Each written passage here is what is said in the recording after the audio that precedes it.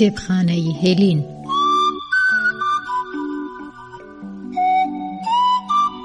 لە کتێبخانەی ئەم جارەی هێلیندا کتێبی مافەکانی ژن لە دەستپێکەوە تا ئەمڕۆ دەخوێندرێتەوە. ڕۆڵی پیاوانی ڕووناکبیر و دەستەبژێرەکان چی بوو؟ ئایا مانای فیمینیزم ڕوونکراوەتەوە؟ باز لە ژیانی ژنان لە یۆنان و ڕۆمای کۆنەوە تا سەردەمی ئێستای ئەوروپا و ڕۆژهەڵاتی دوور ئەمریکا، کەنەدا دەکات. لاپەڕەی هزر و بیر و باوەڕەکانی ڕابردوو و ئێستا و پێداچوونەوەی گۆڕان و پێشکەوتنی ژنان. کتێبی مافەکانی ژن لە دەستپێکەوە تا ئەمڕۆ هەموو ڕۆژێک کاتژمێر 2:30 خولەکی دوای نیوەڕۆ 7:30 خولەکی ئێوارە یەکی شەو پێشکەشتان دەکرێت. کتێبخانەی هێلین.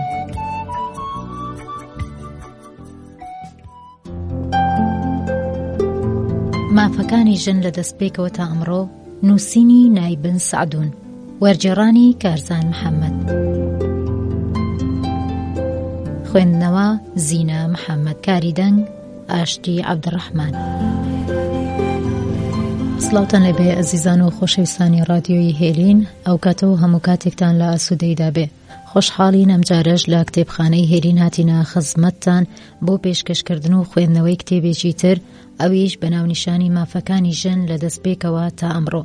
مافەکانی ژن لە دەستپێکەوە تا ئەمڕۆ نووسینی نایبن سعدونە و وەرجێڕانی کارزان محەممەدە. باز لە مافەکانی ژن دەکا هەر لە زووەوە تا ئەمڕۆ، هەروەها لە ئەنجیل و تەورات و کتێبە ئاینەکان و قورئانی پیرۆز و لە ڕووی ئاینەوە و هەروەها ئەو میتوانەی کە لە کۆنەوە لەسەر مافەکانی ژن دواون و مافی ژن لە هەموو وڵاتەکان بەبێ جیاوازی باز دەکات. خۆشەویستان لەگەڵمان بن لە یەکەم حەڵقەی ئەم کتێبەوە لە مافەکانی ژنەوە دەیخوێنینەوە بزانین چیرۆک و بەسەرهاتەکان و زانیاریەکان چی دەڵێن.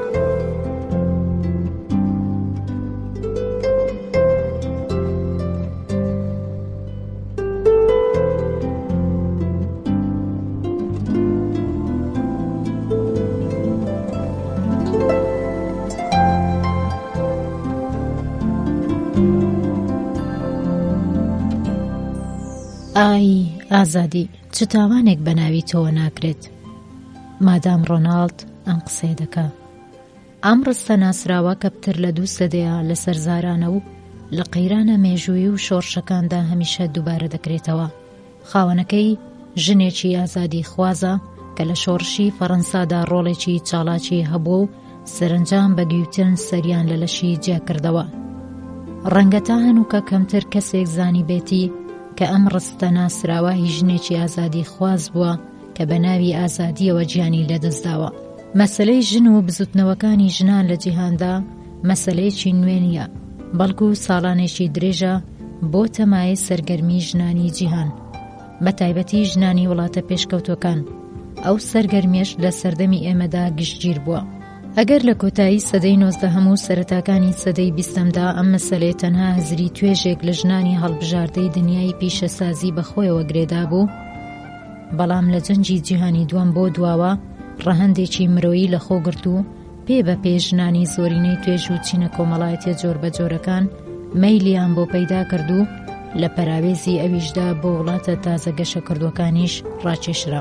بزوتنەوەی ژنان و هەوڵدان بۆ بەدەستهێنانی مافە مەدەنی و کۆمەڵایەتەکان لە سەرگەرمی چینێکی هەڵبژاردا یاخود دەستەبژێرەکان چوە دەرەوە و بووە گرێکوێرەیەکی کۆمەلگای مەدەنی مۆدێرن.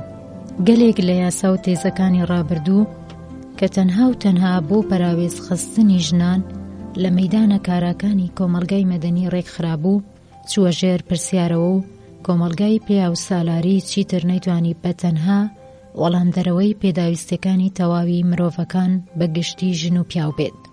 لەلایەکی ترەوە چوونی ژنان بۆ مەیدانی کۆمەڵایەتی و کار ئەوەی دەخواست کە سەر لە نوێ چاو بە پەیوەندیەکانی ژن و پیاو وەک دوو هاوڵاتی لە بەرامبەر یاسادا بخشێنرێتەوە. ئەگەرچی پیاوان دوای شۆڕشی پیشەسازی و بە تایبەتی لە سەرەتاکانی سەدەی ئێستادا پێویستیان بە ئامادەجی ژنان هەبوو لە بواری بەرهەمهێناندا، بەڵام ژێرپێنانی کللتوری دێرینی چەند هەزار ساڵە و دابەشکردنی مافەکان لەگەڵ نیوەکەی تریاندا کارێکی ئاسان نەبوو. ڕۆڵی پیاوانی ڕووناکبیر و دەستەبژێرەکان لە بەخشینی مافەکانی ژناندا نەک تەنها هاندەر بووە، بەڵکو تا ئەندازەیەکی زۆر دەستنیشانکەریش بووە. ئەگەر ئۆگۆست و تیری لە پشتیوانیکردنیاندا لە مافەکانی ژنان تا ئەو ئاستە دەچنە پێشەوە کە کارەکانیان بۆ دادگا ڕاکێش دەکرێت و ئەگەر لە سەردەمی هاوچەرخدا ساتەر بە هاوڕێیەتی لەگەڵ سیمۆن دۆ بۆڤوار هەنگاو بە هەنگاوی فیمینیستەکانی تردا پشتیوانی لە ئازادی ژنان دەکەن، هەموو ئەمانە گوزارشتە لە ڕووناکبیری بەو مانە تایبەتەی کە لە کۆمەلگای خۆراوادا هەیە. بەڵام لەم ئاقارەی دنیادا دۆخەکە بە جۆرێکی ترە. بە زۆری پیاوانی ڕووناکبیر لەوەی کە پشتیوانی ئاشکرای خۆیان بۆ ژنان و مافەکانیان ڕابگەێنن خۆیان بواردووە و تەنانەت هەندێک جار شێوازێکی دووفاقیشیان گرتۆتە بەر. نابێت چاوەڕوانیەوە بکرێت کە ئەو نەریتە هەزاران ساڵەیە بە یەک جار بگۆڕدرێت، چونکە بەم شێوەیە گەلێک لە بنەماکان دەلەرزێت و هەڵدەوەشێت. بەڵام جوڵەی چیسەڵی و ناڵکردن و داکوتانیش ڕێخۆشکەر نییە و ئەم پرۆسەیە درێژخایەن دەکاتەوە. خاتونای بن سەعدون نووسەری ئەم کتێبە بچووکە هەوڵی داوە لە مێژووی ژیانی ژنان لە یۆنان و ڕۆمای کۆنەوە تا سەردەمی ئێستای ئەوروپا، ڕۆژهەڵاتی دوور، ئەمریکا، کەنەدا و هەندێک لە وڵاتانی ئاسیایی و ئەفریقیایی بکۆڵێتەوە و لاپەڕە بەلاپەڕەی هزر و بیرروباوەڕەکانی ڕابردوو و ئێستا و پێداچوونەوەی گۆڕان و پێشکەوتنی ژنان لە دەستەبەرکردنی مافەکانیان و دەرخستنی کەسایەتی مرۆیەکەی خۆیان نیشان بدات. نایبن سەعدون کە ماپناسێکی بەرجەستەیە لە ئیسپانیا و لە ناویاندام کتێبە لە ئیسپانیاوە بۆ فەڕەنسی وەرجێڕدراوە، بەلێ هاتوویەکی بەرچاو لە مافەکانی ژنان لەسەر ئاستی نێودەوڵەتی بەبێ دەمارگیری و یاخود بڕیاری پێشینە و دوور لە بیرتەسچی ئایدۆلۆژی لە مەسەلەی ژنان دواوە و مێژووی چڕکراوەی ژنی لە بەرامبەر خوێنەردا بە جۆرێک خستۆتە ڕوو کە شایستەی ئەم کتێبە بچووک و چڕکراوەیە. بە تێڕوانینی من تا هەنووکاتجێی ئەم کتێبە بچووکە لە کۆمەلگای ئەمڕۆی ئێراندا کە ژنان پتر لە هەر کاتێکی تر نەک تەنها بۆ دەستەبەرکردنی مافەکانی خۆی و یەکسانی لەگەڵ پیاواندا لە هەوڵدان، بەڵکو شان بە شانی پیاوان بە مەبەستی پێکهێنانی کۆمەلگای مەدەنی و وەدیهێنانی ئازادیەکانی هاوڵاتیان بە ژن و پیاوەوە لە بوارەکانی کۆمەڵایەتی سیاسی کار و دادوەریدا هەنگاو بنێن خاڵی بووە. بەداخەوە مانای فیمینیزم لە ئێراندا بەو شێوەیە کە پێویستە ڕوون نەکراوەتەوە و لایەنە زیادەڕۆیەکانی زیاتر بەرجەستە بووە کە لە ڕاستیدا زۆریش لەگەڵ کۆمەلگای ئێمەدا گونجاو نییە. پیاوان بە بیانووی وێنا و بڕیاردانە پێشینەکان کە بە هەمان ئەو دوگمە باوانەی بەڕواڵەت حەقیقەتی تۆمارکراو بوون، ژنانیان لە دەسەڵاتی سیاسی سڕیەوە. ئەم دوگمانەش بریتین لە میتۆکان. هێزی میتۆ گەورەیە و لە تەواوی سوپاکانی دنیا پتر توانای هەیە. وشەی میتۆ، میثی، لە زاراوەی یۆنانی ماسیۆز کە بە مانای ئەفسانە دێت وەرگیراوە. دەکرێت بسەلمێنرێت کە میتۆ ئەفسانەیەکی ئاوە. ئەم وێنایە کە میتۆ لەسەر ویژدانی خەڵک دادەنرێت بێبنەمایە. کاتێک کە لەدایک بوون پێناسی بۆ نەدەکرا و پتر لە خەرمانەی بەرجوابوو تا لۆژیک ژن لەسەر ڕۆحی مرۆڤەکان چێشکردنێکی نهێنی ئامێزی هەبوو. یەکەمین کارە هونەریەکانی مرۆڤی بەر لە مێژوو کە دەربڕی وێناکانیەتی بۆ جیهانی دەوروبەری لە برنۆ لە چیکۆسلۆڤاکیا و ماس دادری لە ئاریش دۆزراوەتەوە کە ڕەنگە هیچ سەردەمی هەڵکۆڵین لەسەر بەرد بێت. درێژایی ئەم وێنانە کە کۆنترین وێنەی بەردینە لە نێوان 8 سانتیم تا 14 سانتیم بۆ و ژنان بە سینەیەکی واڵاوە تا خواروی کەمەر و لەگەنی سەرکەمەری زۆر گەورەوە دەردەکەوێت. ئەوانە ڤینۆسە قەڵەوەکان بوون. وێنەکانی تر دانێک نیشان دەدەن کە ڕێگەکەی لەسەر نیوەی جەستەی ژنێکدایە. یەکەمین مۆدێلی هونەر ژنێک بووە، وێنەی تەواوی پیا و زۆر دەگمەن بووە.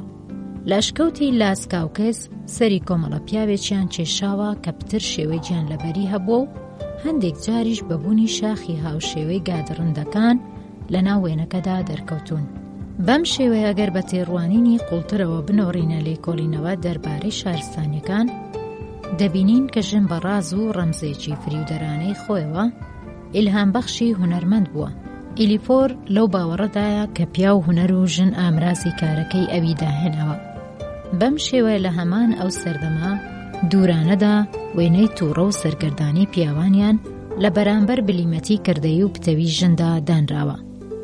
لە کۆمەلگایەکی بە بونیاد ڕۆمیدا پیا و ئیرادەی خۆی بەسەر ژندا سەپاندووە و سەردەستی سروشتیانەی داوە بەسەردا. پیا و لێکدانەوەیکی بۆ یەکەمین فەسڵەکانی داهێنان کتێبی پیرۆز تەورات و ئینجیل زیاد کردووە کە ئەفسانەی حەوایە.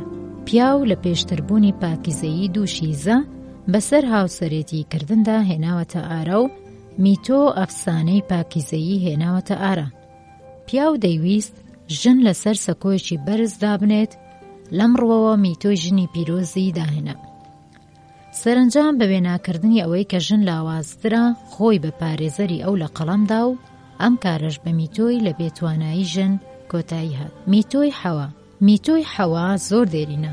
دەقەکانی ناو یەکەمین فەسڵی گەشتی پەیدابوون یەکەمین فەسڵە لەو 5 فەسڵەی دەقی تەوراتیان پێکهێناوە. لە بنەڕەتەوە مەسەلەیەکی وروژێنەرە. وتراوە کە خوداوەند دوای دروستکردنی جیهان پیاوی لە جۆری خۆی شێوەی خوددا لە هیچ دروست کرد و ئاگاداری کردەوە کە لە دەستدرێژیکردنە سەر میوەی نەفرەت لێکراو خوداوەند هاوسەرەکەی ئادەم حەوای لە پەراسوێکی ئەو دروست کرد. مارێک حەوای بۆ خواردنی میوە قەدەغەکراوەکە و شکاندنی یاسا هاندا. تووڕەیی خوداوەند و داواکردنەوەیان بوو بە مایەی ئەوەی کە ئادەم ڕازی حەوا ئاشکرا بکات. بەدادوەریکردن و حکومدانی هەمووان ئادەم و نەوەکانی بەکاری زۆرە ملەیانەی هەمیشەیی حکمدران. حەوا یاخود ژن بۆ هەمیشە بە ئازارەوە دەزێت. ماریش هەتایە لەسەر ڕووی سک دەخشێت و گەرد و تۆز دەکاتە خۆراک. ئەم دەقە باس و ژێنەرە دەرەنجامە خێراکانی ڕاوەکاران لە هەمان سەرەتای ئەو سەردەمانەدا گوزارشتن لەوەی کە حەوا سەرچاوەی تەواوی خراپیەکانە، چونکە بەرپرسیارەتی هەموو گوناهە ناوبراوەکان لە ئەستۆی ئەودایە. لە ئینجیلی ژناندا لە ساڵی 1895 لە نیویۆرک بەهۆی ئەلیزابێت کادی ستانتۆنەوە بە چاپگەندرا. لێکدانەوەیکی تر پێشکەش کراوە. ڕەفتاری حەوا بە لە پێشتر دەزانێت وەک لە ڕەفتاری ئادەم، چونکە فەرمانی قەدەغەکردن تەنها بە ئادەم ڕاگەیەندرا و ئەویش بە بێدەنجی خۆی مۆڵەتی یاساشچێنیدا و پاشان خۆی لە ڕووداوەکە کێشایەوە و بە ترسنۆکانە هاوسەرەکەی ئاشکرا کرد. چنانجیە ئەو ئادەم تەنها بەرپرسە و ڕاوەکاران نادەتپەروەریان لە بەرامبەر حەوادا کردووە. خاوەنانی بەڵگەنامەکان کە بالیستەکان ڕێبازی جۆراوجۆریان بۆ لێکدانەوەی دەقی پیرۆز داناوە. هەریەک لە پیتەکانی خەتی عیبری بە چاوپۆشین لە وشەیە کە دروستی دەکەن مانای تایبەتیان هەیە، چ لە نووسینی شێوەی ڕواڵەتیان و چ لە ڕووی مەسەلەیە کە لە ناو وشەکەدا بەکاری دێنن. بەم پێیە هەر وشەیەک دەکرێت مانای جۆراوجۆری هەبێت. مانای وشە چ ئاشکرا و چ نائاشکرا شیابی تێگەیشتنە، چونکە نێوانە سپیەکانی نێوان هەر کامیان مانای تایبەت بەخۆیان هەیە. مانای ڕاستەقینەی دەقەکان ئەگەر قایل بن بەوەی کە ئەم دەقانە مانای تایبەت بەخۆیان هەیە، هێشتا لای ئێمە ناسراو نییە و لێکدانەوەی ئەو دەقانەی کەوا دەری دەخەن حەوا ئادەمی بەو خواردنی میوە قەدەغەکراوەکە بانگهێشت کردبێت و بەو هۆیەوە بوو بێتە سەرچاوەی سەرجەم خراپیەکان، لێکدانەوەی ڕاستەقینەی دەقەکان نییە. هەروەها ڕەوانیە کە بەرپرسیارەتی دێرینەی نەفرەتکردن لە ژن بە یاریکردن بە زاراوەکان بدەینە پاڵ کتێبی پیرۆز تەورات و ئینجیل. بەدەر لەم لێکدانەوەیە حەوا ڕێگای بە ئادەم و بەخۆی و نەوەی مرۆڤدا کە باشی و خراپی بناسن. بەم پێیە ئەو سەرچاوەی گەشەی هۆش و زیرەکی و معریفەیە حەوا لە لەبەوتەدانی مرۆڤ لە خەیاڵی خوداوەندا بە هەمان شێوەی کە خواستی خوش بووە و لە پێش ئەویش دەری خستووە پشکدار بووە. بە زۆری لە مێژووی جیهاندا دەبینین کە گەلێک لە ڕا باوەکان و بیرروباوەڕە لێنە کۆڵراوەکان و لەمەڕ واقیع و تاوانباریە نەسەلمێنراوەکان بۆ تەمای ئەوەی کە دادوەری سەردەمەکە زیانبار بێت. دروستکردنی مرۆڤ کاتێک تەواوکرا کە ئادەمیزاد شایستەی ئەقڵمەندی بوو، ئاواز بوو بە ڕەگەزێکی پێویست بۆ بەردەوامبوونی ژیانی ئەو لەو کاتەش بۆ دواتر. واتە لە هەمان سەرەتای کارەوە جەستە و ڕۆح بوون بە دوو فاکتەری دابەش نەبوو تەواوکەری یەکتر. نە پیاو لە ژن باشتر بوو، نە لەو لە پێشتر بوو، نەیەکێک ژێردەست و ئەوی تر سەردەست. بە پێچەوانەوە یەک ڕەفتار دەرحەق بە کەسایەتی دووفاقی ئەم جانووسە میتۆی دووفاقی ڕۆمیە دێرینەکان پیادە دەکرا، چونکە ئەم دوو کەسایەتیە ژن و پیاو بە هەمان ئەندازەی وابەستەی دوو پیاو یاخود دوو ژن لەگەڵ یەکتردا پێویست و وابەستەی یەکتر بوون. ئادەم و حەوا دوو ڕەگەزی تەواوکەری یەکترن کە کتێبی پیرۆزیش داوای کردووە کە یەکسانی واقعی و هەمیشەییان بپارێزێت. میتۆی پاکیزەیی ژن سەردەمێکی درێژ و لە ناو گەلێک لە میلەتاندا مەسەلەی پاکیزەیی جێڕێز و ستایش بووە. ئەم ڕێزە شێوازی جۆراوجۆری لەخۆ گرتووە.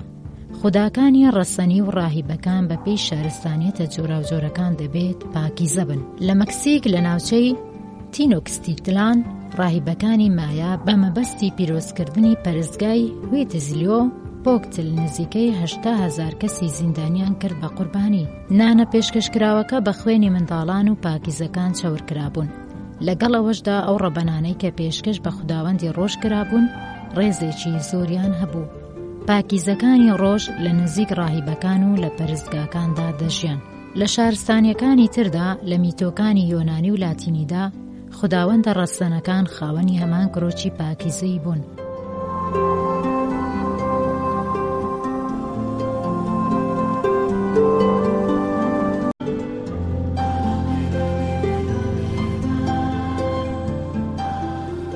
نانە پێشکەشکراوەکە بە خوێنی منداڵان و پاکیزەکان چاورکرابوون. لەگەڵ ئەوەشدا ئەو ڕەبەنانەی کە پێشکەش بە خوداوەندی ڕۆژ کرابوون ڕێزێکی زۆریان هەبوو. پاکیزەکانی ڕۆژ لە نزیک ڕاهیبەکان و لە پەرستگاکاندا دەژیان. لە شارستانیەکانی تردا لە میتۆکانی یۆنانی و لاتینیدا خوداوەندە ڕەسەنەکان خاوەنی هەمان کڕۆکی پاکیزەی بوون. مینیڤیری خوداوەندی هۆشمەندی، هونەر و جەنگ لەگەڵ پالاسی ئەسینا، خوداوەندی یۆنان و پاکیزە ئاشکراکان بێکسانی ئاماژەیان بۆ کردووە. دیانای خوداوەندی شکار و پاکدامێنی وەک خوداوەندی ڕەسەنی یۆنان ئەرتیمیس ناو دەبرێت. ئەکتیۆنی شکارچی کە لە گەرماودا بەڕووتی سەیریان کردبوو کردی بە کەڵەچێوی لەبەرەوەی ئەو پاکیزە بوو. ژنانی سکپڕ لەبەر دەرگای ئەودا داوای بە هاناوە هاتنیان دەکرد. ڕۆمانەکان زۆر ڕێزیان لە ژنانی زۆر پاکدامێن ڕەبەن دەنا کچانی لاو لە نێوان 6 ساڵەیی و 30 ساڵەیی دەچوونە پەرستگاوە. ئەوانە ڕاهیبەکانی ڤیستای خوداوەندی ڕۆمان بوون و مافی هاوسەرێتی کردنیان نەبوو. کچێک کە دروشمی پاکدامێنی دەشکاند لە نزیک تەپۆڵکەی ڕۆما زیندە بەگۆڕ دەکرا. لە ساڵی 14هەمی بەر لە زاینی ئیمپراتۆر تیبەر لە سێدارەدانی کچانی قەدەغە کرد. کاتێک کە پاکیزەیەک بە مەرگ حکم دەدرا دەبوایە بەر لە سێدارەدان لە بەردەم کۆمەڵدا لابردنی پاکیزەیەکەی بەسەردا بسەپێنرابایە. مەسیحیەت بەڕەسمی لە پێشتربوونی پاکیزەیی لە هاوسەرێتی ڕاگەاند. قەدیس ئۆگستین و قەدیس جان کریستۆسم ستایشی پاکیزەی ژنیان کردووە. ئەو پاکیزانەی کە ژیانیان پێشکەش بە ئاین دەکرد هاوسەرانی عیسا دەژمێردران. ئەو پاکیزانەی کە ژیانیان پێشکەش بە ئاین دەکرد بە هاوسەرانی عیسا دەژمێردران. پۆلس قەدیس لە یەکەمین نامەیدا بە قرتنیانی وتووە کەسێک کە کچەکەی بەشوو دەدات کارێکی باش دەکات، بەڵام کەسێک کە کچەکەی بەشوو نادات و پێشکەشی خوداوەندی دەکات کارێکی باشتر ئەنجام دەدات. تەواوی ئەو کارانەی کە بەهۆی نەبوونی ڕوونکردنەوەیکی لۆژیکی یاخود کارێک کە ئەنجامێکی شاوی تێگەیشتنی نەبێت ڕۆحی پیاوانی شڵەژاندووە و لەم ڕوەوە پیاوان سوورن لەسەرەوەی کە مانایەکی خوداوەندی پێ بدەن. ئەو خوێنەی کە لە سڕینەوەی دووشیزەیی ژن دەڕوات پیاوانی بەسەختی خستۆتە ژێر کاریگەریەوە. پاراستنی دەست بەرنەکەوتنی جەستەی ژن بوو بە دروشمێکی ژنایەتی و لە ئەنجامدا سەردەمێکی درێژخایەن تا ئەو شوێنەی کە دەکرا ژن دەبوایە دەست بەرنەکەوتوو گۆشەگیر بەبێ هیچ جۆرە ڕووشاندنێک بمایەتەوە. بەم شێوەیە ژن لە چوارچێوەی ماڵدا زیندانی دەکرا. ئەم کارە دەبووە مایە گۆشەگیربوونی ژن و ئەو نەی دەتوانی ئازادیەکی زیاتری هەبێت. میتۆی ژنی پیرۆز بێباوەڕەکان یاخود بتپەرستەکان لە تەواوی قۆناغەکانی ژیانی ڕۆژانەدا پەنایان بۆ دەرگای خوداوەندی خۆیان دەبرد و داوای پشتیوانی و میهرەبانیان لێ دەکرد. ئەوان وێڵی ئاوێتەکردنی بەختەوەری و خۆشین لەگەڵ ئارەزویاندا و یاخود بەوتەی ماڕۆ دوای دەرکەوتەکان بە شوێن ڕاستیدا دەگەڕان. لە سەردەمی ئیمپراتۆری ئینکا کە قۆناغێکی باڵای شارستانیەتیان دەستەبەر کردبوو، پادشای دەسەڵاتدار بە مەبەستی بەردەوامبوونی خوێنی ڕەسەن دەبوایە لەگەڵ گەورەترین خوشکیدا هاوسەرێتی بکە. لە میتۆلۆژیای خوداوەندە نوێیەکانی هونەردا دەوترێت کە هەر یەکەیان سەرۆکی هونەرە جوانەکان و هونەر و کولتور لە ژێر دەسەڵاتی ئەواندا بوو. ئەم خوداوەندانە بریتی بوون لە کڵۆی خوداوەندی مێژوو، ئۆتیرپی خوداوەندی میوزیک، ئێرەتۆی خوداوەندی لاوانەوە، کالیپۆی خوداوەندی شێعری پالەوانیەتی، میلیپۆنیۆی خوداوەندی تراژیدیا، تالی خوداوەندی کۆمێدیا، ترمپسمۆری خوداوەندی سەما، پۆلیمینی خوداوەندی شێعری لیریک و ئورانی خوداوەندی ئەستێرەناسی. وێنەچێشەکانی سایتا لە میسر لە سەدەی شەشەمی بەر لە زاینی وێنەی جەستەیەکی ڕووتی ژنیان بە شەیداییەوە وێنا کردووە. ڕەنان دەڵێت تەنها دەرفەتێکی نوێ کە مەسیحیەتی سەرەتا پێشکەشی ژنی کرد ڕزگاربوون بوو لەسەر بنەمای ڕەفتارە قارەمانەکانی. بلاندین لە ساڵی 1977 لە لیۆن بەهۆی مارک ئۆریلەوە کرایە قوربانی. ژەنیۆ بە مەبەستی پاراستنی پاریس لە زیانی ئاتێلا لە ساڵی 451 زاینیدا خۆی پێشکەش بە خوداوەند کرد. کلۆتێلد کلۆیسی کرد بە ئاینی مەسیحی. ژاندارک قارەمانێکی بێکەم و کورت و خۆپارێز و نیشتیمان پەرست بوو. ئەو نزانەی کە دوای جەنگە خاچپەرستەکان هاتە ئاراست ستایشی نمونەیەکانی ژن کە دەبوایە بێکەم و کورت و خوداناس بێت. شاعیرەکانی سەدەکانی ناوەند شعری عاشقانەیان دەوت. ژن ستایش و ڕێزێکی زۆری لێنرا. دوای مردنی هێنری سێم، ئەلنوردی پرۆنسی هاوسەری کە بە خۆپارێز ناسرا بوو پەنای بردە بەر پەرستگای ئەمبرسبوری و لە ساڵی 1292 لەوێدا کۆچی دوای کرد. هەرچەند دەستگەیشتنە ژنێک دژوارتر خۆی بنوێنێت، پیاوان پتر بەرەولای ئەو چێژ دەبوون. پیاو ئامادەیە بۆ بەدەستێنانی ئەو هەموو شتێک بکاتە قوربانی. ژن ئامانجی کۆتایی دەبێت لەم تەواوی خەیاڵ و ئەم عەشقە بەرزەدا ژن پیرۆز دەبێت. بە درێژایی سەدەها ساڵ شاعیران شعریان دەربارەی عەشق و ڕۆحی مەزنی خۆشەویستەکانیان وتووە. لامارتین لە سرودی عەشقدا دەڵێت کاتێک کە سەدای تۆ لە گوێی مندا دەمرێت، ڕۆحی من دێتە لێدان و بێدار دەبێتەوە، وەک پەرستگایەک بە دەنگدانەوەی دەنجی خوداکان. پیاو بەهایەکی سیمبولانە دەدات بە خۆشەویستەکەی خۆی و ڕێزی لێدەنێت. میتۆی بێتوانایی پیاو دەیەوێت پشتیوانیشم بێت. ئەو کارانە ئەنجام دەدەن کە پێویستی بە توانای جەستەیی زیاتر بێت. کڵێسا گەورەکان و پردەکان و شەقامەکان بنیاد دەنێن. ژن لە ماڵدا دەمێنێتەوە تا کاری ناوماڵ و بچووکترەکان ئەنجام بدەن. ژن دەسەڵاتیان نمایش ناکەن. خستنەڕووی دەسەڵاتی ژن قەدەغە نەکراو بوو، بەڵام ئەویان لەو کارە جێڕابووە. ژن ماسیەک بوو لە جۆری هۆڵبۆچی کە نزیکەی 500,000 جار بچووکترە لە جۆرەکانی تری ماسی. پیاوانی گوندنشین لە کاتی عەشقبازیدا دەسەڵاتی جەستەیی و باڵایی خۆیان دەردەخست. دوازانیاری زانستی دەری دەخات کە ڕێژەی ناوەندی درێژی تەمەنی ژن لە نێوان 6 تا 7 ساڵ لە پیاوان زیاترە. لە ساڵی 1987 لە فەڕەنسا ئۆمێدی ژیان بۆ پیاوان 72 ساڵ، بۆ ژن 8.3 بوو. ئەم ژمارەیە لە ساڵی 1789 27.5 و 28 و لە ساڵی 1897 ڕێژەی ناوەندی تەمەنی ژن 45.4 و ڕێژەی ناوەندی تەمەنی پیاو 48.7 بوو. زوومردنی پیاوان ڕووی لە پەرەسەندنە. ژن لە بەرامبەر نەخۆشیەکاندا بەبەرگریترە. بەپێی ئاماری دەی نیسانی ساڵی 1979 کە لە ئەمریکا بڵاو کرایەوە، ئەوانەی لە ناوەندە ئەتۆمیەکانەوە نزیکن ڕایان گەیاند کە ژنان لە بەرامبەر شێرپەنجەدا بەرگریان لە پیاوان زیاتر هەیە. ئەم ئەفسانە و میتۆیانە لەلایەن خاوەندە سەڵاتانەوە چ تاکە کەسی، چ دیکتاتۆری، چ ئاینی و چ کۆمەڵایەتی دروست کراوە و پیادە کراوە تا لەو ڕێگەیەوە خۆ ببوێرن لە گەڕانەوەی مافی وەک مافی پیاوان بۆ ژنان. زۆرینەی شارستانیەتەکان سەردەمێک پەنایان بردۆتە بەریەک یاخۆد چەندانەیەک لەم میتۆیانە کە لەسەر ویژدانی مرۆڤ تۆمار کراوە.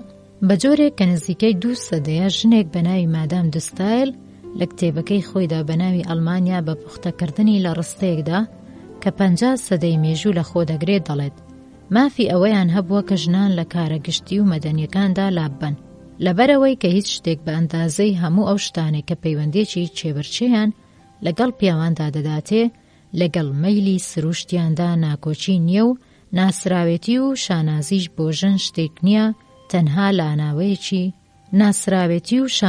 بۆ ژن شتێک نییە تەنها لاوانەوەیەکی درەخشان نەبێ لە پرسەی خۆشبەختیدا. بۆ ناسینی میلەتان دەبێت مێژوێکەیان بناسین. ئەگەر بمانەوێت لە دۆخی هەنووکەی مافەکانی ژن لە جیهاندا بگەین، لەم ساڵانەی دوایی سەدەی 20دا باشترە بگەڕینەوە بۆ سەرچاوەی مافەکان. بە درێژایی سەردەم غەمی گران و پەرێشانی میتۆکان ئازادی ژنانی گرانتر کردووە. نایەکسانی مافەکانی نێوان ژن و پیاو بووە بە ڕێسایەک، یەکسانی مافەکانیش بۆتە دۆخێکی ئاوارتە.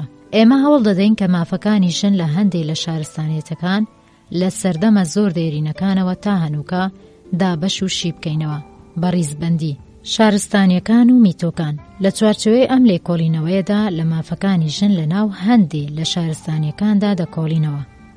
کۆمەڵە سەردەمێکی مێژوویی دەستنیشان کراومان هەڵبژاردووە کە لە دیاریکردنی بنیادەکانی ئەمڕۆی مافەکانی ژندا کاریگەر بوون. یاسای حەمورابی.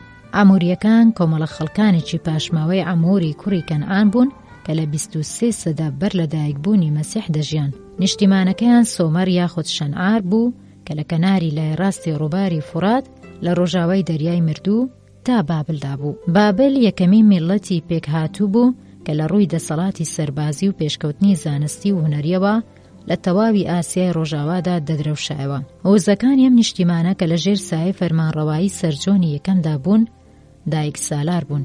منداڵان هی ژنانی فرەمێرد بوون. فرەمێردی ژنان دەستورێکی ئاوارتە نییە لە مێژوودا. ئەم دەستورە لە دوورگەی سیلان لە هەندێک لە دوورگەکانی زەریای ئارامدا و لە لای خەڵکی دەربەندی ئۆرنۆگ کە دەکەوێتە ڤەنزوێلا و لە سەردەمی ئێمەشدا لە ناو هەندێک لە کەمینەکانی هیندستان وەک نایریەکان باوە. دووەمین شێوەی گروپی خێزانی دەستوری و دوومێردیە. لە سەردەمی حکومەتی ئاورکاجینا لە 3300 ساڵ بەر لە دایکبوونی مەسیح ئەم ڕێو ڕسم و دەستورە لابردرا و ژنانی خاوەن دوومێرد سزا دەدران، فڕێدەدرانە ڕووبارن. حەمورابی بەناوبانگترین پادشای زنجیرەی ئاموریەکان و شەشەمین پاشای ئەم خانەدانانە بوو. ڕەنان دەڵێت لە سەردەمی دەسەڵاتدارێتی حەمورابیدا بابل زۆر بژایەوە. یەکەمین کۆمەڵە یاسایەک کە بە کۆمەڵە یاسای حەمورابی ناسرا بوو بەهۆی خوداوەندی خۆر هاماشەوە بە ئەو ڕاگەندرا. ئەم کۆمەڵە یاسایە بریتی بوو لە 283 مادە. سیستمی خێزان کە ئەو هێنایە ئارا بریتی بوو لە جۆرە سیستمێکی تاکمێردی کە تیایدا مۆڵەتی بوونی پەیوەندی ئازاد و ناشەرعی بە ژن درابوو. ژن چ بە شێوەی هاوسەری گرێبەندی یاخود ناگرێبەندی و چ بە کۆیلەتی بە دڵنیاییەوە دەبوایە ببێتە خاوەنی منداڵ. ئەگەر هاوسەری گرێبەندی نەزۆک بوو ڕەنگە تەلاق بدرایە و جیازیەکەشی بۆ دەگەڕێنرایەوە و سەرڕای ئەوەش زیانە بەرچاوەکانیشی بۆ قەرەبوو دەکرایەوە. لە کاتی نەزۆکی ژن و بێمەیلی مێردەکەی بۆ تەلاقدانی ئەو ژن دەبوایە کۆیلەیەکی بۆ مێردەکەی ئامادە بکردایە کە بتوانێت منداڵ گەڵێک بێنێتە دنیاوە. هاوسەری شەرعی خاوەنی مافی یاسایی بوو دەیتوانی لایەنێکی بڕیارنامەکە بێت. لە کاتی بێوەژنی و یاخود ڕۆیشتنی مێردەکەیدا ژن دەسەڵاتەکانی باوکی منداڵانی دەگرتە دەست و دەیتوانی لەگەڵ پیاوێکی هەڵبژاردەی خۆیدا هاوسەرێتی بکە. لە سیستمی یاسادا بەدڕەوشتی ڕەسمی بوو. حرەمەکانی پێک هاتوو لە هەردوو ڕەگەزەکە پیا و ژن و ئەبەستەی پەرستگا بوون و بەدڕەوشتەکان کە لە حرەمدا دەژیان خەسڵەتێکی قەدیسیان هەبوو، جیازیان لە باوکانی خۆیان وەردەگرت. تەلاق بەڕێکەوتنی هەردوو لاو یاخود بەهۆی کاری توندوتیژی لەلایەن مێردەکەیەوە جێبەجێ دەکرا. مافی مڵکایەتی لە نێوان ژن و مێردا هاوبەش بوو، خێزان بە یەکەیەکی یاسایی دەژمێردرا. ژن لە تەوراتدا لە کتێبی پەندەکانی سولەیمان پێغەمبەردا سولەیمان بەم شێوەیە ئامۆژگاری کوڕەکەی دەکات: لەگەڵ ژنەکەتدا باش بە و چێژ لە هاوسەرەکەت ببینە کە لە ڕۆژانی لاویدا لەگەڵیدا بوویت بە هاوسەر. دڵڕفێنی و باوەشی ئەو بۆ تۆ تەواو بێت و دڵت تەنها بە عاشقی ئەو لێوان لێو بێت. ژن چوەک دایک چوەک هاوسەر لە کتێبی پیرۆزدا جێ ڕێزلێنان و پێدا هەڵگوتنە.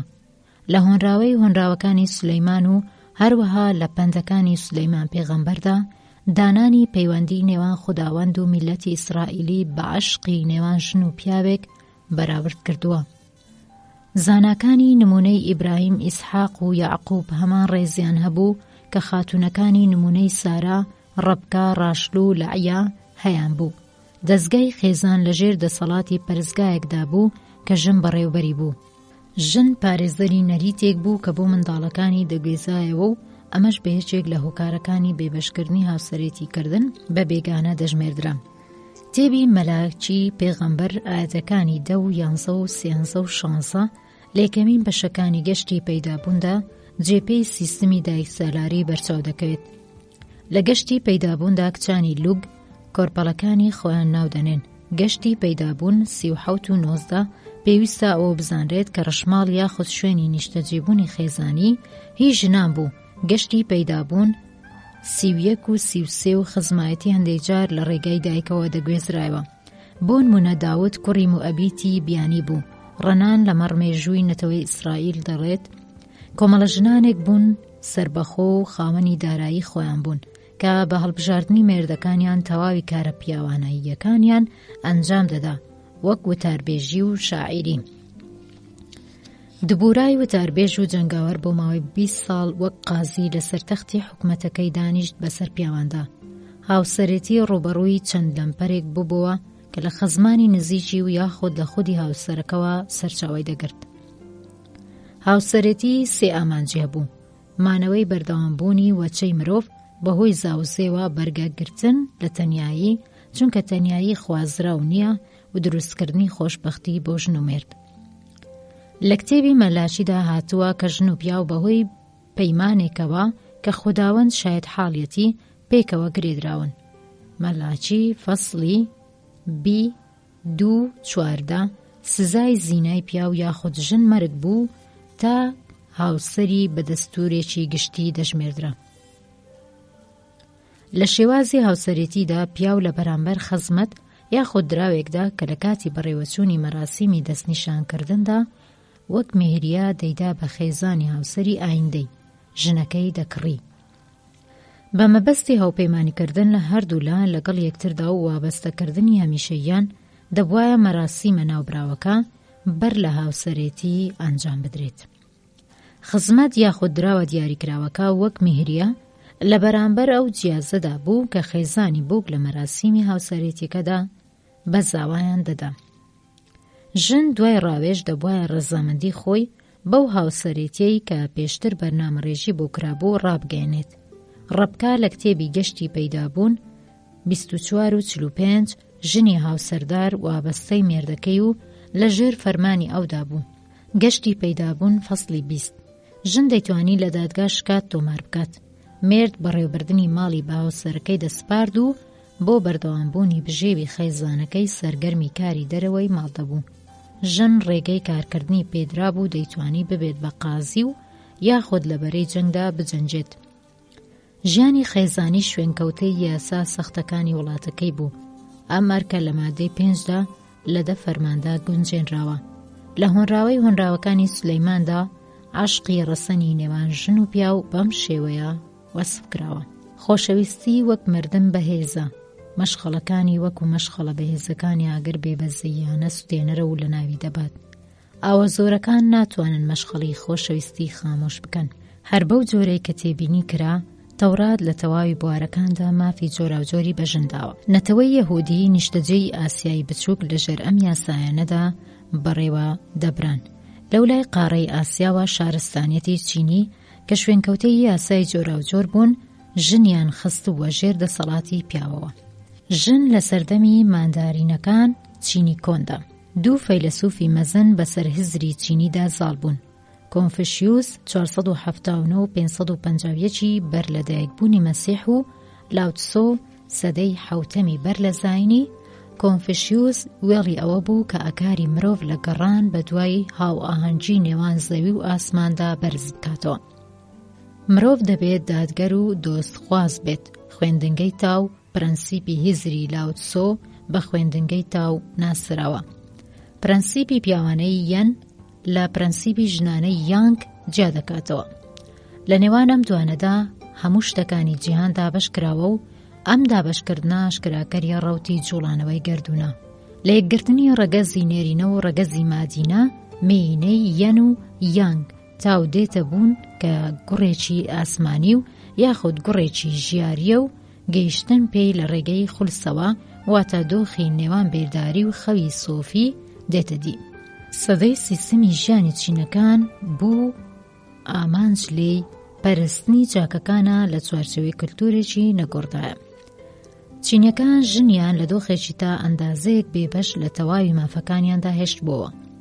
مێژوو نیشاندەری ئەوەیە کە ژن لە چین لە بەردەم باوک و یاخود هاوسەردا مافی قسەکردنی نەبووە و مەگەر بە مۆڵەتی ئەوان ئەگەر مۆڵەتی قسەکردنیشی پێدرابێت. لە کاتێکدا کە چاوی شۆڕ دەکردەوە بە شەرمەوە قسەی کردووە. کچە لاوێکی چینی کە لە توێژێکی دەوڵەمەند بێت بۆ نیشاندانی خانەدانێتەکەی ناچار بوو کە لە سەرەتای لاویدا پێیەکانی بخاتە قاڵبێکی تایبەتەوە کە گەشەی پێیەکانی ڕادەگرت. ئەم قاڵبە بە شێوەیەک پێی دەگوشی کە پەنجەکانی دەبووە گڵۆڵەیەکی گۆشت. فرەهاوسەرێتی ڕێگەی پێدرابوو مەراسیمی هاوسەرێتی بەبێ پێشوازیکاری و تەنها بە مۆڵەتدانی باوک ئەنجام دەدرا. ژنی زیناکاریان دەسووتاند. لە کاتی مردنی مێرددا هاوسەرەکان ناچار نەدەکران کە لەسەر ئارامگاکەی خۆیان بکوژن. بەڵام ئەگەر کاری وایان بکردایە خەڵک بە دەستڕاوەشاندن ڕێزیان لە مەزنیەتی و وەفاداریان دەنا. لە هیندستان ئەم خۆکوشتنە بە سووتی ناودەبەن و سەرڕای قەدەغەکردنی لەلایەن حکومەتی بەریتانیاوە. ئەم کلتورە لە ساڵی 1859 تا 1900 هەرجێ بەجێ دەکرا. لە چینی کۆندا ماوەی هەزاران ساڵ پیاوان لەژێر دەسەڵاتی یاسا ئاینی و کلتوریەکاندا بوون، بەڵام ژنان سەرڕای بەرگەگرتنی فشارە کۆمەڵایەتیەکان ناچار بوون کە بەرگەی ڕەفتارەکانی هاوسەرەکانیشیان بگرن. نەتەوەکانی بیلاسیج و هۆڵەن کە لە ئاسیادا نیشتەجێ بوون یۆنانی کۆنیان داگیر کرد. ئەو یۆنانەی کە بەوتەی پریکلیس بەناوبانگترین خۆشبەختترین دەوڵەت و شار بوو. ژن لە یۆنانی کۆندا شارستانیەتی یۆنانی کۆن بریتی بوو لە چەرخێکی 700ی لە سەردەمی هۆمەر 900 ساڵ بەر لە زاینی تا داگیرکردنی یۆنان لەلایەن ڕۆم و هەڵوەشاندنەوەی یەکێتی ئەکۆت 146 ساڵ بەر لە دایکبوونی مەسیح. ژنی یۆنانی لە ژیانی دەوڵەت شاردا ڕۆڵێکی کەمی هەبوو. ئەرستۆ بە ئاشکرا گومانی خۆی دەربڕیوە لەمەڕ ئەوەی کە ژن خاوەنی کۆمەڵە خەسڵەتێکی پەسەندی نمونەی خۆپارێزی، دادپەروەری، دلێری و یاخود میانەڕەو بن. ژن لە ناوماڵدا دەمایەوە بەو مانایەی کە کۆشتێکی لە چینی سەرەوەی ماڵدا بۆ تەرخان دەکرا. بەڵام لە ناوەندی خێزاندا خاوەنی بەها و ڕێز بوو، ئەو کە لە ماڵدا زیندانی بوو نەشی دەتوانی پشتی لە ژیانی کۆمەڵایەتیدا هەبێت. لە یاریەکانی ئۆلۆمپیکدا تاجی شانازی تەنها پێشکەشی پیاوان دەکرا. براوەکان وەک قارەمانەکان ئاماژەیان بۆ دەکرا و کۆڕی جەژن و خۆشی بۆ ڕێزلێنانیان بەرپا دەکرا و تاجێکیان لە زەیتون دەخستە سەریان. لە شانۆکاندا پیاوان ڕۆڵی ژنانیان دەجێڕا، دەنا لە ئەسپارتە و دوای چرخی کلاسیک لە تیۆس کچانی لاو توانیان بچن بۆ خوێندنگا و فێربوون و پەروەردە. سافۆی ژنە شاعیری یۆنانی لە میتلان کە دەکەوێتە دوورگەی لیزبۆس کە لە ماوەی ساڵانی 627 تا 570 بەر لە زاین دەژیا، کەسایەتێکی ئاوارتەیە. تەنها چەند پارچە شعرێکیشی لە پاش بەجێماوە کە خاوەنی جوانیەکی بێوێنەیە و بەدەیەمین خوداوەندی هونەرەکان مۆز ناودەبرا. ئەو کە مەیلێکی زۆری بۆ دیمەنی جوانی هەبوو بووە شەیدای فاون و بەڵام فاون سافۆی لە خۆی دوور دەخستەوە.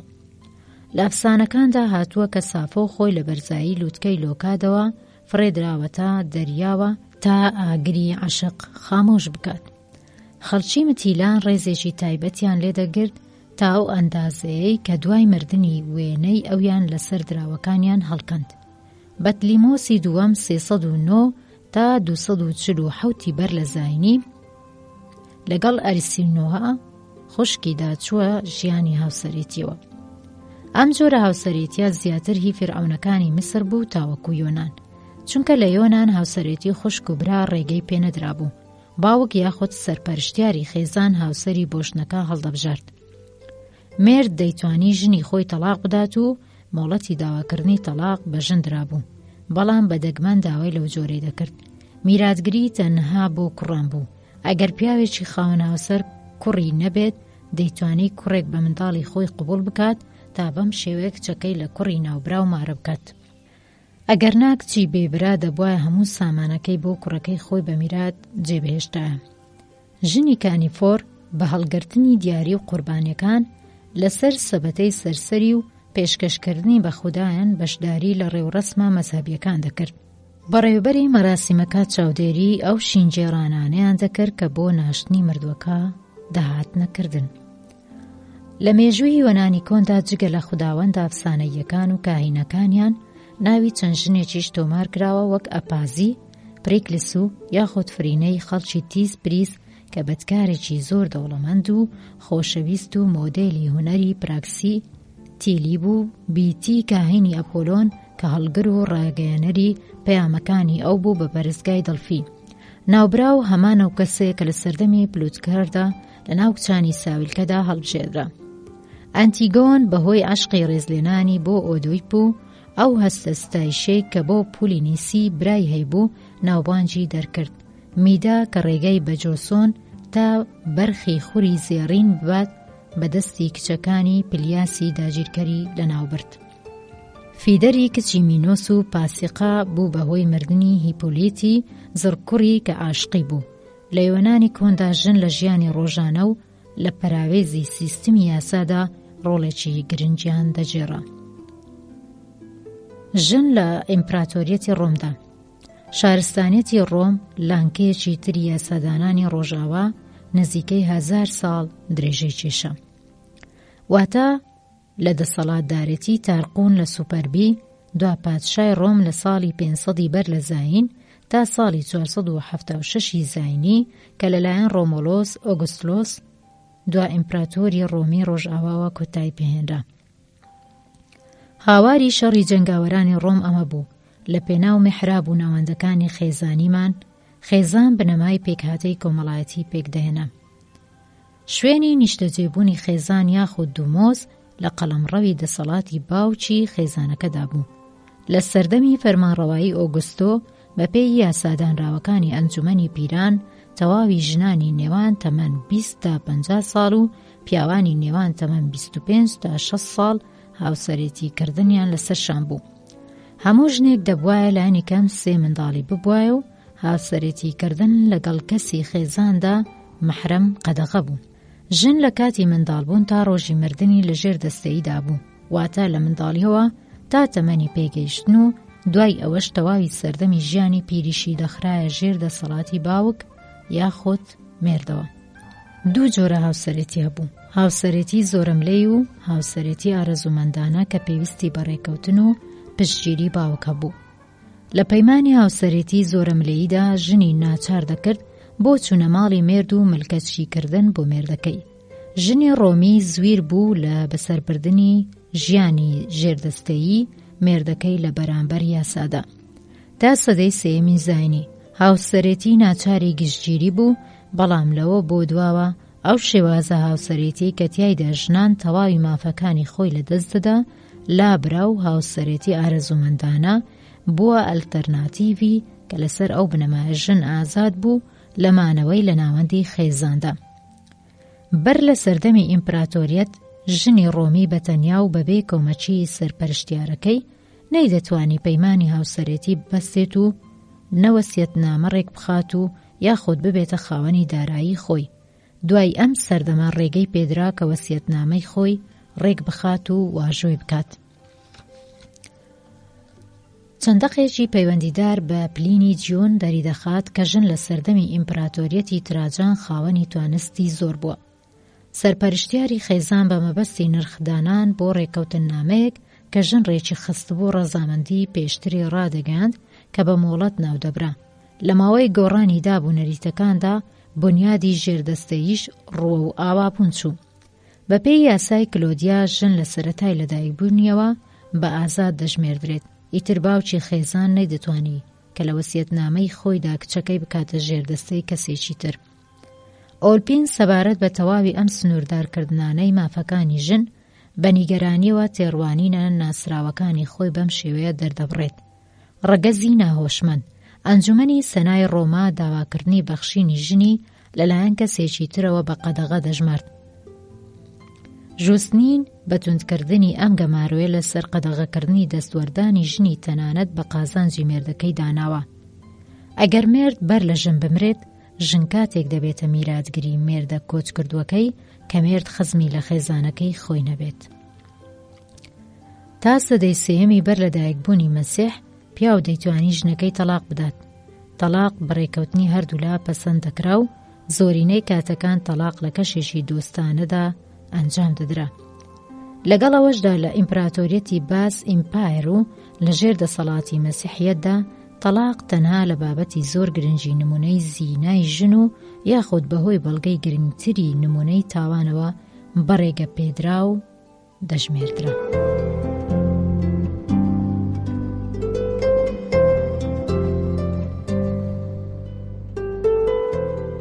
خۆشەویستان و ئەزیزانم، لێرەدا هاتینە کۆتایی خوێندنەوەی بەشی سێیەمی کتێبی مافەکانی ژن لە دەستپێکەوە تا ئەمڕۆ.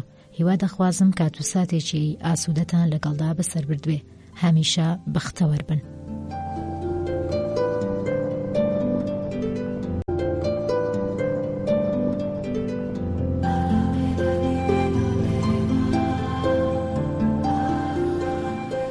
بوونی ژنانی ناسراو لە یۆناندا نیشاندەری ئەوەیە کە ژن لە ژیانی کۆمەڵایەتیدا ئامادەجی هەبووە. ئەگریپینی کچی ئۆگۆست کە بە جوانی و پەسەندی ناسرا بوو، دوای مردنی لە ناکاوی جیرمانیکۆسی هاوسەری بە تۆمەتبارکردنی پیزۆنی بە کوشتنی مێردەکەی داوای جێبەجێکردنی دادپەروەری لە ئیمپراتۆر کرد، بەڵام پیزۆن خۆی کوشت. میسالینی خوشتی ئۆگۆست و هاوسەری لکۆدی ئیمپراتۆر کە بۆ ماوەیەکی درێژ ئەوی خستە ژێر دەسەڵاتی تەواوی خۆیەوە بە بەدڕەوەش ناسرا بوو. ئەم ژنە تاو ئەندازەیە پێ لێ ڕاکێشا کە لە کاتی ژیانی مێردەکەشیدا بە ئاشکرا داوای هاوسەرەتی لە سیلیۆسی لاو کرد و کلۆدیش بە مەرگ سزایدا. ساڵی 48 بەر لە زاینی لە ڕۆماژ وەک یۆنان ژن خاوەنی کۆمەڵە مافێک بوو کە یاسا بە ڕسمی ئەو مافانەی نەدەناسی. لەگەڵەوەشدا یاسای ئامادەکراوی دادوەری بەو جۆرە خرایە ڕوو کە تیایدا مافەکانی ژن بە شێوەیەکی بەرچاو سنووردار کرابوو. ئەم دۆخە بە درێژایی سەدەکان بەردەوام بوو، دواتر بووە سەرچاوەی سیستمی یاسای ئاینی کڵێسا. ژن و مافەکانی کڵێسا. پاپا و شورا ئاینەکان کۆمەڵە بڕیارێکیان گرتە بەر کە لە شێوەی یاسادا بوو لەلایەن کڵێسا.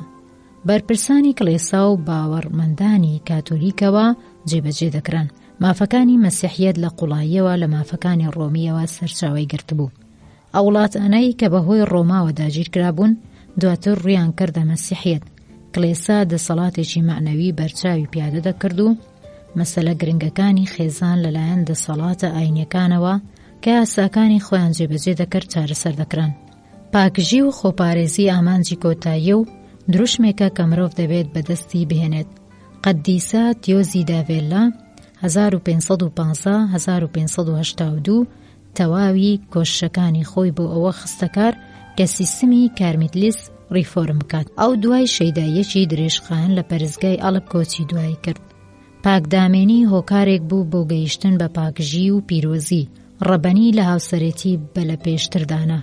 پەیمانەکانی ڕەبەنی و پاکدامێنی وەک هاوسەرێتی کردن لەگەڵ مەحرەمدا یەکێک بوو لە 13 قەدەغەکراوەکانی هاوسەرێتی. ئەو هۆکارانەی کە هاوسەرێتی هەڵدەوەشاندەوە بریتی بوون لە فەسڵەکانی 1067 تا 1080 کەم ئەندامی، لاوازی سێکسی، خۆپاک نەکردنەوەی بانقاس، پێشتر هاوسەرێتی کردن، سیستمی قەدیسی، نەزرەکان، دەستدرێژی کردنە سەر پاکدامێنی، تاوان یاخود پێشتر پێکەوە نووسن.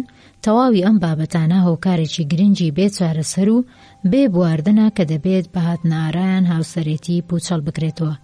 فەسڵی 1076 یەکەمین یاسای ناسراو دەربارەی سەڵتی کەشیشەکان پەیوەندیدارە بە ئەنجومەنی ئەلڤێر یاخود غەرناتە. ساڵی 300 زاینی فەسڵی 134 ستایشی کۆمەلگای هاوبەشی کەشیشەکان دەکات. ژیانی هاوبەشی پیاو یاخود ژن کە سەڵتی هەڵبژاردووە لەگەڵ کەسێکی ڕەگەزی بەرامبەری خۆیدا قەدەغەیە، مەگەر لە کەسی نزیکی خۆی بێت باوک یاخود برە. ئەنجومەنی نیقیە لە ساڵی 325 ژن کە شووی کرد مێرد دەسەڵاتی سەرۆکی بەسەریدا هەیە. بەر لە هاوسەرێتی بەیاننامەیەک لەژێر بەرپرسیارەتی کەشیشانی مەسیحیدا چاپ دەکرێت. نیشانەکردن ناچاری نییە و پوچەڵکردنەوەشی لە هاوسەرێتیەکە ئاسانترە. هاوسەرێتی یەکێکە لە مەراسیمە حەوتەوانەییەکان کە دەبێتە مایە پیرۆزی ژن و مرد. هاوسەرێتی هەڵنەوەشاوەیە و پیرۆزە. هاوسەرێتی هەمیشەیی تایبەتە بە تاکە کەس و دەبێت لەگەڵ دابوونەریتە ئاینەکاندا بگونجێت. ژن مۆڵەتی لە باربردن و نۆشینی شەراب و کاری زینای نەبووە. تەنانەت بەهۆی ئەنجامدانی زینا لەلایەن مێردیشەوە تەلاق قبوڵ نەدەکرا. هاوسەرێتی تەنها کاتێک دەتوانرا هەڵبۆشێنرێتەوە کە بەهۆی بابەتی زۆر دەگمەنی نمونەیی بربەستە یاساییەکانەوە بایەخی پێنەدرێت. هاوسەرێتیە قەدەغەکراوەکانی نمونەی هاوسەرێتیکردن لەگەڵ بێباوەڕێکدا تەنها لە کاتی تۆبە و دەرخستنی پەشیمانی و یاخود جیابوونەوەی کاتیدا قبوڵ دەکرا. پێویستە ئەوە لە بەرچاو بگیردێت کە کڵێسا هەمیشە لەلایەن پیاوانەوە بەڕێوەبراوە. لە زنجیرە پلەکانی کڵێسادا تەنانەت ژنێکیش نابێنرێت. یاسای کلتوری دێرینی نۆرماندی نزیکەی ساڵی 1250 زاینی دۆخی ژن بەم شێوەیەشی دەکاتەوە. ژن لە زۆربەی بوارەکاندا و تا ڕادەیەک لە هەموو شتێکدا دەبێ ملکەچی مێرد بێت. بەڵام لە وڵای دەریای ناوەڕاستەوە لە بیابانە وشکەکان و لە ناو هۆزە پۆلی گامیەکاندا و لەو ناوچانەی کە بازرگانی کۆی لە باو بوو پەیامبەرێک لەدایک بوو کە عەرەبستانی گۆڕی، ئەویش حەزرەتی محەممەد درودی خوای لەسەر بێ پەیامبەری موسڵمانان بوو. ژن لە ئیسلامدا حەزرەتی محەممەد درودی خوای لەسەر بێ لە یەکەمین ڕۆژی مانگی ئەیلولی ساڵی 570 زاینی لەدایک بوو. تازە گەیشت بووە تەمەنی لاوی کە لەگەڵ خەدیجەی بێوەژنی لاودا خێزانی پێکەوە ناو تا دووە ڕۆژەکانی ژیانی ئەم ژنە بە شێوەیەکی پەند ئامێز بۆی بە وەفادار مایەوە. ئەم ژنە بوو بە خاوەنی چەندی منداڵ کە منداڵە کوڕەکانی لە تەمەنی منداڵیدا کۆچی دواییان کرد. فاتیمە ڕەزای خوای لەسەر بێ بچووکتری منداڵی ئەو بوو کە لەگەڵ عەلی ڕەزای خوای لەسەردا بێ خێزانی پێکەوە ناو سەیدەکانیش لەبەرەی فاتیمەن. قورئان شوێنێکی بەرزی بۆ ژنان تەرخان کردووە، چونکە سوورەتی نیسا سوورەتی چوارەمی قورئان بە شێوەیەکی تەواو بۆ ئەو تەرخان کراوە. لە سوورەتەکانی تریشدا ژن جێی پشتیوانی پەیامبەرن. یەکەمین هزر کە لە سوورەتی نیسادا خراوەتە ڕوو یەکسانی نێوان پیا و ژنە لە سەرەتای دروستبوونیانەوە. یەکەمین ئایدیای یەکسانی لە خوداوەندەوە هاتووە. ئای پیاوان، لە پەروەردگارتان بترسن کە ئێوەی دروست کردووە و هاوسەری ئەوی لەو دروست کردووە و لەوانیشەوە پیاوانێکی زۆر و ژنانی هێنایە بوون. سوورەتی نیسا ئایەتی 3.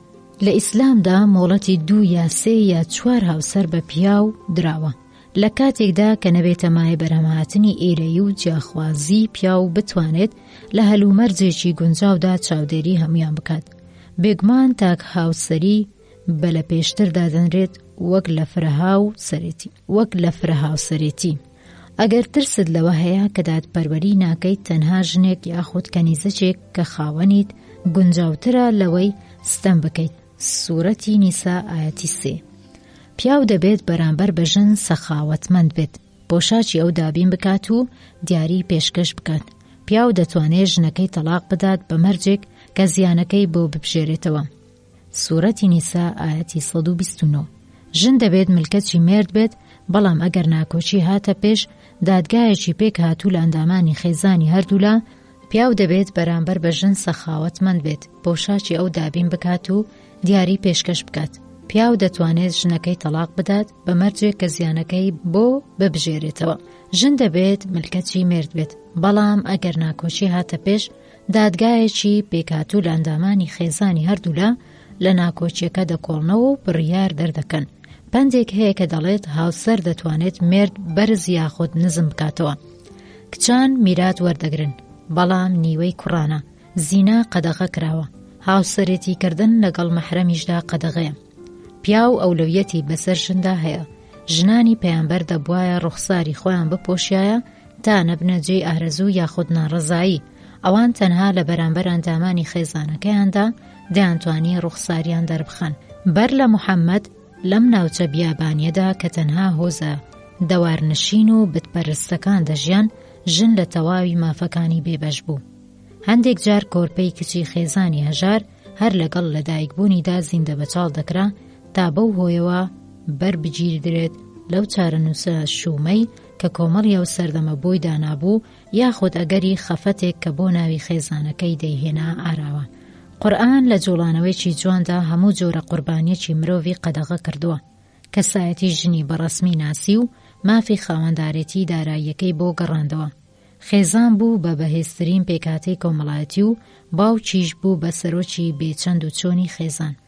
نەتەوە ناعەرەبەکان باوەڕیان بە ئیسلام هێنا و دواتر نیمچە دوورگەی ئیبیریا، ئیسپانیا، پۆرتوگالیان خستە ژێردەستی خۆیانەوە.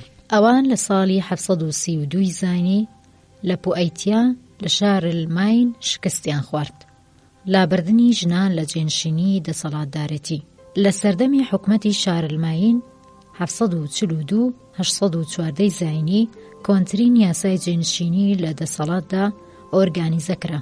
ئەم یاسایە لە 72 مادە پێکهاتوو لە پرەنسیپی یاساکە کە لە سایەی ئەو هەڵومەرجەدا دەبینین مافی پادشایەتی لە ژن وەردەگرێتەوە.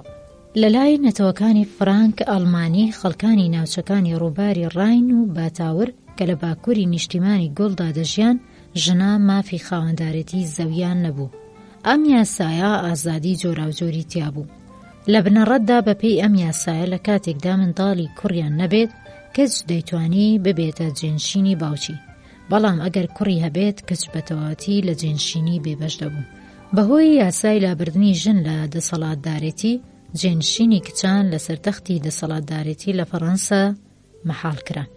ئەم یاسایە خاوەنی کاریگەریەکەی بەرچاو بوو، چونکە لە سەدەی 14هەمدا لە ماوەی جەنگی 100 ساڵە 1453-1337 کچی چارلی چوارەم 1294-1321 کە لە ژان دیارۆ و بێوەژن لەدایک بوو لە پێناو قازانجی کوڕەمامی پادشادا لە دەسەڵاتدارێتی بەرکە نارکرا و فلیپی شەشەمی کوڕەمامی شارل بوو بە پادشای فەڕەنسا.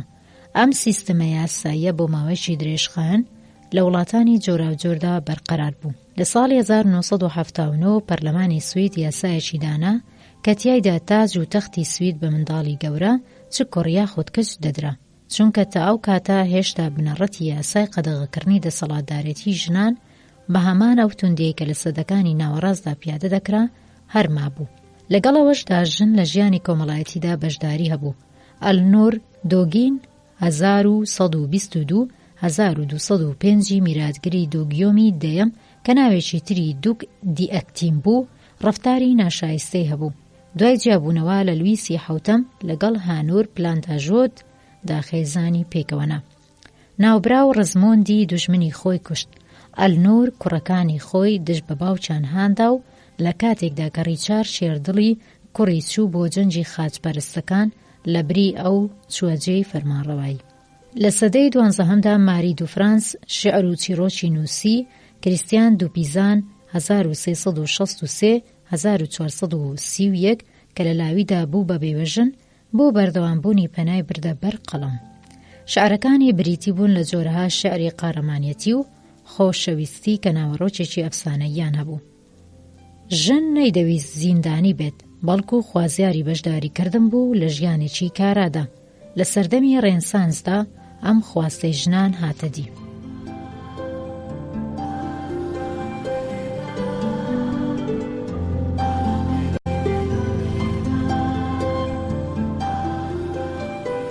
ژن لە سەردەمی ڕێنساس و ڕیفۆرمدا سەدەکانی 15 و 16 زاینی گۆڕانێکی مەزنی لە هەزری جیهانیدا خوڵقاند. ئەم گۆڕانەش ڕێنساس بوو. ژن کە ئیلهام بەخشی شەعرە ناسکە خۆشەویستیەکان بوو توانی پشتێکی کاراتر لە ژیانی کۆمەڵایەتیدا دەستەبەر بکات. ژن لە سەردەمی ڕێنسانسدا دەستی کرد بە فێربوون و نووسین بە جۆرێک کە لویس لابا 1536-1565 ژنە شاعیری سەردەمی ڕێنسانس چەند پارچەیەکی نەمری دەربارەی عەشق بۆ ئێمە جێهێشتووە. لە ڕۆژاوا توێژینەوە دەربارەی ئەدەبیاتی یۆنان و لاتین دوای داهێنانی چاپ واتە کاراترین ئامێر بۆ پێشکەوتنی ڕێنسانسی ئەدەبی و زانستی گەشەی کرد. ئەم شۆڕشە واقیعیە لە بواری ژیاری و لە داهێناندا بوو. لە ئیتاڵیا لە سەردەمی یەدلیسەکاندا ئەدەبیات و هونەر درەوشانەوەیکی بێوێنەی پەیدا کرد. مارگرێت دوڤالوا 1492-1549 یاخود بەو جۆرێک کە فەڕەنسوای یەکەم پادشای فەڕەنسا 1553-1615 بە مارگرێتی مارگریتەکان ناوی دەبرد، گەشەی بە بازرگانیدا و بە سەرکەوتوانە ئەدەبیاتی پەرەپێدا لە وڵاتەکەیدا و خاوەنی چەندین شاریش بوو. مارگرێت دو فرانس لە یادداشتەکانیدا مەسەلە ئاینی و خوشڕۆیی و ڕەوشتەکانی پەیوەندیدار بە ژنانەوەی باس کردووە. بیرمەندە مرۆڤ دۆستەکان کە ئەدەبیاتی یۆنان و ڕۆمی دێرینیان لەو سەردەمەوەی کە کەوتۆتە بەردەستیان خوێندویانەتەوە و وەریان جێڕاوە. ئینجیل وەرجێردرا و خوێندنەوە و لێکۆڵینەوەی بۆ کرا و بە هەزاران دانەی بڵاو کراوە. ڕیفۆرمی ئاینی کە لە ڕاستیدا جۆرە مەعنەویەتێکی نوێی ئاینی بوو، سەرەڕای فێرکردنەکانی کڵێسا بەگەڕانەوە بۆ کتێبی پیرۆز ئامۆژگاریەکانی خۆی پێشکەش دەکرد. لێرەدا بوو کە بزوتنەوەی ئاینی پرۆستانتیسم هاتە ئارە. مەزنی ڕەهات یایدا خوداوەندی مەزنە، شوێنی حەقیقەت تەنها لە کتێبی پیرۆزدایە. مرۆڤ دەبێت ژیانی بەپێی ئینجیل پیادە بکات و ملکەچ بکات بۆ فەرمانەکانی شوێنکەوتوان کە بانگەوازکەری ئاینێکی پاک و بێلەکەی درەوشان. بەوتەی مارتین لۆتەر هاوسەرێتی دەستورێکی ئاینی نییە، بەڵکو کارێکی دنیاییە. ناوبراو لە کتێبی گفتوگۆ لە سەرمێزی نان خواردندا دەڵێت ژن دەبێت لە ماڵدا بمێنێتەوە. ئایدیانوێکان لە بەرامبەر دەسەڵاتی فەرمانڕەوادا ڕادەوەستێت. لە بەریتانیا ماری تۆدۆر کاردانەوەیکی توندی نیشاندا و سەرکوتکردنێکی خوێنینی گرتەبەر.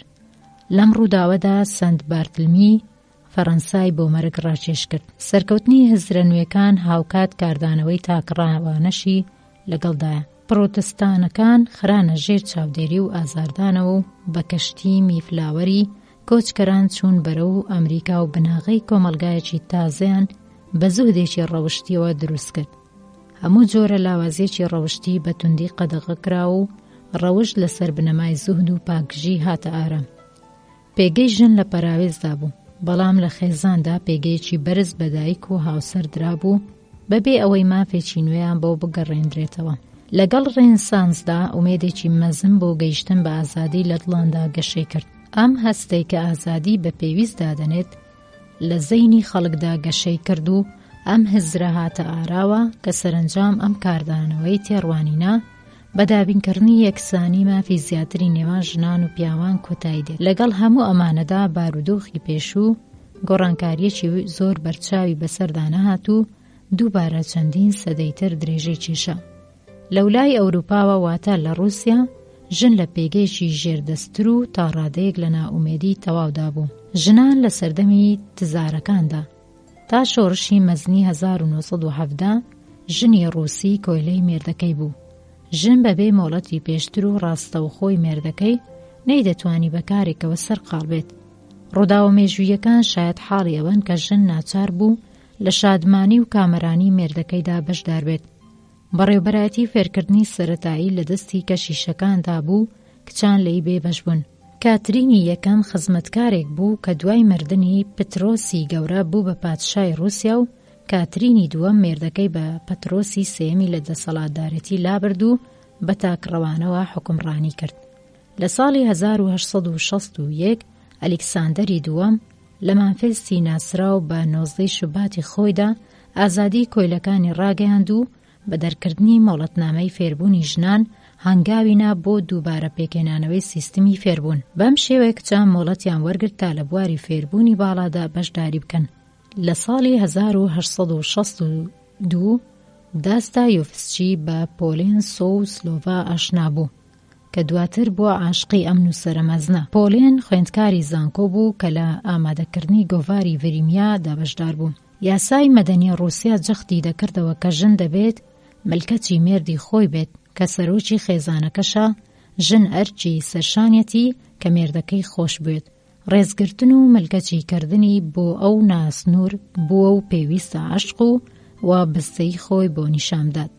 ژن دەیتوانی ببێتە خاوەنی زەوی، بەڵام مافی ئەوەی نەبوو لە ئەنجومەنی ئایەتی جوتیارەکاندا کە بەرهەمی یاسای ریفۆرم دەربارەی گوندەکان بوو بەشداری بکەن. لە سەدەی 19هەمدا تۆلستۆی و داستایۆفسکی لە ڕۆمانەکانی خۆیدا ژنی ڕووسیان بە ژنێکی بەهێز ئارام بێدەنگ و بەتوانا وەسف کردووە. بەر لە شۆڕشی مەزن ژنی ڕووسی وردە وردە پێگەیشی گرنگی بەدەستێنا، بەڵام نەک لە ڕێی تێکۆشانەوە وەک ژنانی ئەنگلوسا کسۆن. بەڵکو بەو جۆرەی کە ڤلادیمیر وێڵە دەڵێت پیاوان پتر لە ڕابردوو بە چاوێکی مرۆڤانەی یەکسانەوە دەنۆڕنە ژن تا ئامرازێکی سادە بۆ چێژوەرگرتن و شتی بەسوود. ژن لە فەڕەنسا سەدەی 17 تا شۆڕش. لە سەدەی 17دا ژن بوو بە خاوەنی سروشتی پشتێکی کارە لە ژیانی کۆمەڵایەتی و ئەدەبیدا کە دوای ئەوە وەک نەریتێک مایەوە. لە ساڵی 1630 ئەنجومەنی ناوبراو بە هۆتێل دی ڕامبۆلیت پێکهێنرا کە لە ڕاستیدا کۆمەڵێک لە ئەدیبان بوون و بە هۆڵی ڕێگاوی ئەرتینس ناویان دەبردن و تیایدا کەسایەتیە مەزنەکانی وەک ڕیشلیۆ یا پرێنس دوکونیود و هەروە ژنانی دیاری وەک دووشس دۆلانگ وێل مارکیز دولافایت و مادام سونیا بەشداریان دەکرد. مۆمی ئەم ئەنجومەنە ژولی دانژن بوو.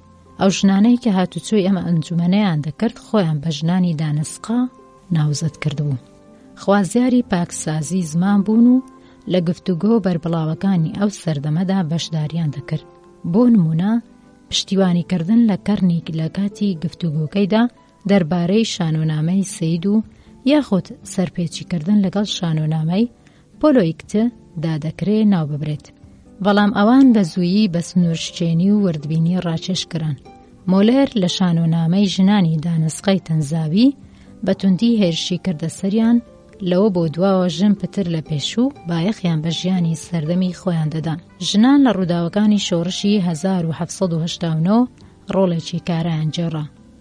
مادەی یانزەمی بڕیار لە سەردراوی شەوی 4 ئابی 1789 دەڵێت تەواوی هاوڵاتیان بەبێ لە بەرچاوگرتنی ئاستی چینایەتیان ڕەگەزیان بە ژن و مێردەوە ڕێگە پێدراون کە لە هەر کارێک لە کارەکانی کڵێسا بەڕێوەبەرێتی و سەربازیشەوە وەربگیرێن و ئەم یاسایە تەواوی پیشەکان لە خۆ دەگرێت. ئالیم دووگوش کە ناوەڕاستەکەی ماری ئۆبریا ئەنجومەنی ڕستن و چنینی ژنی دامەزران لە کاتی ڕاگەیاندنی جارنامەی مافەکانی مرۆڤدا ناوبراو جارنامەی مافەکانی ژنی وەک وەڵامدانەوەیەک بۆی ڕاگەیان. ئەگەر ژن مافی لە سێدارەدانی هەیە خاوەنی مافی بەرگری کردنیشە. ژنانی شۆڕشێڕ و یاخود دەسەڵاتخواست ڕوویان کردە سیاست. لە 19 شوباتی 1791دا ژنە فرۆشراوەکانی بازاری هاڵی پاریس بە مەبەستی بەرگرتن لە هەڵاتنی پورەکانی پادشا کە بە پێی وتەی منەون نوێژکردن لە کڵێسای ڕۆما بە لە پێشتر دەزانن لە کڵێسای پاریس چوونە شەڕەوە. ژنێکی شۆڕشجار بە ناوی شارلۆتی کوردی دوای ئەوەی کە سەرکەوتنی فیدرالیستەکانی فراهەم کرد مارات یەکێک لە شۆڕشجێرە ناسراوەکانی فەڕەنسای کوشت و لە دادگا دان پیادانانی دادوەریدا وتی بەر لە شۆڕش من ژنێکی کۆماری خواز بووم. مادام ڕۆڵات لە دواکانی سەدەی 18 بەهۆی بوونی مەیلێکی فراوان بۆ خوێندن و ڕۆحیەتێکی سربەخۆ خاوەنی ڕەفتارێکی زۆر دەگمان بوو، ناوبراو لە ساڵی 1793دا بەگیوتن لە سێدارە درا و بەوە ناسراوە کە بەر لە مەرجی کۆمەڵەوشەیەکی خستە سەرزمان کە وەسفێکی دۆخەکە دەکات. ئای ئازادی چ تاوانێک بە ناوی تۆ ناکرێت. مادام تامن کە بە ناوی نۆتردام دوو ترۆمیدۆر خاتوونی دایکی مانگی تریمۆدۆر ناسرابوو بە هاوڕێتی تاین لە کاتی مردنی ڕۆزبسێردا ڕێبەری بزوتنەوەی گەڕانەوە بۆ سەرەتای لە فەڕەنسادا گرتۆتە ئەستۆ. کۆمەڵە ژنانێکی کارا لە بزوتنەوە ئایدۆلۆژیەکاندا مەیلیان بۆ بەرپاکردنی کۆمەڵەیانەیەکی نمونەیی یانەی هەژاران، یانەی بازاڕیەکان و یانەی کار هەبوو. ئەنجومەنی یاسادانان کە دواتر کنافشیۆنێک بوو بە ئەڵتەرناتیڤی پێکهاتوو لە پیاوانی کۆچە و بازار کە عاشقی ئازادی بوون. کنڤاشیۆنەکە دوو یاسایدانە کە یەکێکیان شێوە و ناوەڕۆکی باری کەسێتی بۆ شارەوانی گواستەوە و ئەوی تردانانی یاسای تەلاق بوو لە 20 ئەیلولی ساڵی 1792دا تا 30 نیسانی ساڵی 1793 ژنان بۆ سوپایبەرەکانی جەنگ بەکاردەهێنران. ڕۆبسپێر ڕەزامەند بوو بە پەرستنی شتێک کە پێی دەوترا هەستی برین و ئەم هزرا لە کۆمەڵەیەکی ئاینیەوە بە ناوی دایکی خوداوەندەوە وەرگیرا بوو. ئەم کۆمەڵەیە لەلایەن خانمێکەوە بە ناوی کاترین تیئوسیۆوە بەڕێوە دەبرا. دروشمە یەکسانی خوازەکان وەک زۆرێکی تر لە هزرەکانی شۆڕش بە خێرایی توندی و یەکێتی خۆی لەدەستدا. تالیران جەختی کردەوە کە کچان بەر لە 8 ساڵی ناتوانن بچنە خوێندنگاوە. کۆمەلگای فەڕەنسا لە سەردەمی ناپلیۆندا دووچاری دواکەوتن بوو و گەڕایە بۆ دۆخی پێشووی و یاسا مەدەرنیەکانی ناپلیۆن. پەیوەندیە گشتیەکانی خەڵکی لەو جۆرە کۆمەلگایانەدا جێگیر کرد. ئەنجام بەم شێوەیە بینیمان کە کڕۆک و ئەنجامەکانی میتۆکانی گۆڕانی مافەکانی ژن لەسەر چ بنەمایەک بووە. زۆربەی کاتەکان لەو سەردەمانەی کە ئێمە خستمانە ژێر لێکۆڵینەوەوە مافەکانی ژن سنووردار بووە، بەڵام ژنانی ئاوارتە. بە هۆشمەندی و توانستی خۆیان وتەکەی هێنری چوارەم هەموو ڕێگاکان بۆ دەرکەوتنی کەسایەتی واڵان یان سەلماند. لە سەدەی 19هەمدا بەڕەسمینێسانی مافەکانی ژن لە دووبەرەدا خۆی نیشاندا. تێکۆشان دژ بە تەوتەما جنسیەکان و تێکۆشان دژ بە تەوتەما کۆمەڵایەتیەکان. هەنگاوە بەراییەکان چاوەڕوانی تا نیوەی دووەمی سەدەی 19هەم درێژەی کێشا. ئەو کاتێک کە تێکۆشان دژ بە تەوتەمەکانی وابەستە بە ژیانی ڕەگەزی و کۆمەڵایەتی چوە قۆناغێکی کاراوە. ژیانی کۆمەڵایەتی شتێک نییە جگە لە کاردانەوەی ژیانی خێزانی و لەم ڕۆوە بۆ لە ناوبردنی میتۆ دواکەوتوەکانی دژایەتیکردنی ژن و لە ژن هەڵاتن کە لە هەزاران ساڵ لەمەوبەرەوە لە ویجدان و هەناوی مرۆڤدا جێگیر بووە. دەبێت ڕیشەکێشیان بکەین کاتێک کە ژن لە خەرمانەی پیرۆزی و میتۆ هاتە دەرەوە و دەتوانێت سەرکەوتوانە بێگومان لەگەڵ کێشەکانیشیدا بۆ دەسەبەرکردنی یەکسانی خۆی دووچاری ململانێ لەگەڵ پیاودا بکات. دێرزەمانێک ژن شتێ نەبوو لە شتەکان و لەگەڵ ئەوەشدا دەبوایە کۆمەڵە ئەرچێکی بگردایەتە ئەستۆ، بەڵام هەنووکە سەردەمی بوونە خاوەنی مافە یاساییەکانی هاتووە. پێشکەوتنی پزیشکی و بایۆلۆجی. لەناو پێشکەوتنە مەزنە پزیشکی و بایۆلۆجیەکانی سەدەی 20م ئێمە دەکرێم خاڵانە بهێنینەوەیات. لە ساڵی 1775 زانای سروشتناسی ئیتالیایی لازارۆ ئاسپالزانی 1729 هێزی بەرهەمێنانی نمونەی سپێرمی ئاشکرا کرد. ناوبراو بۆقێکی مەی لەگەڵ بۆقێکی نێردا جوت کرد و ئاوسبوونی بۆقەمەیەکەی بە دەرەنجامی سپێرم نەزانی، بەڵکو ئەوەی بە هۆکارێکی بایۆلۆجی تردانا کە بە هێلکۆکەی نەمری ناوزەدی کرد. لەم ڕۆوە کاری زاوزێ ئیتر بە دیاردەیەکی نهێنی ئامێز نەدەژمێردرا. لە ساڵی 1853 کاتێک کە شاژنە ڤیکتۆریای حوتەم کوڕی واتە شازادە لیوپۆلدی دەبوو، دکتۆر جۆن سینۆ سەرەڕای ناڕەزایی توندی ئەو کەسانەی کە باوەڕیان بە ئازار هەبوو لە کاتی لەدایکبوونی جمکدا بۆ کەمکردنەوەی ئازاری شاژن ڕێگەی بە بەکارهێنانی کلۆرۆفڕۆمدا. لویس پاستۆر بە بلیمەتی خۆی شۆڕشێکی بۆ فێرکردنی زانستی سەردەمی خۆی بەرپا کرد. لەو سەرەتایشەوە هاوسەردەمەکانی متمانەیان بە دۆزینەوەکانی ئەو نەبوو کە دواتر جیهانی ڕووناکبیری دووچاری گۆڕان کرد. پاستۆر سەلماندی کە منداڵبوون وەک ئێسکە پەیکەری یاسایەکی ئۆرگانیکیە و منداڵبوونی کاتی شتێک نییە جگە لە گومان. لە بواری ئەدەبیاتدا دامپیادانانەکەی جان جاک ڕۆسۆ کە لە ساڵی 1781 دوای مردنی بڵاو کرایەوە پەردەی لەسەر ژیانی تایبەتی و خەیاڵە سێکسیەکانی ئەو هەڵدایەوە. لە ساڵی 1782دا شودورلوس دوولاکۆس بە بڵاوکردنەوەی ڕۆمانە ناسراوەکەی پەیوەندی ترسناک ڕیسوایی هێنایە ئارام. لە ساڵی 1791 مارچی دووسان ڕۆمانێکی بەناوی ژوستین یا بەدبەختیەکانی خۆپارێزی نووسی کە لە مێژوودا مەسەلە وروژێنەر و لە چاپەمەنیەکاندا هەرای نایەوە. لەم کتێبە پڕخوێنەرەدا ژیان و مەیلە سێکسیەکان شیکراوەتەوە و بەو شێوەیە پێ بە پێ پەردە لەسەر ئەم تەوتەمە کۆنانە هەڵدەماڕوە.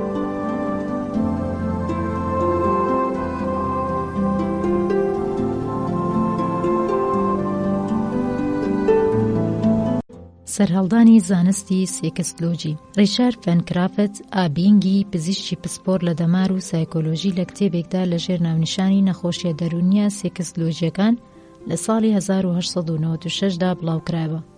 مەسەلە سێکسیەکانی خستە ژێر لێکۆڵینەوە. ئەو کارەکانی خۆی لەسەر توێژینەوە بنەڕەتیەکانی لەمەڕ جینە سێکسیەکان چڕ کردەوە و بۆ یەکەمین جار تێکچوونە سێکسیەکانی بەم شێوەی خوارەواشی کردەوە. بتپەرستی، هۆمۆسێکسوێل، سادیسم، مازۆخیسم، مەیلی توندی سێکسی ژن، خۆتپەرستی و نەخۆشی سێکسی کە نەخۆش لە عەشقی بۆ ئەوانی ترەوە دەبزوێت. زیگمۆند فرۆید کتێبێکی دەربارەی ژیانی خۆی نووسی و لەم کتێبەدا بە توێژینەوە دەربارەی ژیانی توشبووان بەلاوازی دەماری نوراستینگ هەوڵی داوەتە نەخۆشەکان لە تێکچوونە هەستیەکان ڕزگار بکات. ئەم کارەی کە لەوەی کۆڵینەوە زانستیەکان دەربارەی ژیانی سێکسی ڕوبەڕووی زۆر درۆ و نهێنی دەبێتەوە. فرۆیدی بزواند بۆ ڕوبەڕووبوونەوەی ناوبراو دەری خست کە چۆن نەخۆشی دوای بڕینی قۆناغی پەرێشانیە ڕەفتاریەکانی هاوشان لەگەڵ لادانی سێکسی و گەیشتن بە قۆناغی چالاکیە سێکسیە باوەکان باشبوونێکی بەرچاو بەخۆوە دەبینێت. فرۆید مەیلە سێکسیەکانی منداڵی خستە ژێر لێکۆڵینەوە و کە خاڵی ترۆپچی گرەی ئۆدیبە و نابێت وەک سمبڵێکی گۆڕانی کڕۆک یاخود بەدڕەوشتی نەخەملی و بژمێردرێت. بەپێی بیرروباوەڕی فرۆید ئەمە یەکەمین قۆناغی گەشەی سێکسی منداڵە. ناوبراو لە کتێبەکەیدا کە بە 3 وتار دەربارەی تیۆری سێکسی ناسراوە لیبیدۆی وەک وزەیەکی غەریزە سێکسیەکان شی کردوتەوە. فرۆید لە ساڵی 1900 لە کتێبی لێکدانەوەی خەونەکان بایەخی مەیلە سێکسیە سەرکوتکراوەکانی لە ڕەفتاردا خستۆتە ژێر لێکۆڵینەوە. ناوبراو بایەخی منداڵبوونی ئایدیای لە کاری سێکسی دووەمی و ئۆرگانەکانی زەوزێ بەجیا لەو زانیوە. ئاو لەگەڵ پسپۆرەکانی سەردەمی خۆی کەوتە ململانێ کە گفتوگۆیان دەربارەی مەسەلە سێکسیەکان لە نەخۆشەکانی خۆیان قەدەغە دەکرد. فرۆید خۆی کردە قوربانی شێوازی بیرکردنەوەی سەردەمی خۆی لە تێڕوانینی ئەوەوە ژن پیاوێکە بێبەشە لە ئەندامی پیاوەتی. بەهەرحاڵ ڕۆڵی فرۆید قوڵ بوو هزرەباوەکانی دووچاری گۆڕان کرد. ئەو بایەخەی کە لە ژیانی سێکسی لە ڕەفتارە جەستەیی و دەرونیەکانی تاکە کەسدا دۆزیەوە بەو مەسەلە گرنگە گەیشت کە لە ناوەندی دەرونی مرۆڤدا پشتی ژن و پیاو یەکسانە. دۆزینەوەی گرنگ و جۆربەجۆرە پزیشکیەکانی سەدەی 19 بوو بە مایەی پەرەسەندنی گۆڕانکاری لەو دابوونەریتانەی کە لە زیادبوونی معریفە نوێیەکانەوە سەرچاوەیان گرتبوو. ڕێگا ئاوەڵا بوو ژنان ئیتر وەک مرۆڤێکی ژێردەست سیر نەدەکران. بزوتنەوەی فیمینیستی و مرۆڤە ڕووناکبیرەکان ئیتر نەیان دەتوانی ئەو یاسایانە قبول بکەن کە مافەکانی دووچاری ڕەوەستان دەکرد. لە فەڕەنسا لە نێوان ساڵانی 1789 1793 هزرە نوێکانی پەیوەندیدار بە ڕەهابوونی ژن هێزی بەخشێ ژنە لاوە شۆڕژگێڕەکان و پاشان تریمیدۆر بە خێرایی خامۆشکرا. دیرکتوار ئەنجومەنی میلی فەڕەنسا و ئیمپراتۆریەت هەوڵیاندا ئەم خواستانە پەراویز بخەن، بەڵام لە سەر و سنوورەکانی فەڕەنساوە ئەم مەشغەڵە بە خێرایی هەڵگیرسا. ماری وۆڵستنگرافت دوای ئەوەی ماری وۆڵستنگرافت یەکەمین ڕۆمانی خۆی بە ناوی چێڕۆکی خەیاڵی ماری نووسی و عاشقی سوتێنەری خۆی بۆ یارەکەی فانی بڵات شی کردەوە، هەمان مامۆستای ڕۆماننووسی ئینگلیزی لە ساڵی 1790 شووی کرد بە وتاربێژێکی بیر و ڕاجیاواز بە ناوی ویلیام گاردین. ئەم پیاوە لە کتێبێکدا بە ناوی دادپەروەری سیاسی بەتوندی هێرشی کردە سەر هەردوو مەسەلەی هاوسەرێتی و خاوەندارەتی. ماری لە ساڵی 1792 مانفێستی فیمینیستی خۆی بە ناوی بەرگری لە مافەکانی ژن بڵاو کردەوە.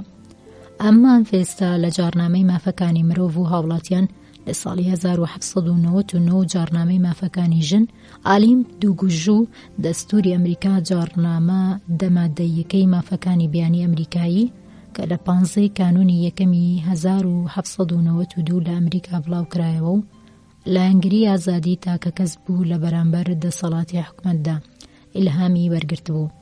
ماری وڵستۆن داوای مافی فێرکردنی ژنان و بەڕەسمی ناسینی مافە مەدەنی و سیاسەکانیانی دەکرد. لە تێڕوانینی ئەوەوە دۆخینا لەباری ژنان لە کاریگەری سروشتی نەزانینەوە سەرچاوە دەگرێت کە تیایدا پارێزراو بوون.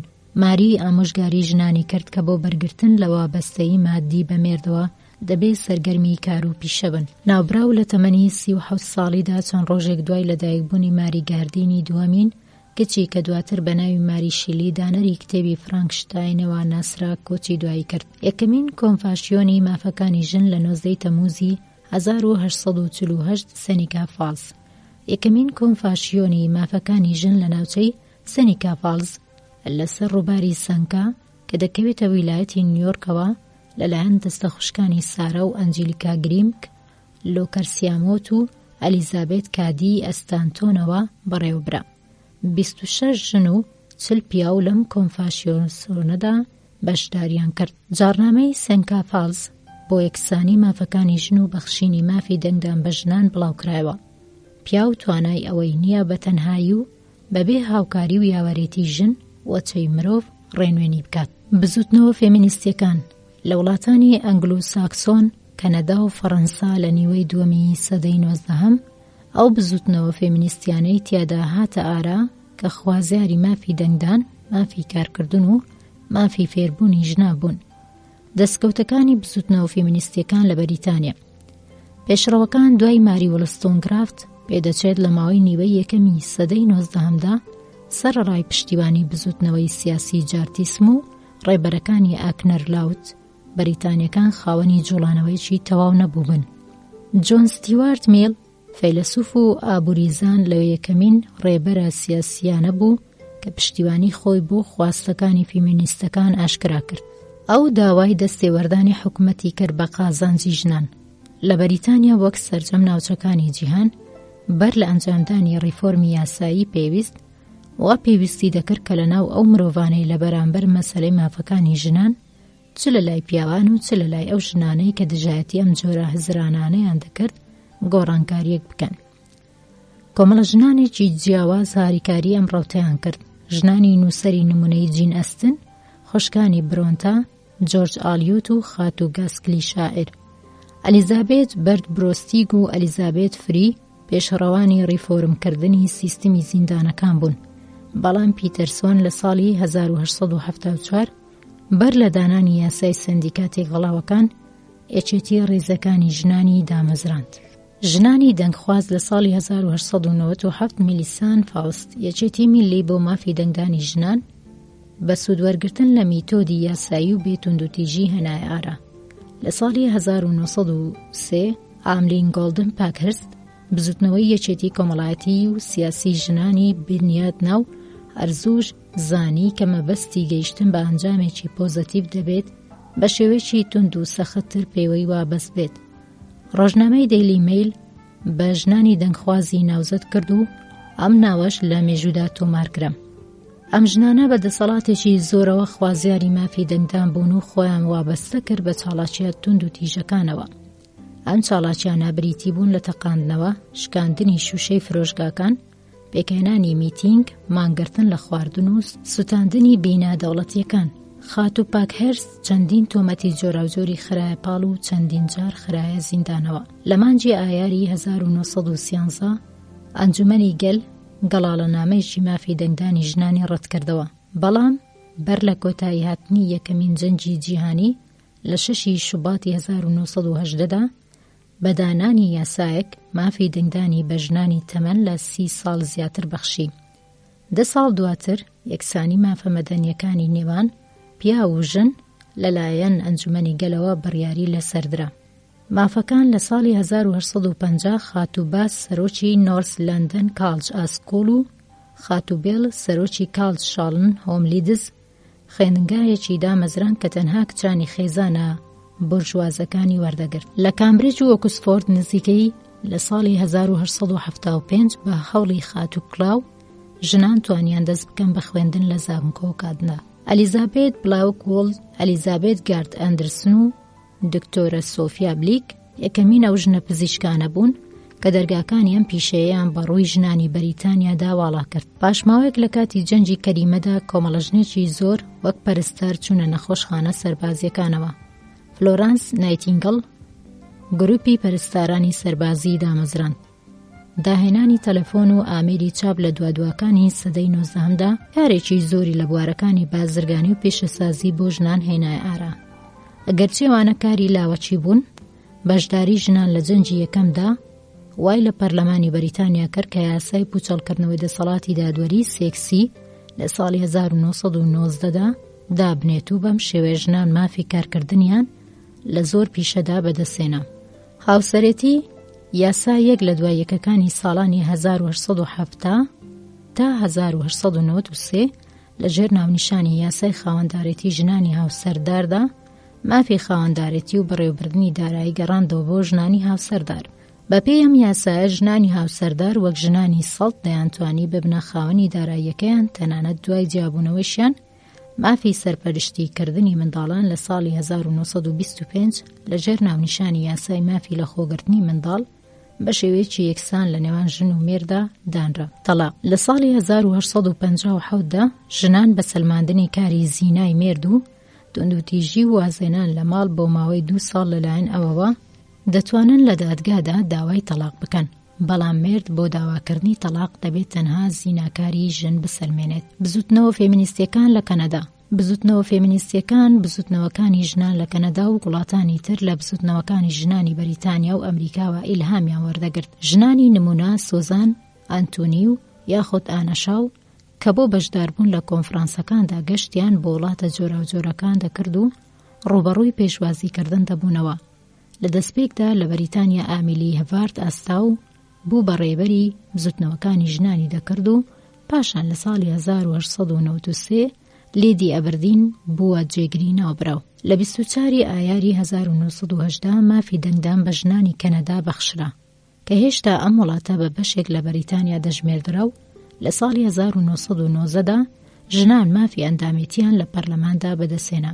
فێربوون لە ساڵی 1867ەوە بۆ دواوە لە زۆربەی ویلایەتەکاندا ژنان لە دامەزراوە فێرکردنەکانی مۆرتسیندا وەرگیران. چەندین زانکۆ لە ڕیزیاندا زانکۆی ئۆنتاریۆ لە ساڵی 1869دا مافی چوونە ئەم ناوەندە فێرکردنەی بە ژنان بەخشی. هاوسەرێتی لە ساڵی 1872 یاسایەکی هاوشێوەی ئەو یاسایە کە لە بەریتانیا هەیە بەڕسمی بڕیاری لەسەر درا ژنانی هاوسەردار بەبێ دەسوەردانی هاوسەرەکەی خۆی مافی خاوەندارێتی و بەڕێوەبردنی داراییەکانی بەدەستێنا. تەلاق بە هەمان شێوەیە کە لە ساڵانی 1857ەوە یاسای بەریتانیا ڕەچاوی تەلاقی کردبوو، لە کەنەداش یاسایەکی لەو شێوەیەدانرا بە پێی ئەم یاسایە دادگا دەیتوانی داوای سزا بۆ مێردی هەڵەکار بکات. بزوتنەوە فێمینیستیەکان لە ئەمریکا بزوتنەوە فێمینیستیەکان لە ئەمریکا زیاتر لەوانەی ئەوروپا کاراتر بوون. ئەم بزوتنەوانە لە دوای سەدەی 19دا لە شێوەی یانەکانی ژناندا فۆرمەلە بوون. لەم کۆڕانەدا ژنان دەیانتوانی بۆ گفتوگۆ دەربارەی مەسەلەکانی خۆیان و یاخود مەسەلە سیاسی و ئابوووریەکانی ڕۆژ کۆ ببنەوە. یەکەمین ئەنجام ئەم ئەنجومەنانە زۆر بەدەسەڵات بوون. لە ساڵی 1890 ئەنجومەنی میلی مافی دەنگدان بۆ ژنانی ئەمریکایی و ئەنجومەنە ناوچەیەکان لەسەر ئاستی نەتەوەیی لە دەوری یەکتر کۆبوونەوە. ئەم ئەنجومەنانە لە ساڵی 1914 بە مەبەستی بەخشینی مافی دەنگدان بە ژنان لە چەندین ویلایەتی ڕۆژاوە و لە ساڵی 1920 لە سەرتاسەری وڵاتدا هێزەکانی خۆیان ڕێکخست. یەکێتی ژنانی مەسیحی لە ئەنگری قەدەغەکردنی خواردنەوە ئەلکۆهۆلیەکان لە دانانی یاسای قەدەغەکردنی خواردنەوە ئەلکۆهۆلیەکاندا ڕۆڵێکی مەزنیان جێڕە. لە ساڵی 1889 ئەنجومەنی نێودەوڵەتی ژنان و لە ساڵی 1903 یەکێتی نێودەوڵەتی ژنان بۆ بەدەستێنانی مافی دەنگدان یەکیان کرد. ئەم یەکێتیان لەسەر ئاستی جیهانی لە ئەنگرێکی زۆری پەیدا کرد. ئاما گۆڵدمان لە کتێبەکەی خۆیدا بەناوی ژیانی من بەدادپەروەرانیەکی زۆرەوە دەربارەی تێکۆشانی ژنانی ئەندامی بزوتنەوەکان دواوە و کە لە پێناو قبولکردنی تێڕوانینەکانیاندا هەندێک جار ڕوبەڕووی گاڵتە پێکردن و دژایەتیکردنێکی توندەبوونەوە. بزوتنەوە فێمینیستیەکان لە ئەڵمانیا لە ئەڵمانیا ئەوە بزوتنەوەی کرێکاریە کە بۆتە قارەمانی ڕزگاری خوازی مەدەنی و سیاسی ژنی ئەڵمانیا. لە ساڵی 1893 بۆ دواتر ژنان توانیان لە تەواوی کۆلێژەکانی خوێندنی زانکۆدا خۆیان ناونووس بکەن. لە 1908 مافی ئەندامێتی لە پارتە سیاسەکان و لە 1980 مافی دەنگدان بە ژناندرا. دەستوری وایمار لە ساڵی 1990دا ماف و ئەرکی ژنانی هاوشێوەی پیاوانی بەڕسمی ناساند. ئەو سەرکەوتنانەی کە لەم وڵاتانەدا بەنسیبی بزوتنەوە فێمینیستەکان بوو کاریگەریشی لەسەر فەڕەنسادانە. یەکەمین سەرکەوتنی فێمینیستی لە فەڕەنسا مافی دەنگدانی خۆبەخۆ تەنانەت لە وڵاتانی وەک بەریتانیا و ئەمریکاش کە لە دەستپێکی سەدەی 20ەوە ئەم مافە بە ژنان دراوە ناکرێ ئامانج بێت. ناچاری وا پێویست دەکات کە یەکسانی مافەکان لە بوارەکانی تری وەک فێرکردن، کارکردن، تەلاق و بوارەکانی تردا بەرقەرار بکرێت. پیاو بە تەنها نەیدەتوانێت ڕوبەڕووی شۆڕشەکانی پیشەسازی بێتەوە. لەسەر ئەم بنەمایە دوای ئەو سەردەمە و لە ماوەی 2 زەنجی جیهانیدا داوای هاریکاری لە ژن کرد. هزرە نوێیەکان دابوونەریتی شۆڕشی پیشەسازی لە فەڕەنسا. شۆڕشی پیشەسازی فەڕەنسای گرتەوە و کارگا دروستکران لە کاتێکدا کە زۆر پێویستیان بە کرێکار بوو شارەکان ڕۆژ بە ڕۆژ دانیشتوانێکی زیاتری چێژ دەکرد و گوندەکان دانیشتوانیان کەم دەبووە. ئەوە تەنها کوڕانی گوندنشین نەبوون کە کۆچیان بۆ شارەکان دەکرد، بەڵکو ژنانی لاویش کە دوور لە برا و دەستگیران و مێردەکانیان لە گوندەکاندا هەستیان بە تەنیایی دەکرد ڕویان دەکردە شارەکان. کۆمپانیا بازرگانی و فرۆشگا گەورەکان ژنانیان بۆ کاری ئیداری و فرۆشیاریەکان بەکرێ دەگرت، بەڵام تا ڕادەیەک لەگەڵ زنجیرەی پلە ئیداریەکاندا پیاوان لەسەرەوەدا بوون. ژنان نەک تەنها لە ماڵدا ڕۆژانی یەکشەمە و یاخود لە بۆنەکانیشدا میوانداری پیاوانیان دەکرد، بەڵکو هەموو ڕۆژێک و لە کاتی مۆڵەتی کارکردنیشدا ئەم ئەرکەیان ئەنجام دەدا. ئاوێتەبوونی هزرەکان. ژنانی چین و توێژە کۆمەڵایەتی جیاوازەکان بەکۆ ژنی بۆرژواز، کرێکار، شاری و یاخود گوندنشینی دەگرتە خۆ. پەیوەندیان نێودەوڵەتیەکان پەرەیسەند، هەواڵەکان بە خێرایی لە وڵاتێکەوە بۆ وڵاتێکی تر دەگوێزرایەوە.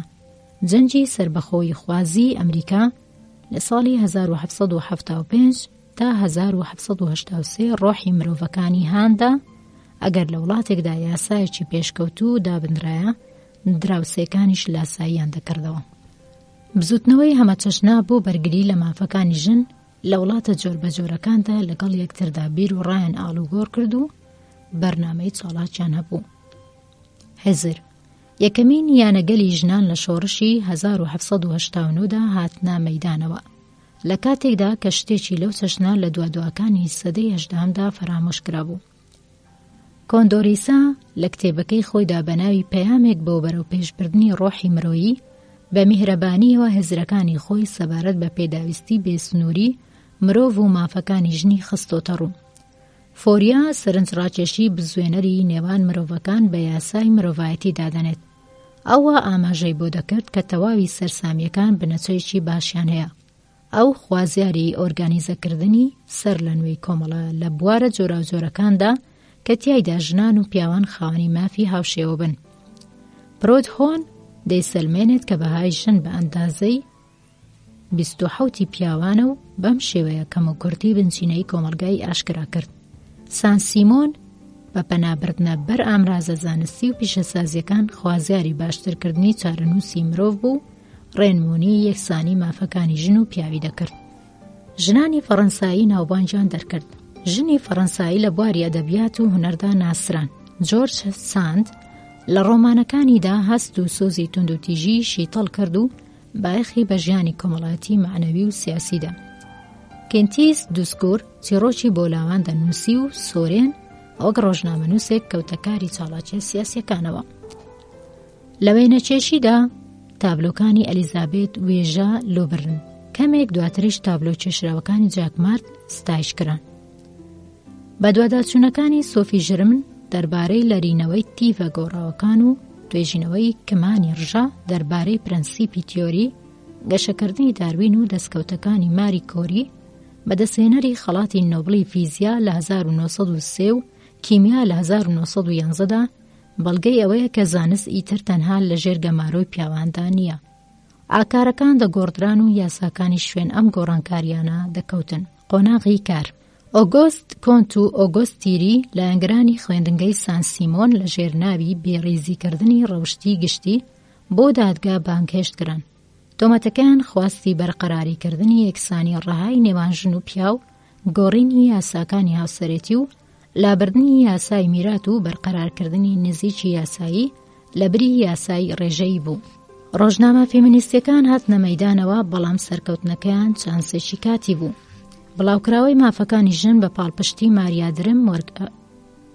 بڵاوکراوەی مافەکانی ژن بە پاڵپشتی ماریادرم وەگەڕخرا. بزوتنەوەکانی تر بە کردەکانی دەسەڵاتی پیاوانێکی وەک لیۆن ڕیچشەر کە بنیاتنەری ئەنجومەنی باشترکردنی چارەنووسی ژن و جێڕانەوەی مافەکانی بوو هاتە ئاراوە. دەستکەوتە بەراییەکان. فێربوون. یاسای فالۆکسی دانراوی 15 ئازاری 1850 ئازادی فێرکردن و پەروەردەی لە فەڕەنسادا دابین کرد و دامەزراندنی خوێندنگایەکی تایبەت بە کچانی بە پێویستانی لە تەواوی ئەو گوند و ناوچانەی کە ژمارەی دانیشتوانی لە 800 کەس تێدەپەڕێت. لە ساڵی 1863 ڤیکتۆریا دووروی وەزیری فێرکردنی گشتی خوێندنگاکانی کچانی دامەزراند و کە تا ئەو کاتە دەرگاکانیان لەسەر کڵۆم درابوو. لە ساڵی 1877 کامیسا لەمەڕ فێرکردنی کچانی لاو پێشنیازێکی پێشکەش کرد. ئەم پێشنیازە لە 21 کانونی یەکەمی 1880 بوو بە یاسایەک کە بەو پێیە دامەزراوە فێرخوازیەکانی کچان دەبوایە لە ڕێی حکومەت ئایەلەت یاخۆت گوندەکانەوە جێگیر بکرێت.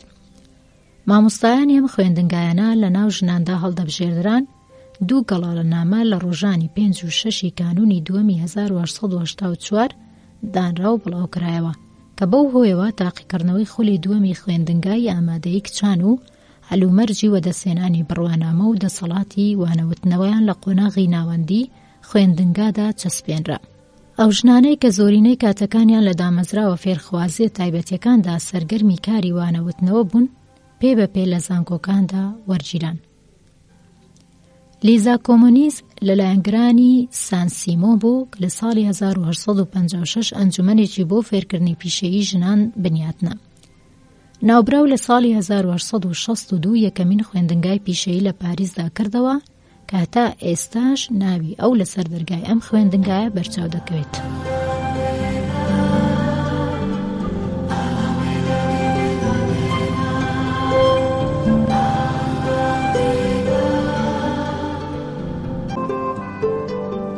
یەکەمین ژن لە ساڵی 1861 دوبلۆمی وەرگرت ژولی دووبیە بوو. لە دەستپێکی سەدەدا لە ساڵی 1908 ماری بێرز بوو بە یەکەمین ژنە پزیشکی فەڕەنسا. ژان شوێنی جێگری بەرگری دادوەری پاریس بە یەکەمین پارێزەری ژن دەژمێردرا لە تەواوی ئەوروپادا. ژنان پێ بە پێ کۆمەڵەکارێکیان گرتە دەست کە تا ئەو کاتە لێیان قەدەغە بوو یاخۆت نەداهاتە دی. کارکردن لەو پیشانەی کە تا ئەو کاتە دوور بوو لە دەستەبەرکردنی لەلایەن ژنانەوە. زۆرینەیان ڕوبەڕووی کۆمەڵێک گرفتی دەرونی یاخۆت یاسایی دەبوونەوە و ژنان دەبوایە کەم کەم لەسەر ڕێی خۆیانیان لابەرن. هاوسەرێتی لە فەڕەنسا لە ساڵی 1860دا ژن ڕێگەی پێنەدرا بوو بچێتە دادگاکانەوە و لە هیچ ناسنامەیەکیشدا ناوی ئەو نەدەهێنرا. مادەی 37 و 90 یاسای مەدەنی هەروەها بێبەش کرا بوو لە سەرپەرشتیکردن و بە ئەندامبوون لە ئەنجومەنی خێزاندا، مەگەرەوەی کە دایک و یاخۆت سەرپەرشتیکەری منداڵە بچووکەکان بێت. ژن نەیدەتوانی دەنگ بدات و نەهەڵ ببژێردرێت. ژنی هاوسەردار لە ژێر دەستی هاوسەرەکەیدا بوو. یاسای مەدەنی لە دەقە بەراییەکەیدا ڕەشنووسی خۆیدا دەسەڵاتی تایبەت کردبوو بە مێرد، بەو مانایە کە ژن دەبێ وابەستەی مێرد و ملکەتی ئەو بێت. ژن نەیدەتوانی بە تەنها و بەبێ بەشداری هاوسەرەکەی پەیماننامە واژوو بکات. مادەی 3 یاسای مەدەنی کۆن پشتیوانیکردن لە ژنی لەلایەن مێردەکەیەوە و ملکەتی ژن بۆ مێردەکەی لە بەرچاو گرتبوو. لە مادەی 215 یاسای مەدەنی کۆندا بەم جۆرە گوزارش دەکرێت کە ژن لە تێڕوانینی مافە دادوەریەکانەوە بەهۆی 2 فاکتەرەوە بە بێتوانە دەژمێردرێت. یەکەمیان لە ڕووی پاراستنی بەڕێوەبردنی خێزان و ئەوی تر بەهۆی لاوازی ئەو پشتیوانی لەو. مێرد دەتوانێت ژیان و چاڵاکیەکانی کارکردنی هاوسەرەکەی بەبێ مۆڵەتی ئەو واتە مێردەکەی مافی کارکردن و خوێندنی نییە کۆنتڕۆل بکات. ژن لە ڕووی یاسایی و یاخۆت بەرگری لە خۆکردن لە بەرامبەر دادگادا پێویستی بە مۆڵەت وەرگرتن هەیە لە مێردەکەی، مەگەر لە بابەتەکانی تاوانکاری یاخۆت پۆلیسدا نەبێت کە تەنها ژن مەبەستە و یاخود لە کاتێکدا کە دۆخی خێزانی و هاوسەرێتیکردنی ئەندامانی خێزانەکەی لە ئارادا بێت. ڕێخستنی وەسیەتنامە تەنها کارێک بوو کە ژن دەیتوانی بەبێ مۆڵەتی مێردەکەی ئەنجام بدات. یاسای 9 نیسانی 1881 ڕێگەی بە سەرمایەگوزاری و کردنەوەی ژمێرە حیسابی بانکیدا بە ژنانی هاوسەردار. یاسای 20 تەموزی 1886 ناردنی دراو بۆ سندوقی تایبەتی بە مەبەستی پێکێنانی ژمێرە حیسابی خانەنشینی بە مافێکی ژنی زانی. یاسای 6 شوباتی 1893 دەستی ئەو ژنانەی لە زۆر بواردەواڵا کرد کە بەجیا لە مێردەکانیان دەژین.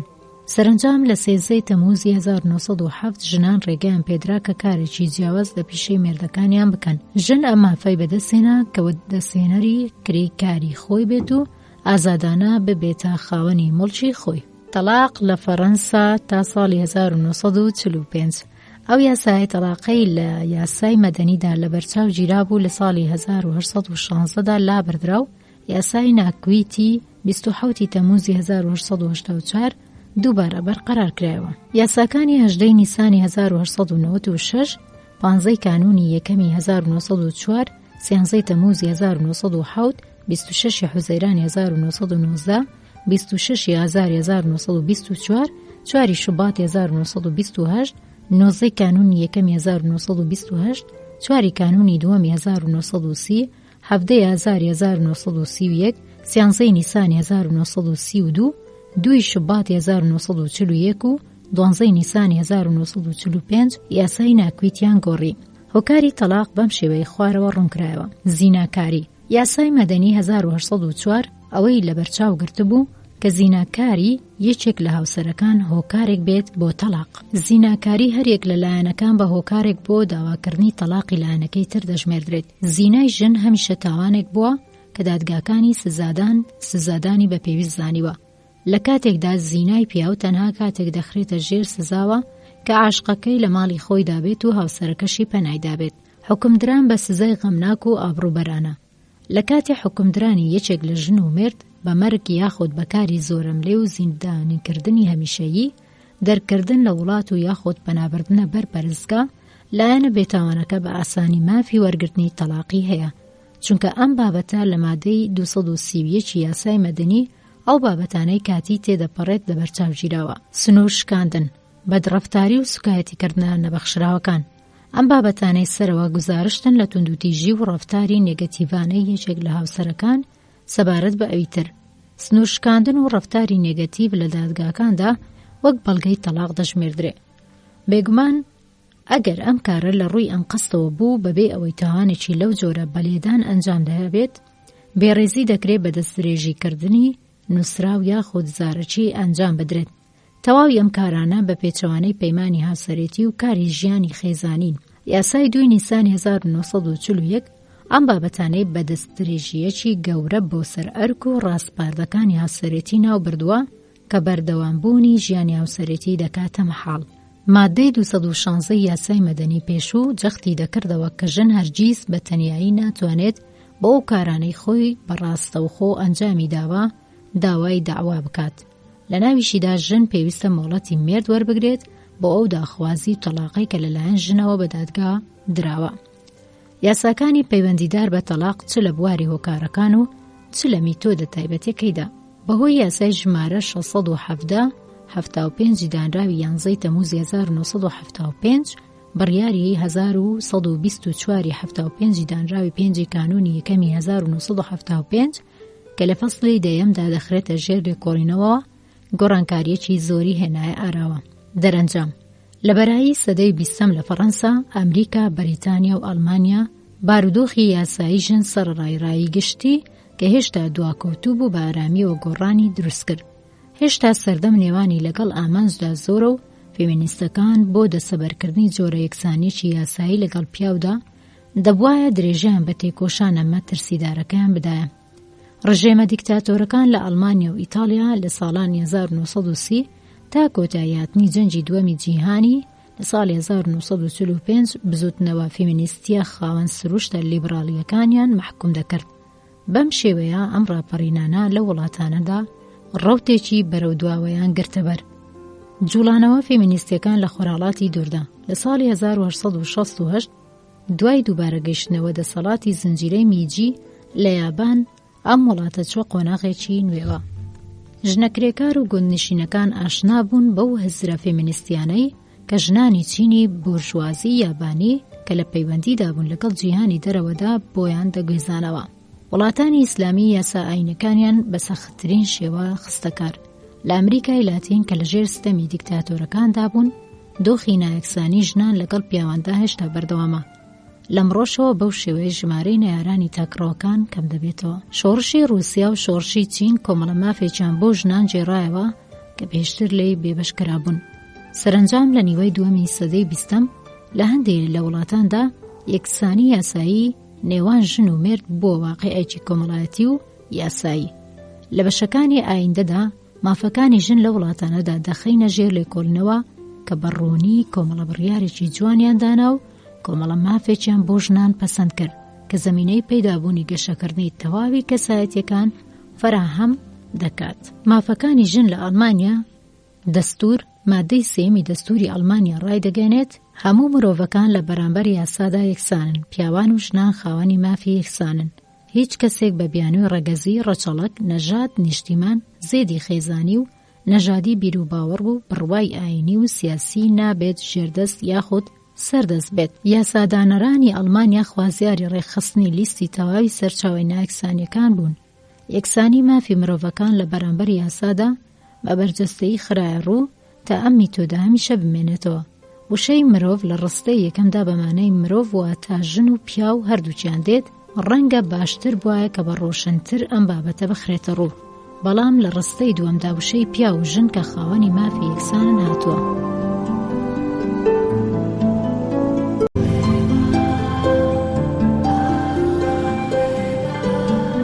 سڵاتان لەبێت خۆشەویستان و ئەزیزانی رادیۆی هێلین، هەموو کاتێکتان لە ئاسوودەییدا بێ.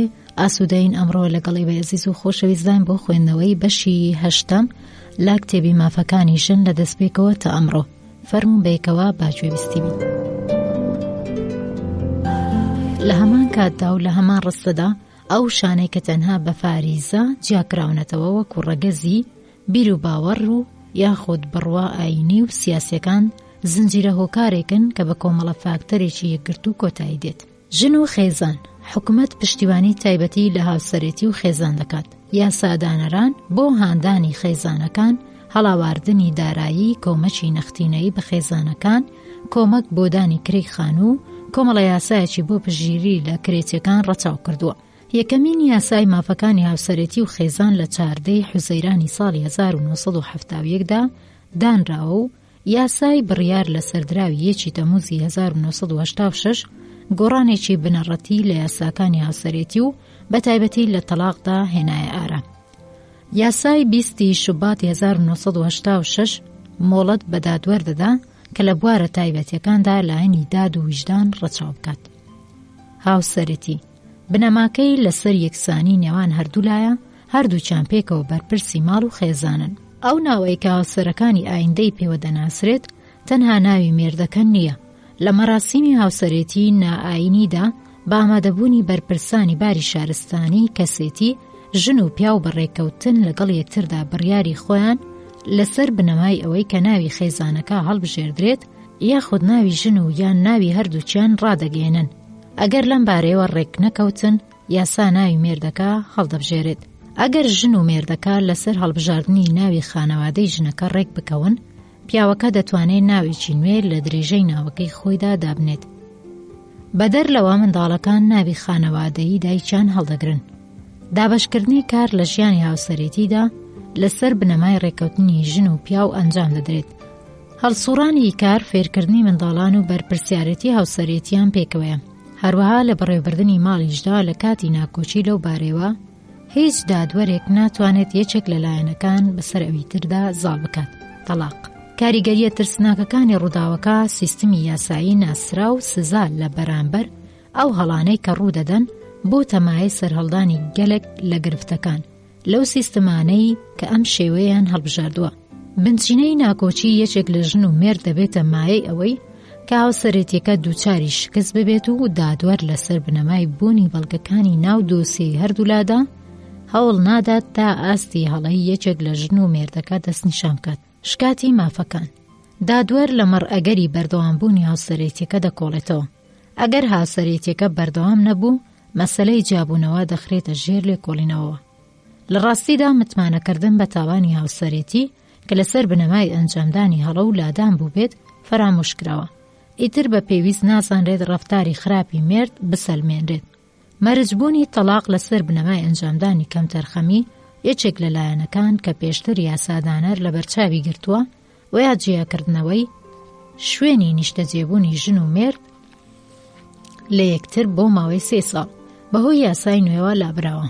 دەکرێت شکستی هاوسەرێتی بە تەنها فاکتەری تەلاق بزانرێت. بە مانایەکی تر کاتێک کە پەیوەندی نێوان ژن و مێرد بە نەشیاوانە بنیاد نرا، تەلاق تەنها ڕێگە چارەیە.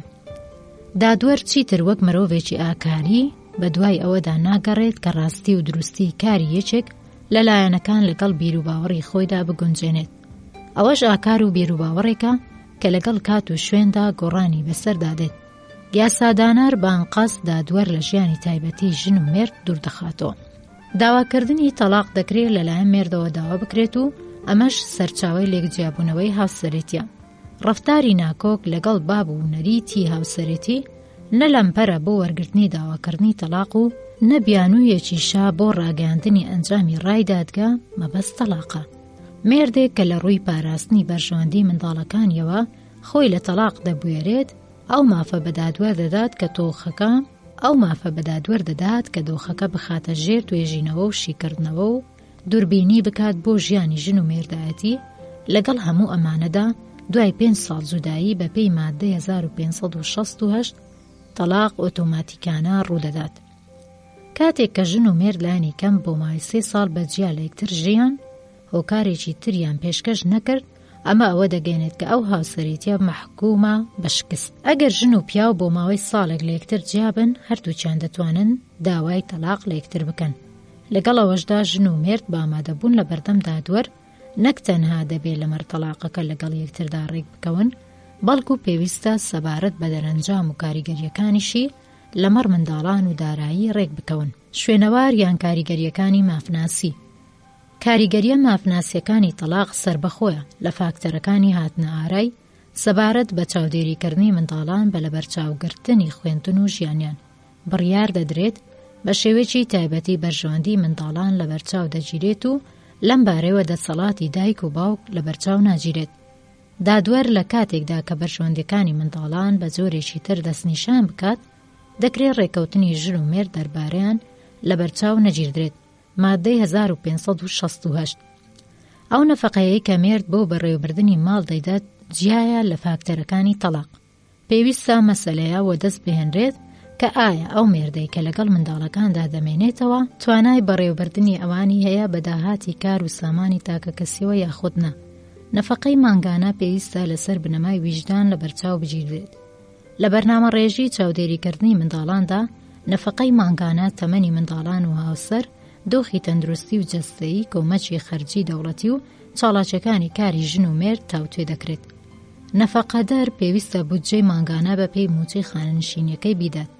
ژن و مێردێک کە لە ماوەی ساڵانی ژیانی هاوسەرێتیدا مافی خانەنشینی زیاتری بە بەراورد لەگەڵ هاوسەرەکەیدا هەیە، دوای جیابوونەوە پێویستە ژمارەی تێکڕای نیوەی جیاوازی موچەی خانەنشینی ژن و مێرد بدات بەلایەنەکەی تر. زۆر کات ژمێرەکردنی ئەم ژمارەیە کارێکە ئەستەمە. ژن و مێرد لە کاتی پەیمانی هاوسەرێتیدا دەتوانن مەسەلەی ئەگەری دووبارەدانەوەی خانەنشینی لە کاتی تەلاقدا لە ڕێکەوتنەکەدا لاببەن. دوای ئەو دادگا قەزاییانەی کە کاری بەڕێوەبردنی ئەو کاروبارە مەدەنیانە دەکەن، دادگای کاروباری خێزان کرایەوە کە بۆ سەرجەم مەسەلە خێزانیەکان تەرخانکرا بوو. ژن لە ژیانی کۆمەڵایەتی و پیشەیدا. ژن دەتوانێت چاڵاکی کارکردنی یەکسان و هەل و مەرجی یەکسانی بە بەراورد لەگەڵ مێردەکەیدا هەبێت. ژنیش وەک پیاو مافی خوێندن و فێربوونی پیشەیی هەیە. ئەنجامدانی هەموو کارێک بۆ ئەو قەدەغە نەکراوە. بە مەبەستی پاراستنی تەندروستی ژن، کارکردنی لە کان و کوورەی تواندنەوەی کانزاکاندا لێ قەدەغە کراوە. دایکانی ئایندا پشتگیری تایبەتیان لێ دەکرێت. بەپێی یاسا کەس ناتوانێت لە کاریان دەربکات. مۆڵەتی منداڵبوون ماوەی 6 هەفتە بەر لە منداڵبوون و 8 هەفتە دوای منداڵبوون لە بەرچاو گیراوە بۆ ژنان. ژنانی ماڵدار و یاخود بێکار دەتوانن مانگانە بڕێک پارە بدەن بە سندوقی خانەنشینی. دایکانی تەنیا، ئەو ژنانەی کە بەبێ پەیمانی ڕسمی دەبنە خاوەنی منداڵ، بەپێی یاسا دەتوانن بەبێ هیچ جۆرە گرفتێک دەسەڵاتی باوکایەتیش بەسەر منداڵەکانیاندا پەیڕۆ بکەن. منداڵە نامەشروعەکان خاوەنی هەمان ئەو مافانن کە منداڵە مەشروعەکان هەیانە. ئەو نەفەقەیە کە باوک دەیدات دەبێت لەگەڵ ئاستی ژیانی منداڵان و پێویستیەکانی منداڵدا گونجاو بێت. ژنان لە پەرلەماندا لە کۆمیتەکانی بەڕێوەبردنی حیزبەکان، سەندیکاکان یاخود ڕێکخراوە کرێکاریەکان، پیشەییەکان و یاخود سیاسیەکاندا تا هەنووکەش کەمینن. هەشتەمین ئەنجومەنی ئەڵمانیا خاوەنی 39 نوێنەری ژن لە بەرامبەر 518 نوێنەری پیاودا بوو. ژمارەی ژنان لە ئەنجومەنی شارەوانیەکان پلە بە پلە بەرەو زیادبوون دەچێت. ئەنجومەنەکانی ژنان و گروپە ئەنجومەنە تێکەڵاوەکان ئەندامی ئەنجومەنی ژنانی ئەڵمانیان کە پتر لە 6 ملیۆن ئەندامی هەیە. مافەکانی ژن لە بەریتانیا. گەڵاڵەنامەی یاسای جیاوازی جنسی. گەڵاڵەنامەی یاسای جیاوازی جنسی لە 6/1975 لەلایەن ئەنجومەنی گەلی بەریتانیا پەرلەمانەوە دانرا.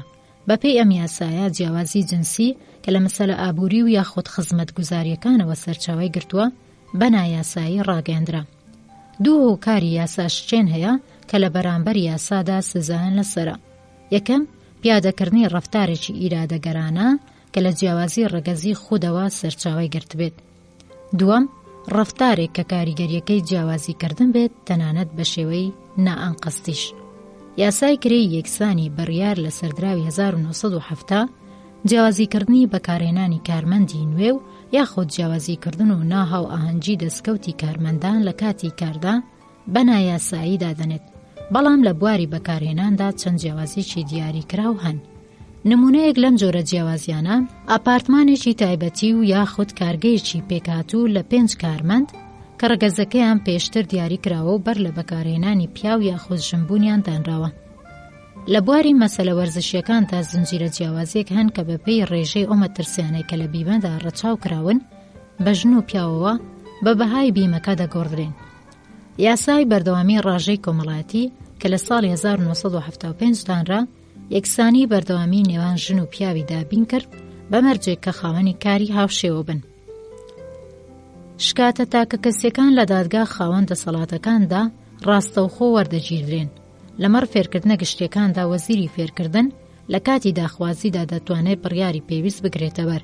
کۆمیتەی دروستکردنی هەڵە یەکسانەکان لە ساڵی 1975دا دامەزرا تا جیاوازیەکان لە ناو بەرێت و یەکسانی هەڵەکانی کارکردن لە نێوان ژنان و پیاواندا زیاد بکات.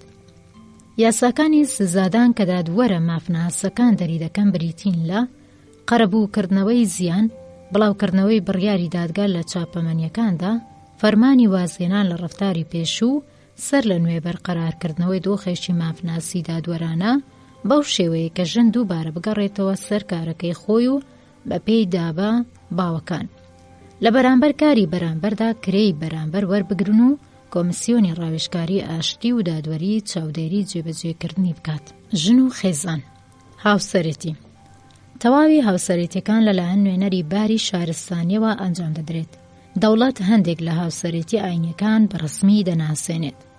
مافەکانی ژنی هاوسەردار بەسەر داراییە هاوبەشەکانی ژیانی هاوسەرەتیەوە لە یاسای خاوەندارەتی ژنی هاوسەرداری دانراوی کۆتایی سەدەی 19 و یاسای خاوەندارەتی پرۆسەی هاوسەرەتی ساڵی 1870 سەرچاوە دەگرێت. ژن و مێرد بە پێی تواناکانی خۆیان قەرزاری هاوکاری یەکترن. لە کاتێکدا کە یەکێک لە هاوسەرەکان کاڵایەک بکڕێت، لۆژیکیە کە هەر یەک لەوان ببنە خاوەنی نیوەی، مەگەر ئەوەی کە دیاریەک بێت لەلایەن مێردەوە بۆ ژن کە لەم بارەدا تەواوی ئەو شتە دەبێت بە هیچ ژن. ئەگەر یەکێک لەلایەنەکان کاڵایەکی بەدراوی خۆی کڕی، ناوبراو دەبێتە خاوەنی ئەو کاڵایە. ئەگەر شتێک بە ناوی یەکێک لە هاوسەرەکانەوە بکڕدرێت، ئەو دەبێتە خاوەنی، ئەگەر چی بەهاکەی لەلایەن لایەنەکەی ترەوە درابێت. بۆ نمونە، ئەگەر ئەو مڵکە لە شێوەی ماڵدا بێت، هاوسەری بێماڵ دەتوانێت بیکاتە شوێنی نیشتەجێی خۆی، بەڵام لە کاتی تەلاقدا ئەم مافە لەو وەردەگیرێتەوە. لە هەڵبژاردننی شوێنی نیشتەجێبووندا ژن و پیا و مافی یەکسانیان هەیە، هاوسەرەکانیش دەتوانن بەجیا لە یەکتر بژین. دووەم تەلاق. یاسای ریفۆرمی تەلاقی دانراوی 1969 ئەو یاسایانەی ترکە بەر لەو لەمەڕ تەلاق دانراون جێ خۆیاندا بە یاسای داواکراوە هاوسەرەتیەکان لە ساڵی 1973 کە دانرا. داواکراوی داوا جابوونەوەی کۆتایی هاوسەرەتی و شکستەکەی بە هەر هۆیەکەو بێت، ئەوە داوای تەلاق بە خستنەڕووی یەکێک لەم هۆکارانەی خوارەوە تەسلیم دەکرێت. یەکەم، مێرد ئەنجامدەری زینا بێت، ئەو شتێک کە ژیانی هاوبەشی دەکاتە مەحاڵ. دووەم، مێرد بۆ ماوەی 2 ساڵ واز لە ژنەکەی بێنێت. سێم، ژن و مێرد بۆ ماوەی 2 ساڵ بەجیا لە یەکتر بژین و دواتر هەردوولا لەسەر تەلاق ڕێک بکەون. چوارەم، هەردوولا بۆ ماوەی 5 ساڵ بەجیا لە یەکتر ژیابن و دوای ئەوە داوای تەلاق بکەن. پێنجەم، ڕەفتاری مێرد بە شێوەیەک بێت کە ئومێدێک بۆ درێژەدان بە ژیانی هاوبەش نەبێت. ئەمڕۆ ناپاچی مێرد هۆکارێکی بێچەند و چۆن نییە بۆ تەلاق، چونکە دەسەڵاتی دادوەری خوازیاری خستنە ڕووی هۆکارێکە بۆ ئەو جیابوونەوەی پەیوەندی هاوسەرەتیە. یاسای پرۆسەی هاوسەرەتی و خێزانی دانراوی 1984 هەلێکی یاسایی ماوە 1 ساڵی بۆ تەلاق لە بەرچاو گرتووە. بەم شێوەیە یاسادانەر خوازیاری ئەوەیە کە هاوسەرە لاوەکان بۆ بەردەوامبوونی ژیان هەوڵی پێویست بخەنە کار. هیچ داخوازیێکی جیابوونەوە لە ماوەی ساڵی یەکەمی هاوسەرێتیدا پەسەند ناکرێت. ئەگەر ژنێک لە کاتی هاوسەرێتیکردن لەگەڵ پیاوێکدا بەدەر لە مێردەکەی سچی پڕ بێت، ئەم هاوسەرێتیە شیاوی پوچەڵکردنەوەیە. ئەگەر داخوازی تەلاق تەنها بەهۆی 5 ساڵ دابڕانەوە بخرێتە ڕوو، دادوەر بە لەبەرچاوگرتنی بەرژەوەندی منداڵەکان، بەرژەوەندی ژن و مێرد و تەواوی ئەو کەسانەی کە زۆر زیانبار دەبن لەم جیابوونەوەیە، وەک لە دەستدانی تەواوی توانا و هەڵەواردنەکانی مێرد لە کاتی جیابوونەوەیدا لەگەڵ هاوسەرەکەیدا، دەتوانرێت داخوازی تەلاقەکە ڕەت بکاتەوە. ئەگەر دوای ناپاچی مێرد لە ژن ژیانی هاوبەش درێژە بچێشێت، داخوازیکردنی تەلاق بە چاوپۆشیکردنی ناپاچی مێردەکەی شیاوی پەسەندکردن نییە. کاریگەریەکان: دادگا دەتوانێت بڕیارێک دەربکات لەسەر بنەمای دانی نەفەقە و یاخود گوێزانەوەی مڵک یاخود ماڵێک لە یەکێک لە هاوسەرەکانەوە بۆ ئەوی تر. نەفەقەی پەیوەندیدار بە بودجەی ماڵ بۆ ماوەیەکی کەم و یاخود زۆر خایەن و بە شێوەی مانگانە و یاخود ساڵانە دەدرێت. دادگا هەریەک لەلایەنەکان بە لە بەرچاوگرتنی دۆخی تایبەتی ئەو دەخاتە هەل و مەرجی ئابووری و هاوشێوەی بەر لە تەلاق، وەک ئەوەی کە هەریەک لە هاوسەرەکان کاری بە پەیمانەکانی خۆی کردبێت سەبارەت بە ئەوی تر. لەگەڵ ئەوەشدا تەلاق جیابوونەوەیەکە کە خاڵی کۆتایی بەسەر وابەستەی ئابووری نێوان ژن و مێردا دادەنێت. دانی نەفەقا لەگەڵ مردنی یەکێک لەلایەنەکان و یاخود دووبارە هاوسەرێتیکردنەوەی نەفەقە وەرگر ڕادەوەستێت. یاسای میرات، یاساکانی خێزانی دانراوی ساڵی 1938 سوودوەرگرتن لە نەفەقەی مانگانە و یاخود ساڵانە و یاخود لە بڕێکی گشتی میراتی کۆچ کردووەکە بۆ هاوسەرەکەی ماوەتەوە بەڕێگە پێدراو دادەنرێت.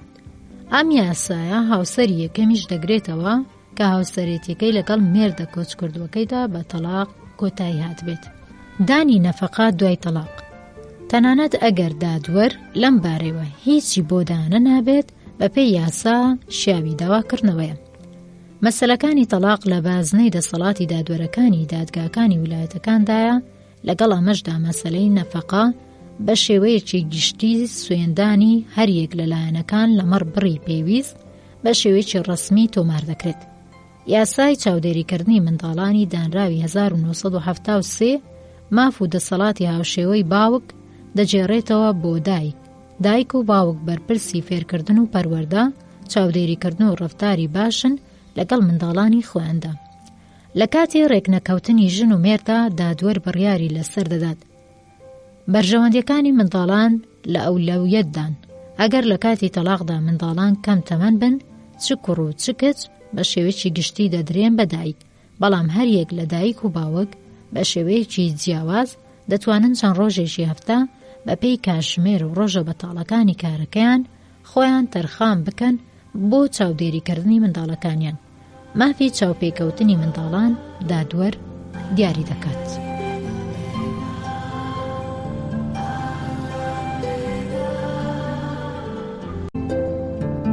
یاسای لەباربردن: ئەو هەلومەرجەی کە پزیشک دەتوانێت پەسەندی بکات بۆ ڕاوەستاندنی سکپڕی یاخود بەمانایەکی تر جینێک لەبار بەرێت. ئەوە یاسای لەباربردنی دانراوی 1967 دەستنیشانی دەکات. دوو پزیشکی ڕێپێدراو دەبێت جەخت لەسەر پێویستبوونی ئەم کارە بکەنەوە. ئەم هەلومەرجە بەم شێوەیە: درێژە کێشانی سکپڕی تەندروستی دایک بخاتە مەترسیەوە، یاخود سکپڕیەتی ژنەکە منداڵێکی خێزانەکە بخاتە بەردەم هەڕەشەیەکی جددی دووچاربوون بە نەخۆشیێکی جەستەیی و یاخود دەرونی و لە کاتی لەباربردندا زیانێکی کەمتری دووچار بێت. ئەگەری بوونی کەم ئەندامیەکی جەستەیی یاخود دەرونی کە لە دەستپێکی منداڵیەوە ڕوبەڕووی کۆرپەلەکە ببێتەوە، بە جۆرێک کۆرپەلە بۆ هەمیشە ببێت بە کەم ئەندام. یاسا ڕەچاوی ئەوەی کردووە کە لە کاتی خێرایی کارەکەدا پێویست ناکات دوو پزیشک ببینێت، تەنها لە کاتە ناچاریەکاندا نەبێت. دەنا پێویستە لەباربردن لەو نەخۆشخانانەی کە وەزارەتی تەندروستی دیاری کردووە ئەنجام بدرێت. مافەکانی ژن لە ئیتاڵیا: چاڵاکیەکانی ژنان بەر لە ڕاپرسی 12 و 13 ئایاری 1974 و دانانی یاسا. بزوتنەوە فێمینیستیەکان لە سەراتاکانی ئەم سەدەیە لە ئیتاڵیا بەهۆی دابوونەریتە تایبەتی و خەسڵەتە فکریەکانی زاڵ بەسەر خەڵکی ئەم وڵاتەدا، بزوتنەوە فێمینیستیەکان ئەو سەرکەوتن و لایەنگەریەی بۆ نەهاتە دی وەکەوەی کە لە وڵاتانی تردا ڕوویدا. لە ڕاستیدا ژنی ئیتالیایی نەریتی کاسۆلیکیان هەیە و وا پێدەچێت کە هزری ئازادی ژن لەگەڵ بیر و باوەڕەکانی ئەو مەزهەبەدا نەگونجێت. لەگەڵ هەموو ئەمانەشدا چەندین ژنی ڕووناکبیر ناوبانجیان دەرکرد. دکتۆرە ماریا مەتسۆری یەکەمین ژنە پزیشکی ئیتالیایی بوو کە بوو بە سایکۆلۆجیستی منداڵ. ماتێلدا سراوی ڕۆمانوسی تەنزاوی بە هاوکاری ئەدواردۆ ئەسکار فۆگلیۆ هاوسەری ڕۆژنامەی کۆریری دی ڕۆمای دامەزراند. یەکێتی ژنان و ئەنجومەنی میلی ژنانی ئیتالیایی بەڕێبەری ئەداگۆپتی و ئێما مۆزامۆنتی دامەزران و کاراکران. بەڵام گروپی ژنە فاشیستەکان بزوتنەوەی فێمینیستیان لەناو برد یاخود خستیانە ژێر دەسەڵاتی خۆیانەوە. سەرکەوتنە بەراییەکان دوای جەنگ لە ساڵی 1939 تا 45 بزوتنەوەی فێمینیستی لە ئیتالیا گەشەیەکی بەرچاوی کرد و لە بەرامبەر نایەکسانی و بێکاریدا ڕابوون و هەوشیاری ژنانی ئیتالیاییان ڕاگەاند. مێڵد یاخود بزوتنەوەی ئازادی ژنان لایەنگرێکی زۆری پەیدا کرد و بانگهێشتی ژنانی کرد بۆ بەشداربوون لە چەند خۆپیشاندانێکدا بە مەبەستی ڕەتکردنەوەی پرۆژەی پوچەڵکردنەوەی تەلاق لە ساڵی 1974 کە لە 1 تشرینی یەکەمی ساڵی 1970 خراپوەڕوو. مادەی 29 دەستوری ئیتالیا یەکسانی مافەکانی نێوان ژن و پیاوی بەڕەسمی ناسی. بە دواداچوونی تەلاق ئیتالیا لە سەردەمی دەسەڵاتی ناپلیۆنەوە 1996-1915 تەلاقی بەڕەسمی ناسی. ڕێکەوتنامەیە کە لە 11 شوباتی 1924 لە کۆشتی لاتران ئەنجامدرا جەختکردنەوەیەک بوو لەسەر قبوڵ نەکردنی هەڵوەشاندنەوەی هاوسەرێتی. ئیتالیا دوو جۆرە هاوسەرێتی بەڕەسمی دەناسێت: هاوسەرێتی کاتۆلیکی کە لەگەڵ یاساکانی کلێسادا دەگونجێت و هاوسەرێتی نائاینی کە لەگەڵ یاسای مەدەنیدا دەگونجێت و کارمەندانی ئاینی ناکاتۆلیکیش دەتوانن ئەم مەراسیمە ئەنجام بدەن. بەڵام زۆرینەی هاوسەرێتیەکان لە ئیتالیا بەپێی دابی کاتۆلیکی ئەنجام دەدرێت. یاسای دانراوی 1 کانونی یەکەمی ساڵی 1970 زۆر بەقوڵی شێوازی ژیانی لە ئیتالیا دووچاری گۆڕان کرد. مادەی یەکەمی ئەم یاسایە هەڵوەشاندنەوەی هاوسەرێتی نائاینی لەبەرچاو گرتووە لە کاتێکدا کە هاوسەرێتیەکە لە ناسنامەی ژن و مێردا تۆمارکرابێت. بۆ تەلاق 4 بابەتی لەبەرچاو گرتووە: سزادان بە سزا، دابڕانی ژن و مێرد لایەنی کەم بۆ ماوەی 5 ساڵ، یەکێک لە لایەنەکان لە دەرەوەی وڵات بڕیاری تەلاقی دابێت و یاخود ئەگەر هیچ کات پەیوەندی هاوسەرێتی ئەنجام نەدرابێت. بۆ تەواوکردنی مۆڵەتی تەلاق ژن و مێرد دەبێت لایەنی کەم 5 ساڵ بێ پسانەوە جیا لە یەکتر بژین. ئەگەر مێرد دژ بە تەلاق بێت لە کاتی ڕەزامەندی هەردوولادا بۆ جیابوونەوەکە هەلی 5 ساڵ بۆ 6 ساڵ زیاد دەکرێت. ئەگەر ئەو لایەنێک کە بۆتە هۆی دابڕان خوازیاری تەلاق بێت کاتە یاساییەکە دەگاتە 7 ساڵ. ئەو کێشانەی کە یاسای تەلاق بۆ ئیتالیای دروست کردووە وای لە دەوڵەت کرد کە لابردنی یاساکە بخاتە بەردەم ڕایگشتیەوە. ڕاپرسی گشتی 12 بە زۆرینەی 160 بە قازانجی تەلاق ئەنجامدرا. یاسای مەدەنی نوێی ئیتالیا مافەکانی تاکەکەس بەهۆی دانانی یاسای نۆزەی ئایاری 1975 و یاسای ژمارە 151 یاسای 6 ئازاری 1987 گۆڕدرا. ژن و مێردە لاوەکان دەبێت تەمەنیان 18 ساڵ بێت. بابەتەکانی تەلاق بەهۆی توندوتیژی و یاخود کاری خراپەوە بەپێی مادەی 122 یاسای مەدەنی بۆتە چەندین بەرامبەر. بابەتەکانی پوچەڵبوونەوەی هاوسەرێتی بریتین لە توشبوون بە نەخۆشیی جەستەیی یاخود سایکۆلۆژی کە ببێتە لەمپەر لە بەردەم بەردەوامبوونی ژیانی هاوسەرێتیدا. سزادران بە 5 ساڵ زیندانی پیشەی خراپەکاری، 2 ساڵ سزادران بە تاوانی بەدڕەوشتی، سکپڕبوونی ژن لە پیاوێکی تر بەر لە جێبەجێکردنی مەراسیمی هاوسەرێتی لەگەڵ مێردی ڕەسمیدا، ژیانی هاوسەرێتی کۆبنەوەیەکی هاوبەشی بچووکە کە تیایدا داراییەوە دەسهاتوەکانی دوای هاوسەرێتی 143 یاسا ژن و مێرد بە خاوەنی مافی یەکسان و ئەرچی وەک یەک دادەنێت لە ماوەی ژیانی هاوسەرێتیاندا. هەریەک لە ژن و مێرد لە باسنەی تواناکانی خۆیدا دەبێ و وەڵامدەری پێداویستەکانی هاوسەرێتیەکەیان بێت. ژنی هاوسەردار لە کۆتایی ناوی خێزانەکەیدا ناوی هاوسەرەکەی زیاد دەکات. ژن و مێرد لەگەڵ یەکتردا ژیانی خێزان بەڕێوە دەبەن و هەڵبژاردنی شوێنی نیشتەجێی هاوبەش و فێرکردن و پەروەردەی منداڵەکان لەژێر چاودێری دادوەردایە و کە دەتوانێت هەڵبژێرەری هەریەک لەو هاوسەرانە بێت لەسەر بنەمای بڕیاری هەردوولا. ئەگەر کۆمەڵە هۆکارێک هەبن کە بەردەوامبوونی ژیانی هاوبەش بکاتە مەحاڵ و زیان بە فێرکردن و پەروەردەکردنی منداڵ بگەینێت، لەم بارەدا بەر لە تەلاق جیابوونەوەیکی 3 ساڵە فەرسەتێکی گۆنجاوە بۆ زیاتر خوێندنەوەی یەکتر، مادەی 151 یاسای مەدەنی. دایک و باوک سەبارەت بە منداڵە نامەشروعەکانی خۆیان هەمان ئەو ئەرک و مافانەیان لە ئەستۆدایە کە سەبارەت بە منداڵە مەشروعەکانی خۆیان هەیانە.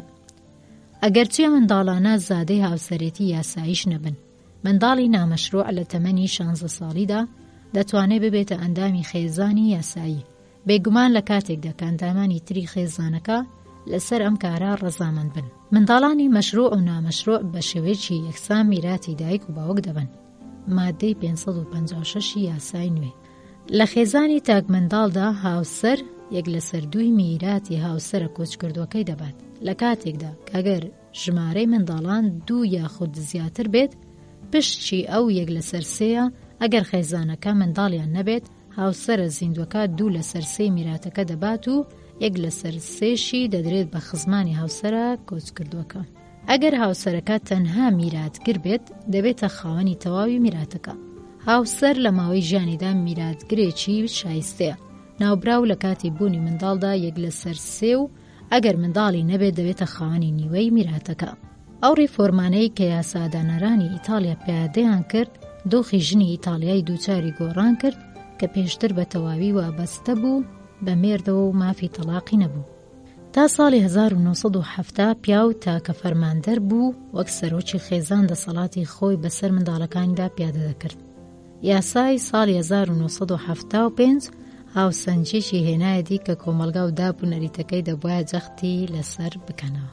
مافی کارکردن، پشتیوانی دادوەری لە کارکردنی ژن جێی سەرنجی یاسا جۆرا و جۆرە کۆمەڵایەتەکان بوو و یاسای 3 تەموزی 1910 تا یاسای 9 کانونی یەکەمی 1977 ژمارە 903 سیستەنامەیەکی لەژێر ناونیشانی کاری یەکسان مافی یەکساندا فۆرمەلە کرد. ڕیزبەندی کارەکان بە مەبەستی دیاریکردنی ماف و هەڵاوردنی کۆمەڵایەتی بۆ ژن و پیاو یەکسان کرا. ژمارەی ئەو ژنانێک کە کاروباری دامەزراوەکان و پارتە سیاسیەکانیان لە ئەستۆدایە بە خێرایی لە زیادبووندایە. جزار لۆپۆرینی فەیلسوفی هاوچەرخی ئیتالیایی لە ساڵی 1989 لەمەڕ یەکێک لە پارتە سیاسیەکانی ئیتالیا وتی ژنان بوون بەمایە ڕزگارکردنی ئەو پارتە.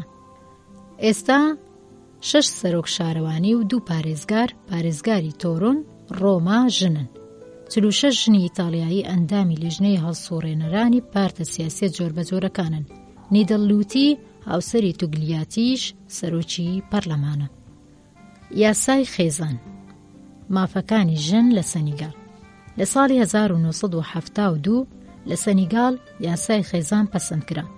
ئەم یاسایە دانراوێکە لە یاسای شارستانیە جۆرا و جۆرەکانی ئیسلام، مەسیحیەت و ئەنیمیزم کە سەرجەمیان لە سەنیگالدا ڕۆڵێکی زۆریان هەیە. ئەنیمیزمەکان لایەنگری ئەو گروپانن کە دیاردەی ژیاری و نەخۆشیەکان لە ڕێگەی ڕەفتاری و ڕۆحانیەکانی مرۆڤەوە شی دەکاتەوە. جادوگەری و یاسایی فەتیشگەرایی ئاینی ڕۆحانی ئەوانە. یاسای نوێ ڕێز لە تەواوی ئاین و ڕەوتە فکریەکان دەگرێت. بەپێی مافا باوەکان ژن وابەستێ بە باوک و هۆزەکەیەوە.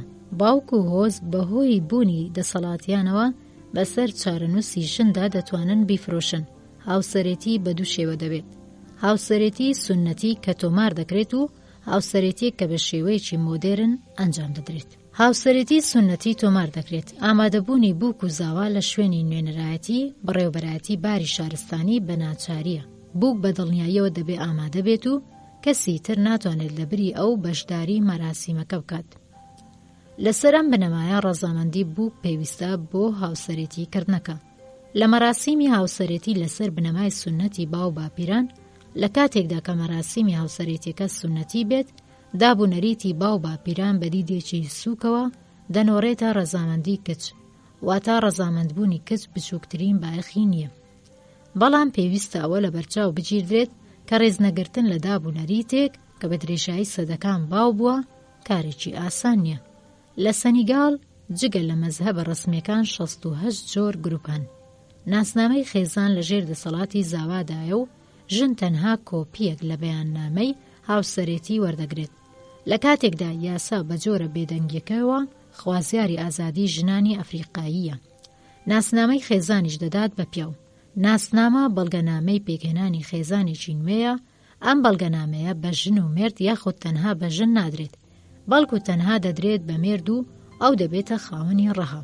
لە کاتی بوونی ناکۆچی لەسەر دروستی هاوسەرێتی و هەروەها ئەگەر بوو کوزاوە خاوەنی دابوونەریتی جیاواز بن، یاسای بڕیار لە سەردراوی 14 تشرینی 1960 لە بەرتربوون دەدات بە دابی ژن و بە پێی شوێنکەوتەیی ئەو بڕیار دەدات. لەگەڵ ئەمەشدا مادەی 830 یاسای خێزان تەواوی دابوونەریتە پێشوەکان کە لەسەر ئەو بنەمایە تەواوی مافەکانی دایک و باوک و منداڵان دەخاتە ژێر دەسەڵاتی باوکی خێزانەکە و هەموو ئەندامانی هۆزێک بە ژن و پیاوەوە لە ژێر دەسەڵاتی سەرۆک هۆزایە پوچەڵ کردەوە. لەگەڵ هەموو ئەمانەدا هەنووکەش ئەم دەسەڵاتە هەرپتەوە. هاوسەرێتی شەرعی ژن و مێرد لەگەڵ بوونی مافی هەڵبژاردننی شێوازی هاوسەرێتی دەتوانن ڕاستەوخۆ لە شوێنی نوێنەری باری شارستانی ئامادە بن و مەراسیمی پێکەوەبەستنی هاوسەرێتی ئەنجام بدەن. بەڵام لە هەموو جۆرەکانی هاوسەرێتیدا تەنها پیاوەکە دەتوانێت بڕیاری خۆی لەسەر تاک هاوسەری، مۆنیگامی و فرە هاوسەری پۆلیگامی ڕابگەێنێت. یاسا ژمارەی هاوسەرەکانی بۆ 3 کەس سنووردار کردو و ئەگەر مێردێک چەند هاوسەرێک هەڵبژێرێت دەبێت ژمارەیان لە ماوەی تەمەنی خۆیدا دەستنیشان بکات. ئەگەر ژن دابوونەریتی مرد پەسەند نەکات، هاوسەرێتیەکە ئەنجام نادرێت، بەڵام ئەگەر پەسەندی بکات ئیدی هەرگیز ناتوانێت لێی پەشیمان بێتەوە. هەندێک پیاو ئامادەجی لە نووسینگەکانی باری شارستانیدا پەسەند ناکەن، نووسینگەکانی باری شارستانیش زیاتر لە شارەکاندا بەنیادنراون. ئەگەرچی دەسەڵاتی حکوومەتی ناوەندی باڵی کێشاو بەسەر ڕەوشت و دابی گوند نشینەکاندا، بەڵام گوند نشینەکان پتر شوێنکەوتەی داب و فەرمانەکانی جادوگەرانن تا دابێت کە کەسەکانی هۆزەکانی تر بیانەوێت بەسەریاندا بسەپێنن. لەگەڵ ئەمەشدا هاوسەرێتیە تۆمار نەکراوەکان بەپێی مادەی 146 یاسای خێزان ڕێگەیان پێدراوە.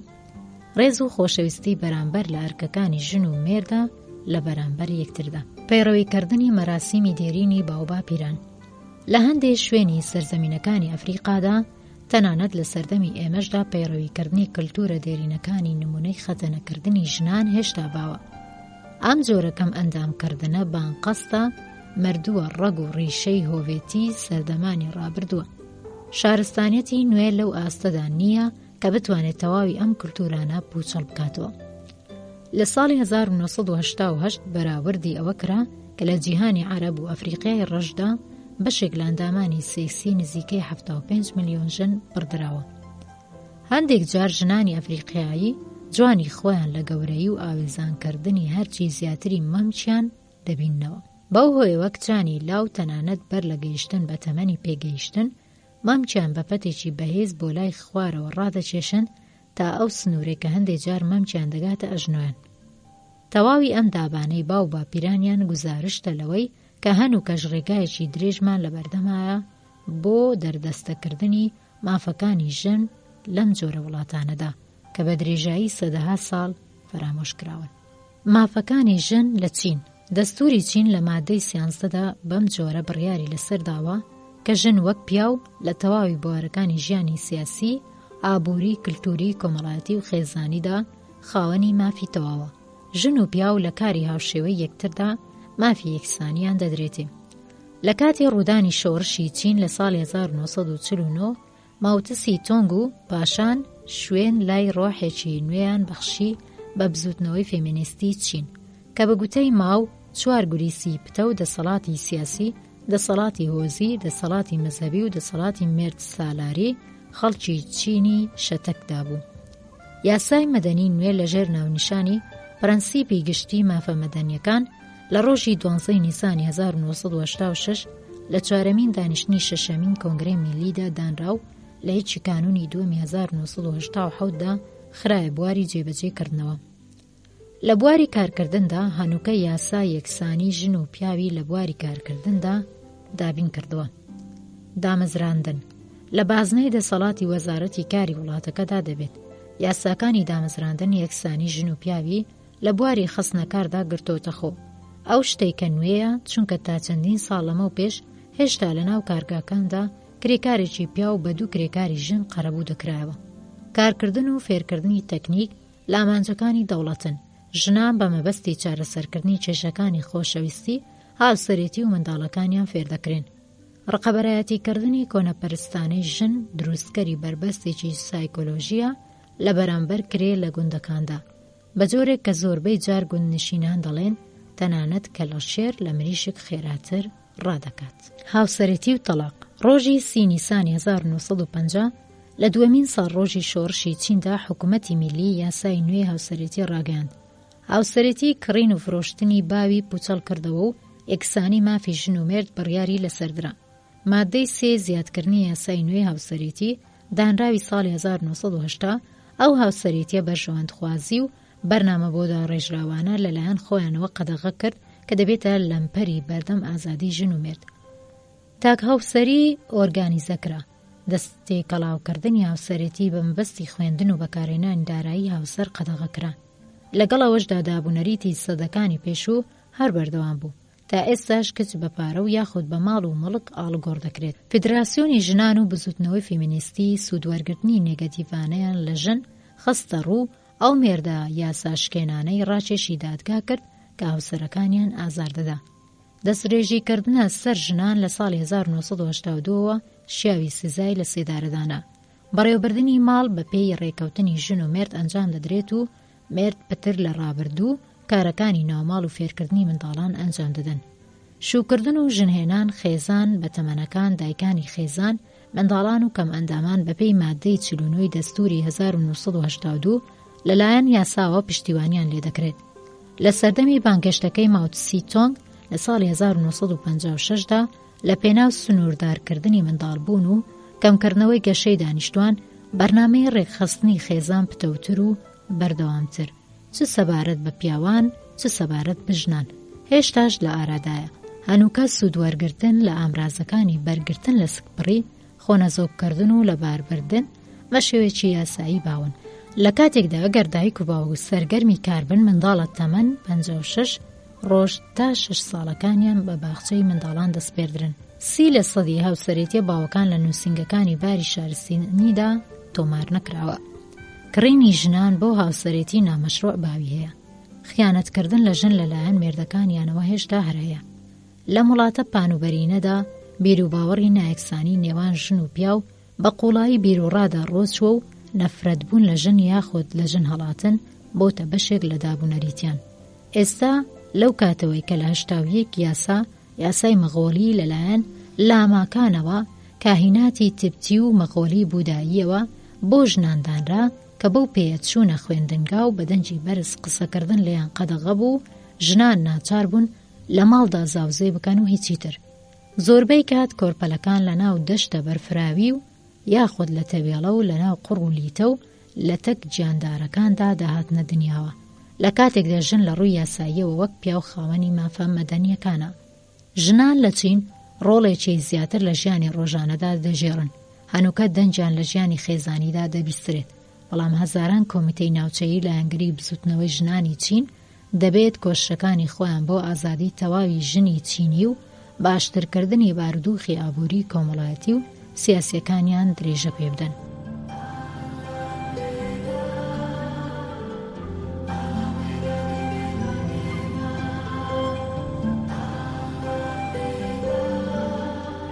مافەکانی ژن لە ڕووسیا، ژنان و شۆڕشی ئۆکتۆبەر.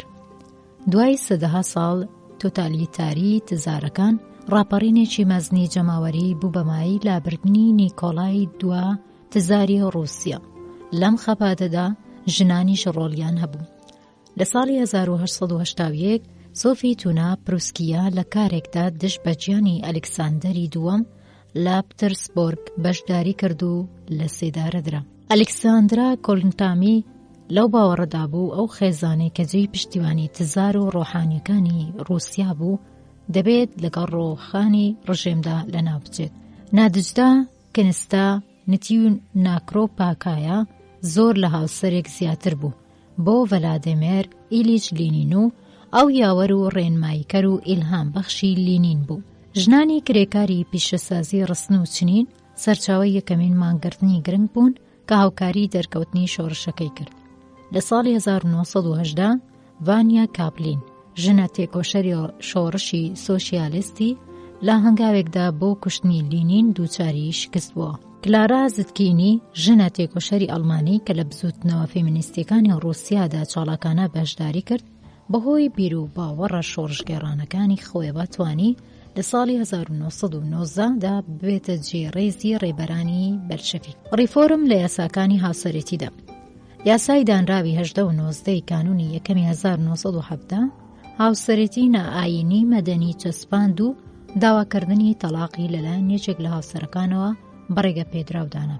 لە 19 تشرینی دووەمی 1926 یاسای هاوسەرێتی خێزان و سەرپەرشتیکردن دانرا. هەلومەرجی ڕواڵەتی هاوسەرێتی لە ناوچوو تەنها دەرکردنی پەیمانە بەبێ ئەنجامدانی هیچ ڕێوڕسمێک لەلایەن باری شارستانیەوە بەس بوو. بەڵام یاسای 8 تەمووزی 1944 ئەم یاسای گۆڕی و ئامادەبوونی لە شوێنی نوێنەری باری شارستانی لە کاتی مەراسیمەکەدا کرد بە ناچاری. ڕێکەوتنیش لەسەر هاوسەرێتی نابێت بە زۆرەملێ و بە زۆر و فێڵ ئەنجام بدرێت. یاسای بنەمای مافەکانی خێزانی دانراوی 27 حوزەیرانی 1968 چووە ژێر دەسەڵاتی مافەکانی خێزانەوە. بووکو و زاوا لایەنی کەم پێویستە 18 ساڵی تەواو بن لە یاسای 1926 یەکسانی تەواوی نێوان ژن و پیا و ڕاگەندرا. بەپێی ماددەی 9 ژن ئازادە دەتوانێت سەرگەرمی ئەو کارە بێت کە خۆی ئارەزوومەندێتی. دەرگاکانی سەرجەم کارەکان بەڕووی ژناندا واڵایە. یاسا لەمەڕ هەڵبژاردننی ناوپێی وایە کە هەریەک لە ژن و پیاو دەتوانن ناوی خۆیان بپارێزن و یاخود ناوی لایەنەکەی تر هەڵبژێرێت. ژن و مێرد دەبێت بە هاوڕێتی یەکتر و بەپێی داهاتەکانیان وەڵامدەری پێداویستەکانی خێزان بن. دانانی یاسایی سیستمی هاوسەرێتی گوزارشدا لە هاوبەشێکی دارایی لەسەر بنەمای ئەوەی کە ئەم داراییانە دوای هاوسەرێتی بەدەست هاتبێت. لە کاتێکدا کە لەمەڕ بەڕێوەبردننی کاروباری دارایی لە نێوان ژن و مێرد ڕێککەوتن کرا بەبێ ئەوەی کە پێویستی بەجیابوونەوەی ئەوان هەبێت. یەکێک لە لایەنەکان دەتوانێت داوای دابەشکردنی ئەو داراییانە بکات کە تا ئەو کاتە لە ژێر دەسەڵاتی هەردووچیاندا بوون. ئەگەر یەکێک لە هاوسەرەکان پێویستی بە خەرجێکی تەواو خودی بێت، ئەم خەرجیە لە ژمێرە بانکی خۆی دەدرێت. لە کاتی فرۆشتنی مڵکێکدا کە لە ماوەی هاوسەرێتیدا کڕدرا بێت، ئامادەجی ژن و مێرد هەردووچیان لە تۆمارگادا ناچاریە. قەرزی خێزان هاوبەشە، بەڵام قەرزی خودی یەکێک لە لایەنەکان پەیوەندیدارە بە خودی خۆیەوە. مێرد تا 1 ساڵ دوای لەدایکبوونی منداڵ پێویستە یارمەتی هاوسەرەکەی بدات. لە کاتی لەدایکبوونی کۆرپەڵەدا دایک دەتوانێت ناوی باوکی ڕابگەێنێت. ئەگەر باوکە ناوبراوەکە ڕەزامەند نەبێت، لەسەر ئەم ڕاگەیاندنە دەتوانێت لە ماوەی ساڵێکدا ناڕەزایەتی دژی دەرببڕێت. یاسای 8 تەمووزی 1944 بەڕەسمی ناسینی باوکی نامەشروعی قەدەغە کردبوو. دەوڵەت لەبری باوک تەواوی ئەرکەکانی سەرپەرشتیکردنی منداڵی نامەشروعی لە ئەستۆ دەگرت. تەلاق دادگایە کە یەکێک لە هاوسەرەکان بۆ وەرگرتنی تەلاق سەردانی کردووە تەنها کاتێک بڕیاری تەلاق دەدات کە پێویستبوونەکەی دەستنیشان بکات. ئەگەر ژن و مێرد منداڵیان نەبێت، نوێنەری باری شارستانی بە سادەیی تەلاق تۆمار دەکات. ئەم تۆمارکردن و بڵاوکردنەوەیە لە ماوەی 3 مانگدا ئەنجام دەدرێت. لە کاتێکدا کە ژنی سکپڕ و یاخود کۆرپەڵەی کەمتر لە 1 ساڵیان هەبێت، تەلاق بەبێ ڕەزامەندی ئەو وەدی نەهاتووە. لە بابەتەکانی تردا کاتێک کە دادوەر شکستی هاوسەرێتی و بەردەوام نەبوونی ژیانی هاوبەشی ڕاگەیاند، دادگاکان دەتوانن بڕیاری تەلاق دەربکەن. هەڵەی یەکێک لە لایەنەکان کاریگەری لەسەر دەرەنجامی دادوەری تەلاق نییە. مافەکانی ژن لە وڵاتە یەکگرتووەکانی ئەمریکا.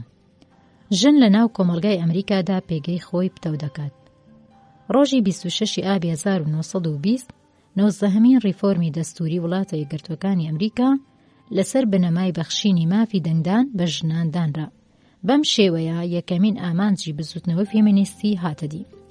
جۆن ڕایکان یەکەم ژن بوو کە بوو بە ئەندامی کۆنگرێسی ئەمریکا ناوبراو کە ئاشتیخوازێکی تەواو بوو دەنجی نایدا بە دەستێوەردانی سەربازیانەی ئەمریکا لە جەنگی جیهانی یەکەمدا. شۆڕشی پیشەسازی بازێکی نوێیدا و گەشەی ئابووری بوو بە مایەی نیگەرانی بەشە گوند نشینەکان و خەڵک و هەروەها کۆڕە فیمینیستە گرنگەکانی نمونەی یەکێتی ژنانی مەسیحی بۆ قەدەغەکردنی ئەلکۆهۆل دووچاری شڵەژان بوو. لەژێر کاریگەری ئەم یەکێتیەدا یاسای قەدەغەکردنی بەرهەمهێنان و فرۆشتنی خواردنەوە ئەلکۆهۆلیەکان دانرا کە لە ماوەی 13 ساڵدا لە ساڵی 1920 تا ساڵی 1933 هێشتا هەرمابەوە. ژنانی ئەمریکایی دەرچیان بە قازانجی یەکگرتوویی کردبوو بە مەبەستی گەیشتن بە ئامانجەکانی نمونەی ناسینی مافی یەکسانی لەگەڵ پیاواندا. جیمیز ئادامز بەدەستهێنەری خەڵاتی ئاشتی نۆبڵ لە ساڵی 1931دا بووە سەرۆکی یەکێتی نێودەوڵەتی ژنان بۆ ئاشتی و ئازادی. ژنانی ئەمریکایی لە بوارە جۆربەجۆرەکاندا شایستەی و کەسایەتی خۆیان نمایش کرد.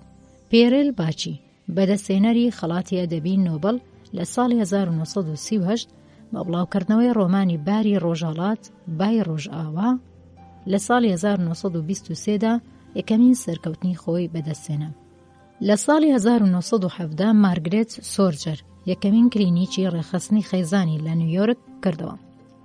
لە ساڵی 1928 لە ئەمستەردام ژنان توانیان لە زۆرینەی بوارەکانی وەرزشی یاریەکانی ئۆلۆمپیکی هاوینەدا بەشدار بن و لە ساڵی 1932 لە لۆس ئانجلس ژنانی ئەمریکایی بە درەوکردنی میداڵەکان ناوبانجیان بەدەستهێنا. ئەستێرەکانی هۆلیوود لە گوندە دوورەپەرێزەکانیشدا کۆمەڵە فیلمێکیان پێشکەش کرد کە بوو بە مایەی خۆشەویست بوونیان و کەسانی نمونەی ماری پیکفۆرد یاخود جین هارلۆ وەک ڕۆدۆلفۆ ڤالتینیۆ درەخشانەوە. ڕۆدۆلفۆ ڤالتینیۆ هونەرمەندێکی پیاوی زۆر خۆشەویستی ساڵانی 1920 بوو. لە ماوەی جەنگی جیهانی دووەمدا ژنی ئەمریکایی بە بەشداریکردن لە سوپای ژنانی چەکدار بۆ یەکەمین جار لە مێژوودا ڕۆڵێکی کاریگەریان لە جەنگێکدا گرتەستوو. لە ساڵی 1963 بزوتنەوەی ئازادی ژنان و لە ساڵی 1966 ڕێکخراوی ملی ژنان بە هەوڵ و کۆشی بتی فەرەیدون دامەزرا کە ئێستا مولیارد سەرۆکێتی. لە ساڵی 1989 ئالبووی هەگنز سەرۆکاتی کۆمیتەی میلی مافی ژیانی لاستۆگرت. ئەگەرچی مانگرتنی ژنان سەبارەت بە نەنووسن لەگەڵ مێردەکانیاندا لە مێژووی 29 تشرینی یەکەمی 1975 سەرکەوتنی تەواوی بەدەست نەهێنا، بەڵام بزوتنەوە فیمینیستەکانی هاندا بۆ تێکۆشان لە پێناو دەستەبەرکردنی مافی یەکساندا. دیوانی باڵای وڵات لە ساڵی 1973 ئازادی لە باربردنی بەڕەسمی ناساند.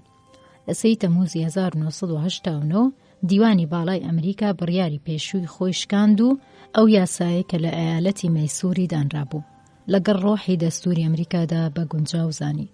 بەهۆی یاسای دانراوی مەیسوریەوە ژیانی هەر مرۆڤەیەک لە کاتی پیتاندنی هێلکۆکەوە دەست پێ دەکات.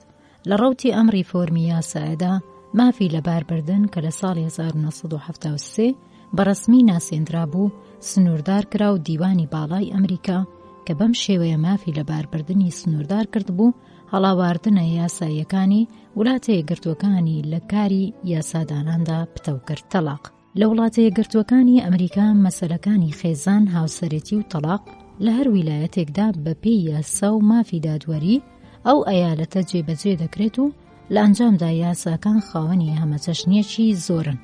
لەمەڕ هاوسەرەتی لە ناو ویلایەتەکاندا جیاوازی بەرچاوی تیانە، چونکە مەراسیمی هاوسەرەتی بامادەبوونی نوێنەری باری شارستانی ئەنجام دەدرێت کە ئەرکەکەی دادوەر دەستنیشانی دەکات. بەڵام لەمەڕ تەلاق یاساکانی ویلایەتەکان جیاوازی تێڕوانینیان لەگەڵ یەکتردا هەیە. لە هەندێک ویلایەتدا ئەنجامدانی هەڵە دەکرێت ببێتە مایە تەلاق و لە هەندێکی تردا ڕاگەاندنی شکستی هاوسەرەتی ڕێگەدانە بە جیابوونەوەیان. تەلاق بەهۆی کاری هەڵەوە. لە هەندێک لە ویلایەتەکاندا تەلاق لە بنەڕەتدا لە کەمتەرخەمیکردن لە ژیانی هاوسەرەتیەوە سەرچاوە دەگرێت. خیانەت یاخود وازێنان لە خێزان کە نەخۆشیە دەرونیە چارەسەر نەکرا و تاوانباربوون بە تاوانی کوشتن و یاخود سزادان بە زیندانیکردنی درێژخایەن بۆ ئەم دوو بابەتە زیاد دەکرێت. ئەم ویلایەتانە بریتین لە کانکتیتاک، ئەیلینویز، ماین، مدساسوت، ئۆهایۆ و پەنسیلڤانیا. تەلاق لە ئەنجامی شکستی هاوسەرێتیوە. لە سەرجەم ویلایەتەکاندا یاساکانی پەیوەندیدار بە تەلاق لەسەر شکستێکی بێچارەسەری هاوسەرێتی دانراوە. ئەم ویلایەتانە بریتین لە کالیفۆرنیا، کۆلوادۆر، ئایوا، میشیگان، نەبراسکا و تەکساس. لە کالیفۆرنیا شکستی هاوسەرێتی بە مانای ناکۆچیی بێچارەسەر دێت. ویلایەتی کلۆرادۆ ڕستەی شکستێکی ناقەرەبووی هاوسەرێتی هەڵدەبژێرێت. ویلایەتی ئایوا و میشیگان گزارشتێکی تر پەسەند دەکەن کاتێک هیچ ئەگەرێک بۆ ڕزگارکردنی پەیوەندی هاوسەرێتی نەبێت. تەلاق دوای ماوەیەک دابڕان بەهۆی ڕێکنەکەوتنی ئاکاری. ویلایەتەکانی ئەلاسکا، ئەلبانی، دوورگەکانی ڤێرج، نیویۆرک، مۆرمنز، نیو مەکسیک ساڵێک یاخود زیاتر بە تەواو دەزانێت بۆ جیابوونەوەی خۆبەخشانەی ژن و مرد. ماوەی ئەم جیابوونەوەیە لە نیویۆرک 1 ساڵ و لە ڤەرمۆنت 6 مانگ و لە ڕوود ئەیلەند 2 ساڵە. لە نڤادا ماوەی جیابوونەوەی ژن و مرد بە ناچاری نییە و لە لایەکی تریشەوە هەوڵدان بۆ گرنتی ئاشتی پێشتر بەرنامە بۆ ڕێژکراوە. پێویست نییە لە نیویۆرک لە ساڵی 1973 ئەم مادەیە لابردرا، بەڵام لە کالیفۆرنیا ئارەزومەندانەیە. لە تەلاقێکدا کە لەسەر بنەمای هەڵەی هەردوو لایە یاخود یەکێکیان بێت، دادگاکان لە کاتێکدا کە ژن کەم تەرخەم نەبێت نەفەقەی بۆ دیاری دەکات. لە کاتێکدا کە تەلاق لەسەر بنەمای شکستی ئەو ئەنجام بدرێت، ژن دەتوانێت سوود لە نەفەقەیەک خۆگونجاندنەوەی سەر لە نوێ بۆ ماوەیەکی نەزانراو یاخود سنووردار وەربگرێت. لە ویلایەتی ئایلینویز داب وایە کە ئەگەر هاوسەر لەگەڵ داواکردندا پێویستی بە نەفەقە نەبێت، دانی نەفەقە دەکرێت لا ببرێت و لە کاتی پێویستدا دواتر پێی بدرێت. ئەگەر ژن و مێرد منداڵیان هەبێت، ئەو کەسەی چاودێری دەکات کە بە شێوەیەکی گشتی دایکێتی تا کاتی گەشەکردنی یاساییانەی منداڵەکان نەفەقە وەردەگرێت. لە کاتی شوکردنەوەی هاوسەردا نەفەقە دەبڕدرێت مەگەر ئەوەی کە دادگا لە کاتی تەلاقدا بڕیارێکی تری دەرکرد بێت. یاسای ئێستای کنگینیات کاتێک کە لە نێوان ژن و مێرددا ناکۆچی هەبێت لەسەر سەرپەرشتیکردنی منداڵ و هەردووچیان توانای چارەسەرکردنێکی ئاشتیانەیان نییە، دادگاکان ڕێگە پێدراون کە مەبەستی بەرگری لە بەرژەوەندی منداڵەکان بەبێ ڕەچاوکردنی بەرژەوەندی باوک و دایک لە ئەنجامدا بەجیا لە ناکۆچیەکانیان جێگیرێک دەکەن بە بەرپرسی بەرگری لە منداڵەکان. مافی کاری ژنان لە ویلایەتە یەکگرتووەکان. دوای ڕووداوە جۆر بە جۆرەکان و بە تایبەتی پێکهێنانی کۆمسیۆنی سەرۆکایەتی کۆماری بۆ لێکۆڵینەوە دەربارەی هەلومەرجی ژنان لە ساڵی 1961 هەنگاوی یاسایی جۆراوجۆری بۆ ئاسانکاریەکانی کارکردن کرێ و فێرکردنی ژنان لە ئەمریکادا پیادەکرد. ئەم هەنگاوە یاساییانە بریتین لە یاسای مافەمەدەنیەکان لە ساڵی 1964 و یاسای خوێندنی باڵا 1972 یاسای یەکسانی هەڵەکانی دامەزراندن. بەپێی یاسای گشتی بڕیار لە سەردراوی 1973 لەمەڕ دامەزراندن و فێرکردنی ژنان کە بە ناوی یاسای تەواوی پەروەردە و فێرکردن ناسرا، هەر جۆرە جیاوازیەکی لەسەر بنەمای جنسی مرۆڤ لە هەموو دامەزراوەکاندا بە قەدەغا ڕاگەیاند. لەمبارەیەوە لەگەڵ وەزارەتی کاردا ڕێکەوتنامەیەک واژۆ کرا و جیاوازیکردنی لە بوارەکانی خستنەکاردا قەدەغا کرد کە لە جیاوازی ڕەگەزی، نەژادی، ڕەنگ، ئاین و یاخود ڕەگەزی نەتەوەییەوە سەرچاوی گرت بێت. ئەم قەدەغاکردنە تەواوی کەرتە تایبەتیەکان ڕێکخراوە ناو دەوڵەتی و کەرتە گشتیەکانی فێدراڵ و یاخود ویلایەتە یەکگرتووەکان دەگرێتەوە. سنووری ئەم قەدەغاکردنە تا بوارەکانی دەرکردن کرێ هەرەوەزیە کرێکاریەکانی ژن بەرز بۆەوە و بۆ تەواوی هەلومەرجەکانی کار و چوارچێوەی هەڵاواردەکانیش خۆی کێش کرد. لە ساڵی 1972 بەپێی یاسای کۆمسیۆنی هەرە یەکسانەکانی خستنەکار ئاژانسێکی فێدراڵی دامەزراند. ئەم کۆمسیۆنە بە مەبەستی بەرگرتن لە تایبەتمەندکردنی کارێک بە ژنێک و یاخود پیاوێک چاودێری بەسەر هەلومەرجی کارکردندا دەکات. یاداشتی جیاوازی نەکردنی ڕەگەزی لە تەواوی ڕێکەوتنامەکانی ویلایەتە فێدراڵەکان بە بەشی تایبەتی و یاخود دەوڵەتیەوە بڵاوکراوەتەوە. بەپێی ئەم یاداشتە دەبێت لایەنەکانی ڕێکەوتنامەکە لەو دامەزراوە خوازراوەدا میتۆدێکی جێگیر بگرنەبەر. میتۆدێکی لەو جۆرەش کارا بووە و ژمارەیەکیش لە دامەزراوەکان بەهۆی چاودێری نەکردنی ئەم بڕیارانەوە نەیانتوانیوە لەگەڵ بەڕێوەبەرایەتیە دەوڵەتیەکاندا ڕێکەوتنامە واژۆ بکەن. لەم بوارەدا تەنها ئاوارتەیەک هەیە و ئەویش کاتێک کە ڕگەزی کەسە خوازراوەکەدا لە بەدەستهێنانی کارەکەدا گرنگجێکی بنەڕەتی هەبێت، گروپێکی هاوبەش لە ئەندامانی وەزارەتی تەندروستی، وەزارەتی پەروەردە و فێرکردن، وەزارەتی دابینکردنی کۆمەڵایەتی و وەزارەتی کار لێکۆڵینەوەیکی بە کۆمەڵیان دەربارەی کێشەکانی چێشکردنی کۆمەڵایەتی ژنانی خوێندەبار و یاخود ژنانی خاوەن بڕوانامەی باڵا دەست پێ کردووە. پێدەچێت کە یاساکانی هەنووکە بەهۆی دروستکردنی ئەو بربەستە تەواوە لە هەمبەر دامەزراندندا ناکۆک بێت، چونکە تەواوی کاروپیشەکان لەسەر ئاستی لۆکاڵی، فێدراڵ و ویلایەتەکاندا و تا ڕادەیەک هەموو کارەکانی کەرتی تایبەتی لەژێر چاودێری یاسای دامەزراندندان. ئەنجام ویلایەتە جۆربەجۆرەکانی ئەمریکا دەنجی پۆزتیڤی بەو یاسایانە داوە کە دەستەبەرکردنی مافی یەکسان بەڕەسمی دەناسێنێت. لە کۆبوونەوەی ساڵانەی ڕێکخراوە سەرەکیە فێمینیستیەکاندا کە لەژێر سایەی کۆمەڵی کۆنفرانسی میلی ژناندان بە سەرۆکاتی بلا ئەبزووک ئامانجەکانی بزوتنەوە فێمینیستیەکان شیکرایەوە. بڕیارنامەی ئەم کۆبوونەوەیە لە 25 مادە ڕێکخرا بوو. لە ساڵی 1970دا لە هۆستن تەکساس بڕیاری لەسەردرا. مادەیەکی سەبارەت بە تێکۆشان بۆ دەستکەوتی پرۆژەی یاسایی مافە یەکسانەکان لەخۆگرتووە. ئەم پێشنیازە پرۆژەیەکی نوێیە بۆ ریفۆرمی دەستور لەسەر بنەمای یەکسانی مافەکانی ژن و پیاو. بزوتنەوە سەرەکیەکانی سەرگەرمی ئەم پێشنیازە بریتین لە یەکێتی ژنانی دەنگدەر و ڕێکخراوی ملی ژنان و کۆمیتەی میلی ڕاوێژکاری ژنان. سەرجەمی ئەم پێکهاتانە تێکۆشانێکی هاوبەشیان هەیە لە پرۆژەی ملی سەرۆکۆماری ئەمریکا کە بریتیە لە توێژینەوە و بەرنامەڕێژی دەربارەی کارکردنی ژنان. مافەکانی ژن لە کەنەدا. گۆڕانکاری لە مافەکانی ژناندا لە ویلایەتی کەبک لە پارێزگای کەبک لە ساڵی 1627 دابی ژنانی پاریسی تیایدا باو بووە. ژنانی بە ئاگا و پڕجم و جۆڵن لە بوارەکانی فێرکردن، تەندروستی و ژمێریاریدا کاری بەرچاویان ئەنجام داوە. ئەم ژنانە بریتین لە ڕزماری دوو ئەنکرناسیۆن، جان مانسن، مارگرێت بورژوا و مارگرێت دینیۆل. نزیکەی 3 سەدە ژنان لە تەواوی بوارەکانی فێرکردن و کارە خێرخوازیە گشتیەکاندا ڕۆڵێکی گرنگیان جێڕاوە. ئەم ژنە نایابانە سەڵت یاخود بێوەژن بوون.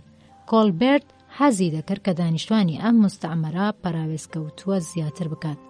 لەمڕۆ ناردنی 400 پیاو، 50 کچ، 12 ئەسپی ئاوس و 2 ئەسپی لە نەژادی ڕەسەنی بۆ تالون ڕاگەیاند و تالون لە وەڵامدا بەوی وت کە ژنانی فەڕەنسای نوێ هەموو ساڵێک سپڕ دەبن.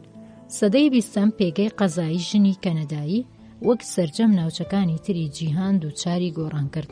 ئەنجومەنی میلی ژنان بە یارمەتی فێدراسیۆنی میلی، جان باتیس و بەهاندەری ماری ژۆرن لاژدووە گۆڤارەکەی بەناوی لابۆم پارول یارمەتیی بنەڕەتی ئەم گۆڕانەیدا. لە ساڵی 1980دا مۆڵەتی خوێندنی باڵا بەکچاندرا. لە ساڵی 1929 یەکێتی مافەکانی ژن بە مەبەستی باشترکردنی هەلومەرجی قەزایی ژنانی هاوسەرداری کیبکی بە هەموو توانایەکیەوە کەوتەکار.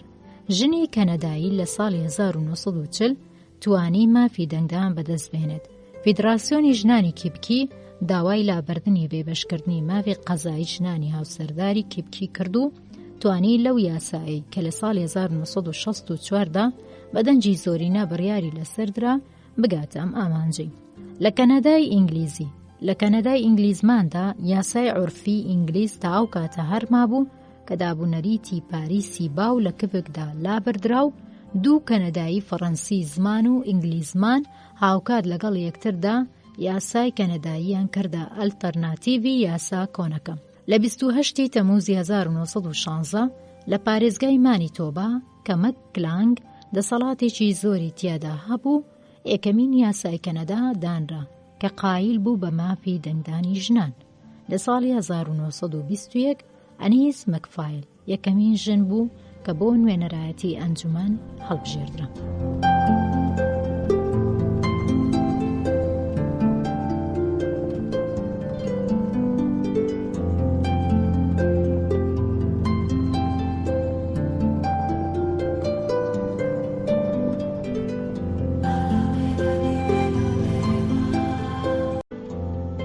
تەلاق. لە ساڵی 1968دا حکوومەتی فیدراڵ سەبارەت بە تەلاق یاسایەکی دانا کە لە سەرانسەری وڵاتدا شایستەی جێبەجێکردن بوو.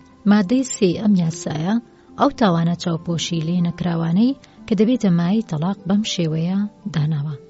یەکەم خیانەت زینا، دووەم هۆمۆسۆکسوێلی ڕەفتار ڕەندەیی دەست درێژیکردن یاخود کاری نمونەی هۆمۆسۆکسیۆلی. سێم هاوسەرەتی لەگەڵ کەسێکی تردا لە کاتێکدا کە هێشتا هاوسەرەتی یەکەم ماوەتەوە. چوارەم توندوتیژی جەستەیی یاخود سایکۆلۆژی کە درێژەدان بە ژیانی هاوبەشی مەحاڵ دەکات. مافەکانی ژنانی سوورپێست. یاسای 1951 کە پەیوەندیدارە بە هەلومەرجی ژیانی سوورپێستەکان و ئەسکیمۆکان لە کەنەدا. پێی وایە کە ژنی سوورپێست کە لەگەڵ ناسوورپێستێکدا ببێتە هاوسەر ئیتر بە سوورپێست ناژمێردرێت و لە بەرامبەر یاسای کەنەدادا تەواوی توانستی ماف و هەڵاواردنی پەیوەندیدار بە سوورپێستەوە لەدەست دەدات. ئەو لە ماڵی باوک و دایکی جیابۆتەوە و ئیتر ناتوانێت لە زەوی ڕەسیرڤەدا جێگەی هەبێت و مافی خاوەنداری زەوی لەو ناوچانە لەدەست دەدات و منداڵەکانیشی بە سوورپێست ناناسرێت و بە دەرکردنی لە کۆمەلگای سوورپێستاندا ماف و بەهای کلتوری و کۆمەڵایەتەکەی لەم کۆمەلگایەدا لەدەست دەدات. بەم شێوەیە ڕەنگە تەنانەت نەتوانێت کە بۆ نیشتیمانی باوک و باپیری خۆشی بگەڕێتەوە. یاسا ناتوانێت لەگەڵ دابوونەریتی جێماوی باوبێوەپیراندا بجەنجێت چونکە خەڵک دەیانەوێت پیادەی بکەن. ئەنجومەنی مافی سوورپێستەکان بۆ ژنانی سوورپێست لەگەڵ سەرجەم ئەنجومەنەکانی تردا خەبات دەکەن بۆ گەیشتن بە یەکسانی ژنانی سوورپێست لە بەرامبەر یاسادا. کۆمسیۆنێکی مافی مرۆڤ ئۆرگانە حکومی و ئەنجومەنەکانی ژنان هەنگاوی پێویستیان بۆ باشترکردنی دۆخی ژن لە کەنادادا خستۆتە بەرباس و لێکۆڵینەوە. ژنی ئیسپانی و ئیسپانی ئەمریکی. سیروانتیس بە تەنزێکی غەماوی و لە هەمانکاتدا نەرمەوە دەربارەی بارودۆخی ژن لە ئیسپانیا و ئەمریکای لاتیندا بە تیرێزا پانزای وتووە ژنی کاردروست پێی شکێنرا و زەمینگیر و خانەنشینە. سایەی ڕۆشن. هەر بەو جۆرێک کە لە مۆزەخانەی هونەرەکانی چرخی بەر لە دۆزینەوەی ئەمریکا لە سانتیاگۆی پایتەختی شیلیدا دەبینرێت، پەیکەری پیاوەکانی ئەو سەردەما بە وێنایەکی تووڕە و هێرشبەر و یاخود چەکدارەوە خراوەتە ڕوو. تۆلتیاتۆ ماکت لە 1000 ساڵ بەر لە دایکبوونی مەسیحدا لە کاتێکدا کە پەیکەری ژنێکی منداڵ لە باوەش لە جلوبەرجێکی شانازی کەردا نیشان دەدرێ بە هیا جوانە لە 1000 ساڵ بەر لە زاینی. لە ساڵی 654 ڕسۆنیتۆ یاسایەکی دانا بە ناوی یاسای لیدیکۆم کۆد ڤیزیگۆس کە لەسەر ئەو بنەمایە هاوسەرەتی بە سەختی شیاوی هەڵوەشاندنەوە بوو. لە سەدەکانی ناوەڕاستدا فۆغەر جۆزگۆ بوو بە جێنشینی ڕۆسۆنتۆ. دەرکردنی ژنی لە ماڵەوە لەلایەن مێردەکەیەوە کرد بە یاسایی. تەلاق تەنها بەهۆی ناپاچی ژن و یاخود هۆمۆسۆکسویلی پیاوە بە ڕێگە پێدرا و دادەنرا. مرۆڤی ئاسایی بە پێکەوە ژیانی ئازادی و نایاساییەوە دابی گرت بوو. ئەم کارەش جیابوونەوەی پەیوەندێکی لەو جۆرەی ئاسان دەکرد. خانەدانەکان مافی هەڵسوڕانی خزمەتکارەکانی خۆیان هەبوو. شاژنە ئۆبی ئەو بیناسازەی کۆشت کە بەرزترین قوڵەی ئەو کاتەی بۆ دروست کرد بوو. تا نهێنیەکانی بیناسازی ئەو قوڵەیە بۆ هەمیشە بە پارێزراو بمێنێتەوە. ئیزابێل ئاولدوکاستی هاوسەرە تەمەن 19 ساڵەکەی فردیناندی پێنجەم پادشای ئەراگۆن بوو. ئەم پادشایە لە ساڵی 1492 غەرناتای لە چنجی عەرەبەکان دەرهێنا. ئەم شاژنە بۆ جێی گەشتەکەی کریستۆفەر کۆڵۆمبسی بۆ ئەمریکادا و بناغەدانەری پێکهاتەیەک بوو بە ناوی برایەتی پیرۆز کە بوو بە ئامرازی دەستی ڕێکخراوی پشکنینی بیر و باوەڕەکان لە ئیسپانیا. مالینیشی هاوسەری دوا ئیمپراتۆری مەکسیکی ناوبراو بە موکتسەرما بوو کە ناپاچی لە مێردەکەی خۆی کرد و بووە عاشقی هەرنان کورتسی ڕزگاری خوازی جەنگ لەگەڵ ئەمریکادا. قەدیس تیرز دوژڕۆز بە ئاشکرا خۆی کردە وەقفی خوداوەند. پەرستگاش ئەو شوێنە بوو کە تیایدا ژن خاوەنی تەواوی مافەکانی بوو. ئەو مافانێک کە لە دەروەی ئەودا شوێنێکی تر نەبوو بۆ دەستەبەرکردنیان و بەم شێوەیە بەڕێگای لووتکەدا ڕۆیشت. سەدەی زێڕینی ئیسپانیا و چێشمەکانی ڕێکخراوی پشکنینی بیر و ڕاکان گۆڕی بۆ مافەکانی ژنی هەڵکەن. ژیانی کۆمەڵایەتی لە ناو پەرستگاکاندا بەسەر دەبرا. خۆشکی جوانە ئەنیز دولاکرۆزی ڕۆحانی ژنە شاعیری بەکەیف وەک دەیەمین خوداوەندی هونەرە جوانەکان ئاماژەی بۆ دەکرێت. هەنگاوە بەراییەکان. شارلی سێم ئازادی کۆششکردنی لە چاڵاکیە ئابوووریەکاندا بە ژنان بەخشی. ژنانی چینەباڵاکانی کۆمەڵگا یانەکانی خۆیان دامەزراند.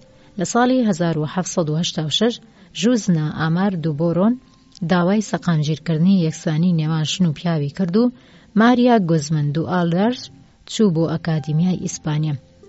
ماریا ژرتۆریس هۆر کە بە مانای کچی ڕۆژ دێت هاریکاری ڕۆژنامەی دیاریۆ دی مادرید دا کرد. لە ساڵی 1812دا دادگاکانی قادسیە دادگاکانی پشکنینی بیر و باوەڕیان هەڵوەشاندووە. لە ساڵی 1830 ماری کریستیان دوو بۆربۆن فریدناندی حوتەمی هاوسەری هاندا بۆ پوچەڵکردنەوەی یاسای سالنیک کە لەسەر ئەو بنەمایە ژن بێبەش کرابوو لە جێنشینی دەسەڵاتدارێتی. لە ساڵی 1930 لە ئیسپانیا ژنان مافی دەنگدانیان وەرگرت. لە 14 ئەیلولی 1926 لە ئەرژەنتین بە دانانی یاسایەک ژنان تەواوی مافە مەدەنیەکانیان بەدەستهێنا. لە کەتەلۆنیا و لە نیشتیمانەکانی کاستیل و باسک بزوتنەوە فێمینیستەکان چاڵاکیان دەکرد. ئەم بزوتنەوانە بریتی بوون لە ئەنجومەنی ژنانی کاتەلۆنیا، گروپی فێمینیستی ئۆتۆنۆمی گیپوزگووە، یەکێتی زۆرینە کۆماریخوازە شۆڕژێڕەکان و سەرنجام لە 7 تەمووزی 1970 یاسای مافی تەلاق لە ئیسپانیا دانرا. یاسای 7 تەمووزی 1970 دەربارەی مافی تەلاق لە دانیشتنی بەرواری 22 حوزەیرانی 1970 کۆنگرێسدا نوێنەرانی پەرلەمانی ئیسپانیا گەڵاڵەنامەیەکی یاسایی پەیوەندیدار بە گۆڕینی بڕیارە پێشوەکانی هاوسەرێتی پەسەند کرد کە لە یاسای مەدەنیدا بوو لە 7 تەمووزدا پادشا پەشگیری لێکرد. ئەم یاسایە لە 20 تەمووزی 1970 لە ڕۆژنامە ڕسمیەکانی وڵاتدا لەژێر ناوی یاسای 7 تەمووزی 1970 بڵاوکرایەوە. بەپێی ئەم یاسایە لە دوو دۆخدا تەلاق ڕوودەدات. سزادران بەهۆی ئەنجامدانی کوشتنی کەسێک و یاخود جیابوونەوەی ژیانی هاوبەش کە 1 یاخود 2 یا 5 ساڵ دابڕاوی ژن و مێرد لە یەکتر دەگرێتەوە، چ بە ڕەزامەندی هەردوو لاو چ بەبێ ڕەزامەندی ئەوان. مادەی 86 تا 99 یاسای مەدەنی مافی وەرگرتنی نەفەقە کاتێک نامێنێت کە ژن دووبارە شوک کاتەوە یا لەگەڵ پیاوێکی تردا پەیوەندیەکی ئازاد بەرقەرار بکات. مادەی 101 یاسای مەدەنی ئەگەر یەکێک لە هاوسەرەکان دژ بە کەسی سێم شکات تۆمار بکات، شایەتی یەکێک لەو دوانە دژ بە کەسی سێم وەرناگیرێت. مادەی 1247 یاسای مەدەنی لەمەڕەوەی کە یاسای شوێنی نیشتە جێبوون یاسایەکی مەدەنی تایبەت بسەپێنێت، ژنی هاوسەردار پابەند دەبێت بە ملکەچکردن بۆ یاسای شوێنی نیشتە جێبوونی مێردەکەی. مادەی 4 یاسای مەدەنی یەکسانی مافەکانی پیا و ژن لە هاوسەرێتیدا بەرقەراری سەر لە نوێی مافی تەلاق، یەکسانی مافەکانی منداڵان، چاونەخشاندنەوە بە پەیوەندی ڕێژەییان، مافەکانی خێزان لە ئیسپانیا لە ڕەگ و ڕیشە و گۆڕانی بەسەرداهاتووە. یاسای 13 ئایاری 1970 مادەی 42 پێشووی یاسای مەدەنی یاسای 24 نیسانی 1958 دوای ڕێککەوتنامەی 1959 گۆڕی. بەپێی یاسای 1959 کە هەنووکە هەڵوەشێنراوەتەوە، ئەگەر ژن و مێرد کاتۆلیک نەبن و یاخود مەیلی ئاینی خۆیان دەرنەخەن، هاوسەرێتی مەدەنیان ئارەزومەندانە دەبێت. ژن لە سەردەمی ئێستادا پەیوەری سکپڕی ژنانی ئیسپانیا لە 2/3 لە ساڵی 1983 بە 1.5 لە ساڵی 1990دا کەم بووەتەوە. لە کۆمەلگای سربەخۆی مادرید لە ساڵی 1992دا ڕێژەی بێوەژنی 2.3 و پیاوانی ژن تەلاقدراو گەیشت تا 1.95. لە ساڵی 1992 لە کۆی 58,715 کەسی ناکارە 54,910 کەسیان ژنان پێچیان هێنابوو. ئاملیا ڤالکارسەلی مامۆستای زانکۆ لەو باوەڕدایە تەنانەت ئەمڕۆژ بۆ دانانی ژنێک لە کارێکدا ناسینی بنەچەی باوکی گرنجێکی تایبەتی هەیە. لە مێژووی 16 تشرینی یەکەمی 1992 خەڵاتی ئاشتی نۆبڵ بە ڕیگۆ بەرتامسۆی لاوی گوندنشینی گواتیمالای بەڕەگەز مایایی لەدایک بووی 1959 و ڕێبەری مافەکانی نەتەوە و ناوچەیەکان و سیمبولی ئاشتی و ئازادی بەخشرا. ڤێرجینا ڤارگاسی ئەندامی ڕێکخراوی ژنانی پیرۆز بەم شێوەیە وەسفی بزوتنەوە فێمینیستیەکانی ئەمریکای لاتین دەکات. دەرکەوتەیەکی بەربڵاو نەگونجاو فرەکلتوری و پێکهاتوو لە نەتەوەی جۆر بەجۆرە. مافەکانی ژن لە فەڕەنسا دەستوری 1946 جەخت دەکاتەوە کە یاسا لە تەواوی بوارەکاندا مافی یەکسانی لەگەڵ پیاودا بۆ ژن دابین دەکات. ئەم دیاردەیە ناکرێت لە فەڕەنسادا بە سەرکەوتن دابنرێت. لەگەڵ ئەوەشدا بەرهەمی توێژینەوەی سۆسیۆلۆجیا و یاسادانان و کولتوری وڵاتانی تریشە. فەڕەنسا وڵاتی دیکارتە، ئەو جێگایەی کە ژنان لە بوارەکانی هونەر، زانست و ئەدەبیاتدا هاتوونەتە مەیدان و لە بەرامبەر دروشمە یەکسانی خوازەکانی فیمینیستەکاندا بەکە ڕووڵاڵی نەماونەتەوە. تەنانەت ئەگەر کێلت 1873-1954 لەناخەوە لەوە ڕادەمینێت کە ژنێک کە خۆی بە هۆشمەند دادەنێت داوای یەکسانی ماف لەگەڵ پیاودا بکات، بەڵام ژنی بەڕاستەقینە هۆشمەند خۆی لەم یەکسانیە بەدوور دەگرێت. لەگەڵەوەشدا ڕایگەشتی ناتوانێت سەبارەت بە بوونی پەرلەمانێکی دیموکرات بەبێ لایەن بمێنێتەوە. لە ڕۆژی 21 نیسانی 1944 حکوومەتی کاتی جەنەڕاڵ دیگۆڵ پێکەنرا. بۆ یەکەمین جار لەو ڕۆژەدا ژنانی بەشدار بوو لە هەڵبژاردننی شارەوانیدا مافی دەنگدانیان بەدەستێنا. لە 21 ئۆکتۆبەری 1945دا 33 ژن وەک نوێنەر چوونە ئەنجومەنی نوێنەرانەوە. سیمۆن دۆ بۆڤوار لە کتێبی ڕەگەزی دووەم 1949 دەڵێت بنیادی بوونی ژن و پیا و هاوبەشە. فەرانسوازی قارەمانی کتێبی بانگەشتکرا و 1943دا کە ئەکتەرێکی بێوێنەی ڕۆمانەکەیە دەڵێت من ئارزومەندی ئەم پیاوەم بەم شێوەیە فەرانسواز دەبێتە هەڵبژێر و ژن تا ئەو ئاستە بەرەو پێشەوە دەچێت کە بێتە هەڵبژێرەر. لە فەڕەنسا پلەپایە دادوەری ژن لە پێشکەوتندایە و چ لە ژیانی تایبەتی و چ لە ژیانی سیاسی ئابووری پشتیوانی لە کەسایەتی ئەو دەکرێت. ژنی فەڕەنسی و مافی هەڵبژاردننی هاوڵاتی بوون. هاوڵاتی بوون واتە وابەستەبوون بە کۆمەلگایەکی نەتەوەیی کە ئەندامەکانی مافی هاوشێوەیان هەیە.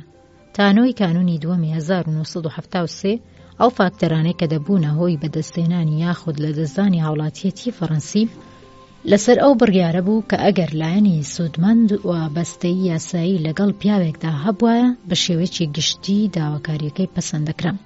بەڵام ئەگەر پیاوێک کە ژنێکی فەڕەنسی هەبوایە و داوای هاوڵاتیەتی بکردایە داخوازیەکەی ڕەتدەکرایەوە. لەو مێژوەوە یاسایەکدانرا کە هاوسەنجی نێوان ژن و پیا و بەرقەرارکرا. خوێندنی بە هاوڵاتی بووی فەڕەنسی بەپێی مادەکانی 17 و 19 یاسای هاوڵاتیەتی دانراوی 1973 ئەگەر منداڵێک لەدایک بوو باوچێکی فەڕەنسی لەدایک بوو بێت فەڕەنسیە.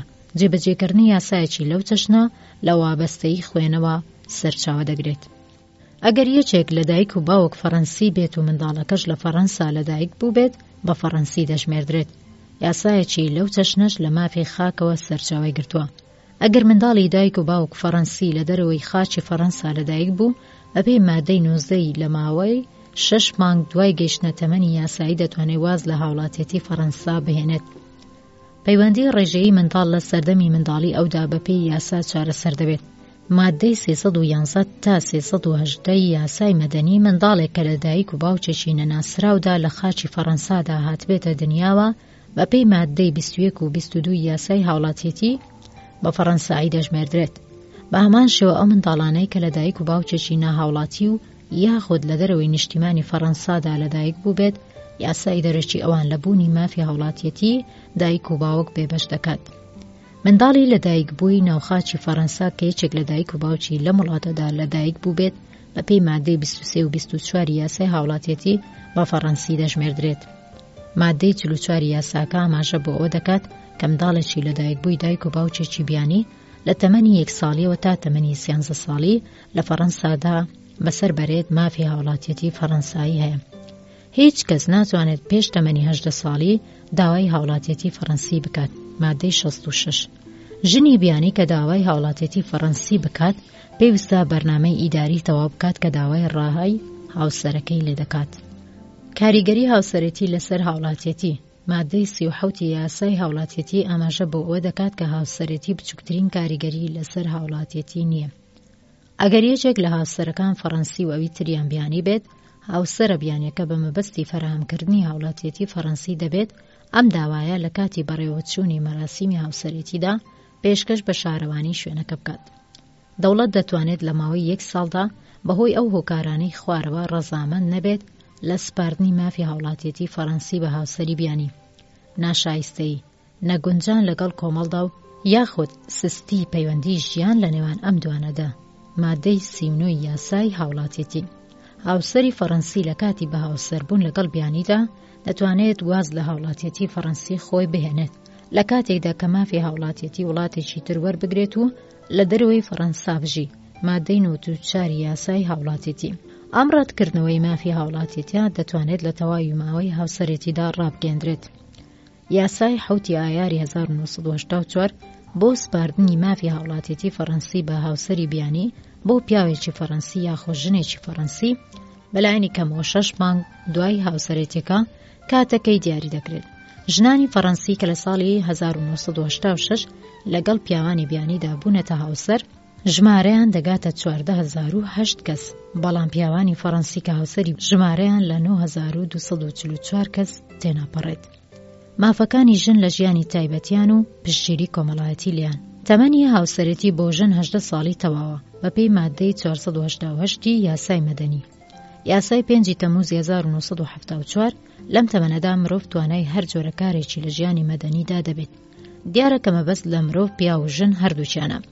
لە ساڵی 1985 لە 22 ملیۆن ژنی زیاتر لە تەمەنی 15 ساڵی 13 ملیۆنیان شویان کردووە بە 5 ملیۆن سەڵ، 3 ملیۆنیان بێوەژن و 1 ملیۆنیان تەلاق دراوبوون. ژنی سەڵ، دایکی سەڵ، منداڵی نامەشروع مادەی 334 تا مادەی 342 یاسای مەدەنی. ئەگەر دایک و باوک منداڵی نامەشروع بکەنە ڕەسمی، یاساش جەختی لەسەر دەکات. یاسای 25 حوزەیرانی 1982.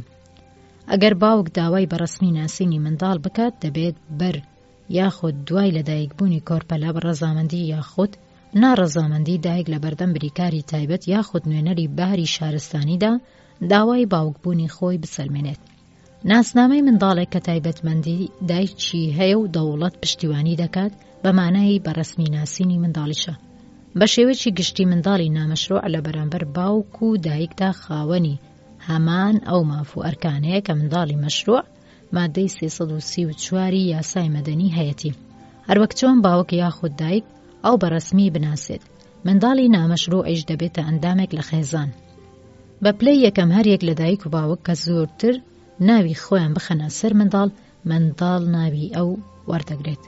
لە کاتێکدا کە دایک و باوک هەردووچیان لە یەک کاتدا منداڵەکە بەڕەسمی بناسن، ئەوە بە ناوی باوکیەوە دەناسرێت. ئەگەر پەیوەندی ڕێژەیی منداڵ لەگەڵ باوکیدا لە پلەی دوامدا بێت، منداڵی نامەشروعی کەمتر لە 15 ساڵە دەتوانێت ناوی باوکی وەربگرێت بەو مەرجەی کە دایک و باوکی مەسەلەکە بە دادوەری پەیوەندیدار ڕابگەێنن. ئەگەر منداڵەکە پتر لە 15 ساڵ بێت، دەربڕینی ڕەزامەندی ئەو ناچاریە. بۆ لێکۆڵینەوە بەدەستێنانی پلەی باوک و دایکی منداڵی نامەشروع پێویستە سەردانی دادگای چاککردنی سەرەتایی بکات. لێکۆڵینەوە بە مەبەستی بەدەستێنانی پلەی باوکی لەو پەیوەندیانەی کە نامەشروع بووە دەبێت ماوەی 2 ساڵ دوای ڕۆژی لەدایکبوونی منداڵ و یاخود لە کاتی کۆتاییاتنی ژیانی هاوبەش ئەنجام بدرێت. لە بوارەکانی فڕاندن و یاخود دەست درێژی توند و تیژانە کاتێک کە مێژووی سکپڕی هاوکاتە لەگەڵ مێژووی ڕوودانی ڕووداوەکەدا و پیاوەکەش لەمەڕ باوکایەتی منداڵەکە و بچکترین گومان دەرنابڕێت، دەتوانێت لە دادگادا خۆی بە باوکی منداڵەکە دابنێت. بەڵام لەمەڕ منداڵێک کە لە پەیوەندی ئازاد و یا پەیوەندی نامەشروعی ژن و پیاوەوە کە لە ناویدا پەیوەندیان لەگەڵ دەوروبەریدا داپۆشراو نییە، دووبارە پیاوەکە دەتوانێت لە دادگای خێزاندا داوای جێگیرکردنی پێگەی باوکایەتی خۆی بکات.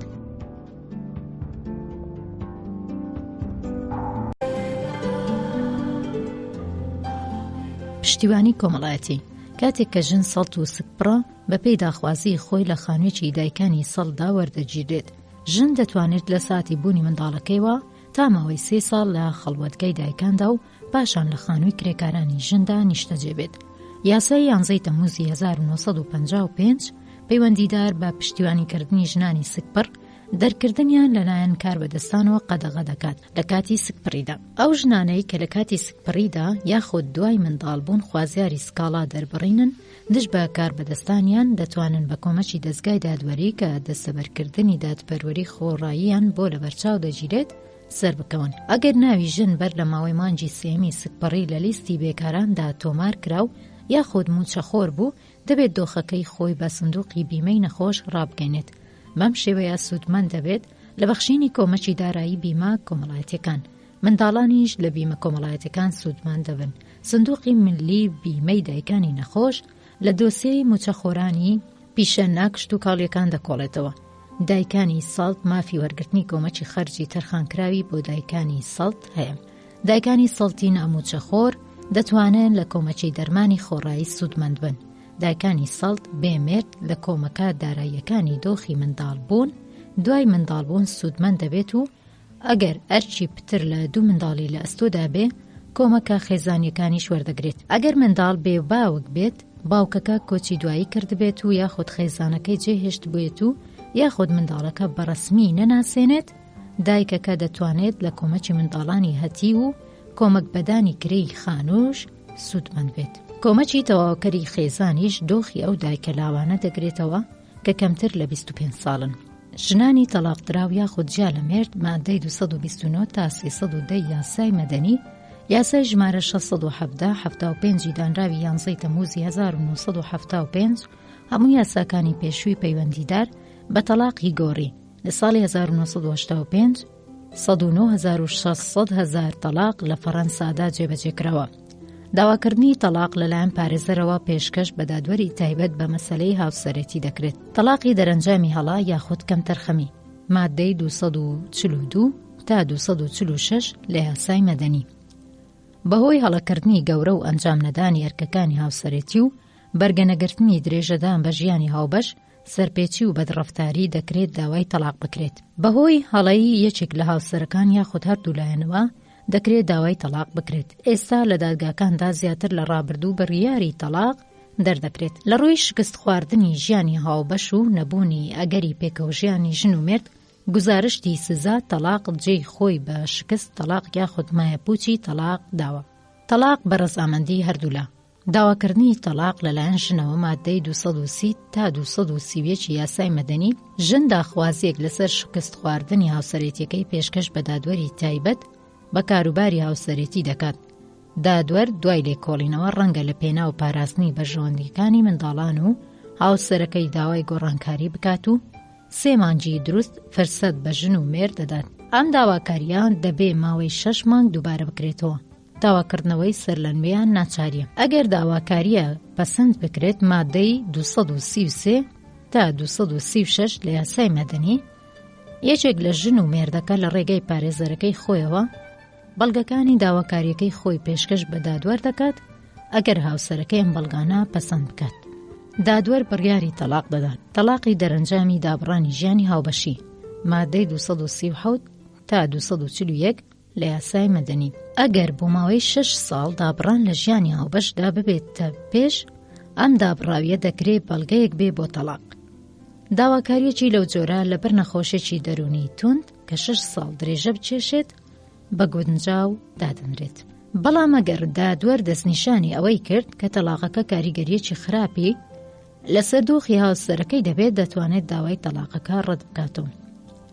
ڕێژەی ژیانی هاوبەشی هاوسەرەتیەک لە سەدەی هەژدەمدا نزیکەی 17 ساڵ بوو لە کاتێکدا کە لە ساڵی 1975 گەیشتە 45 ساڵ.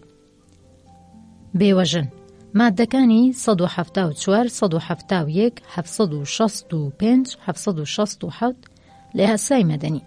هاوسەرەتی دوای کۆچی دوایی. ئەگەر یەکێک لە هاوسەرەکان بەر لە هاوسەرەتی و دوای تەواوکردنی پێشوازی ڕسمی کە بەبێ هیچ گومانێکی ئاشکرا ڕەزامەندی ئەوی دەبێت کۆچی دوایی بکات، سەرۆکۆماری فەڕەنسا بەهۆی هۆکاری زۆر بەبایەخەوە دەتوانێت فەرمانی جێبەجێکردنی مەراسیمی هاوسەرەتی دەربکات. ئەگەر بڕیار بوو بێت کە مەراسیمی هاوسەرەتی شەوی پێش مەرجی یەکێک لە ژن و مێردەکان بەڕێوە بچێت، هاوسەرەکەی لە ماوەی ژیانیدا ناتوانێت ببێتە خاوەنی مافی میراتی. میراتی هاوسەر لە ماوەی ژیانیدا میراتگیری یاسایی و نامەشروع هەردووچیان و هەروەها هاوسەرەکەش دەبێتە خاوەنی بێ چەند و چۆنی ماڵ و مڵک، ماف و پشتی کۆچ کرد و دانەوەی قەرز و دارایی لەسەر میرات لە ئەستۆی ئەوەندایە. لە کاتی کۆچی دوایی هاوسەردا هاوسەرەکە لە ماوەی ژیانیدا مافی میراتگیری دەبێت و بۆ گەیشتن ئەم مافەی دەبێت مافە یاساییەکەی خۆی بسەلمێنێت. ئەگەر بەر لە مردنی هاوسەر دادگا بڕیاری تەلاق و یاخود جابوونەوەی هاوسەرەکانی ڕاگەیاند بێت و کاتی دیاری کراویش بەسەر چوو بێت، ئەو هاوسەرەی ماوەتەوە بێبەش دەبێت لە میرات. ئەگەر هاوسەری کۆچکردو میراتگری یاسایی نەبێت، تا خزمانی پلە 6 بە میراتگری یاسایی دەژمێردرێن و تەنها خاوەنی خزمانی دووری بەدەر لە برا و خوشک و نەوەکانیان بێت. تەواوی مڵکەکان دەدرێت بە هاوسەرە زیندوەکەی.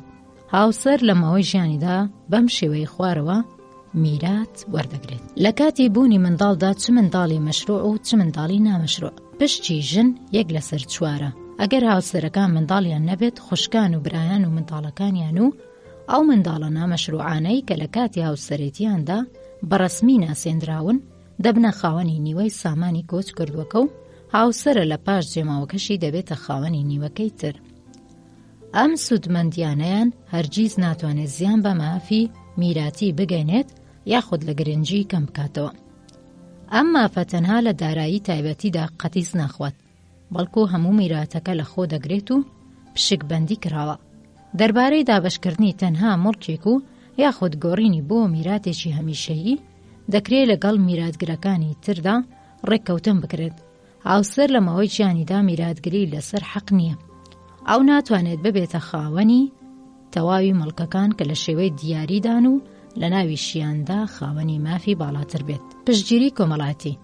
ئەگەر سەرچاوەی داهاتی ژن ناتەواو بێت، پشکەکەی لە میراتی مێردەکەیدا ژیانێکی ئابرومەندانەی بۆ فەرەهەم نەکات، دەتوانێت لە ماوەی 1 ساڵ دوای مردنی هاوسەرەکەی داوای نەفەقەی کۆی میراتەکە بکات.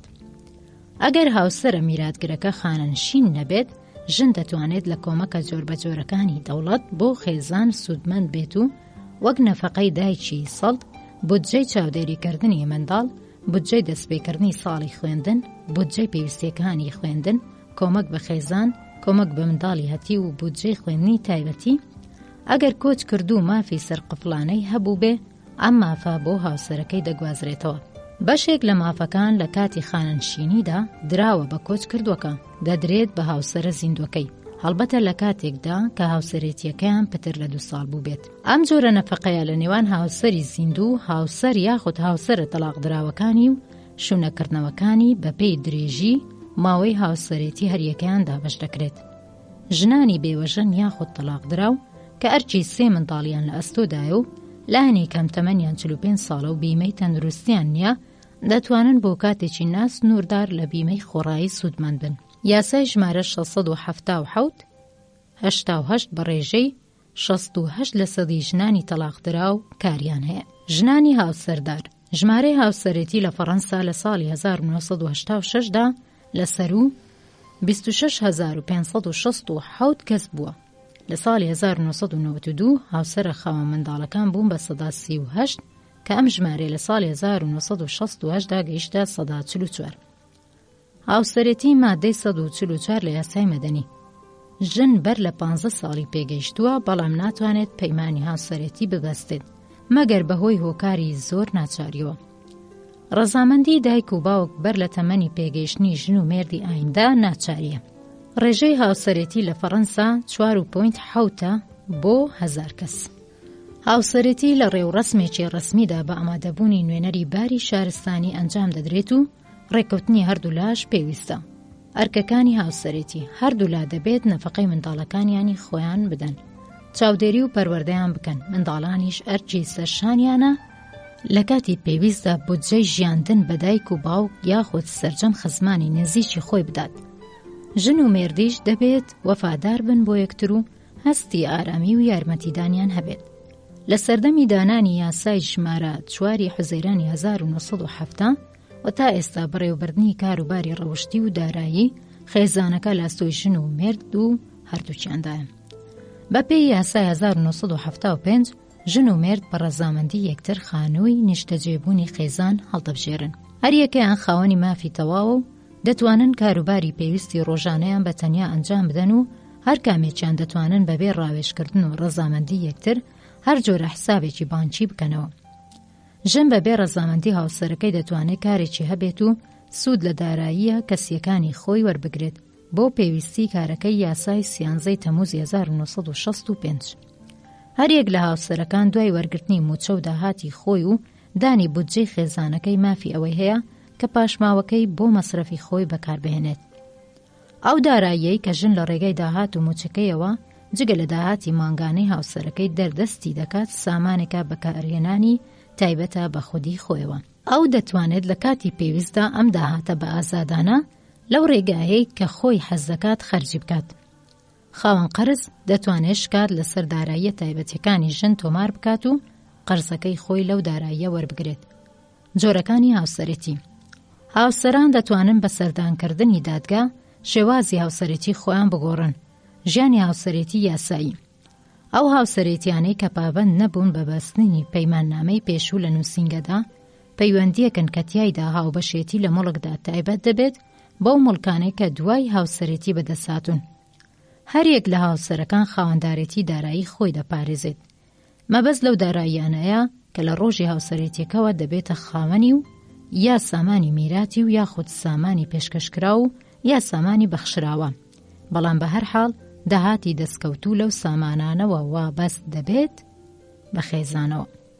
مڵکێک کە شوێنی نیشتەجێبوونی بنەڕەتی خێزانەکەیە ناتوانرێت بەبێ ڕەزامەندی هاوسەر بفرۆشرێت. مڵکە هاوبەشەکان ئەو مڵکانە دەگرێتەوە کە ژن و مێرد لە ماوەی مێژووی هاوسەرێتیاندا کڕیویانە. تەواوی ئەو مڵکانی کە ژن و مێرد دوای هاوسەرێتی بەدەستیان هێناوە هاوبەشە، مەگەرەوەی کە دژەکەی بسەلمێنرێت.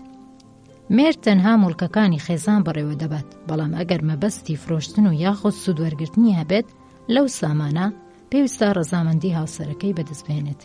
لە کاتی جیابوونەوەدا دوای دانی مافی یاسایی هەریەک لە لایەنەکان سامانی خێزانەکە و دانی غەرامەی هەردوولا دارایی نێوان هەردوو هاوسەرەکە بە شێوەی یەکسان بەسەریاندا دابەش دەکرێت. هاوبەشی دارایی و پشتی هەریەک لە هاوسەرەکان لە سامانی هاوبەشدا ئەم ستانداردە ئەگەر بەر لە هاوسەرێتی هەردوولا لەسەری ڕێک بکەون زیاتر گونجاوە لەگەڵ خواستەکانیاندا و هەریەکەیان بە سەلیقەی خۆی داراییەکان بەکاردەهێنن. جیاکردنەوەی دارایی. تەواوی سامانی خێزانەکە چ بەر لە هاوسەرێتی و چ دوای ئەوە بەندە بە هەردوو هاوسەرەکەوە. بەشداریکردن لە دارایی هاوبەشدا. جۆرە دابەشکردنێکی داراییە، بەڵام بە بەشداری هاوسەرە زیندووەکە لە نیوەی داراییە هاوبەشەکانی ماوەی هاوسەرێتی ئەو بەخشین و پێشکەشکراوانەی کە لە ڕێکەوتنامەی هاوسەرێتیدا ناوبراوە ناگەڕێتەوە لە کاتێکدا کە بەخشراوەکانی ماوەی سەردەمی هاوسەرێتی دەگەڕێتەوە. منداڵ. دایک و باوک دابینکردن و پشتگیری منداڵە بچووکەکانیان لە ئەستۆدایە، هەروەک چۆن کە منداڵە گەورەکان ناتوانن دایک و باوکی خۆیان لە بەدبەختیدا جێبێڵن. یاسای ماڵهۆرید دانراوی 22 تەمووزی 1970 دەسەڵاتی دایک و باوکی لەسەر خێزان چ ئەوان بیانەوێت یاخۆت نەیانەوێت بەڕەسمی ناسیوە.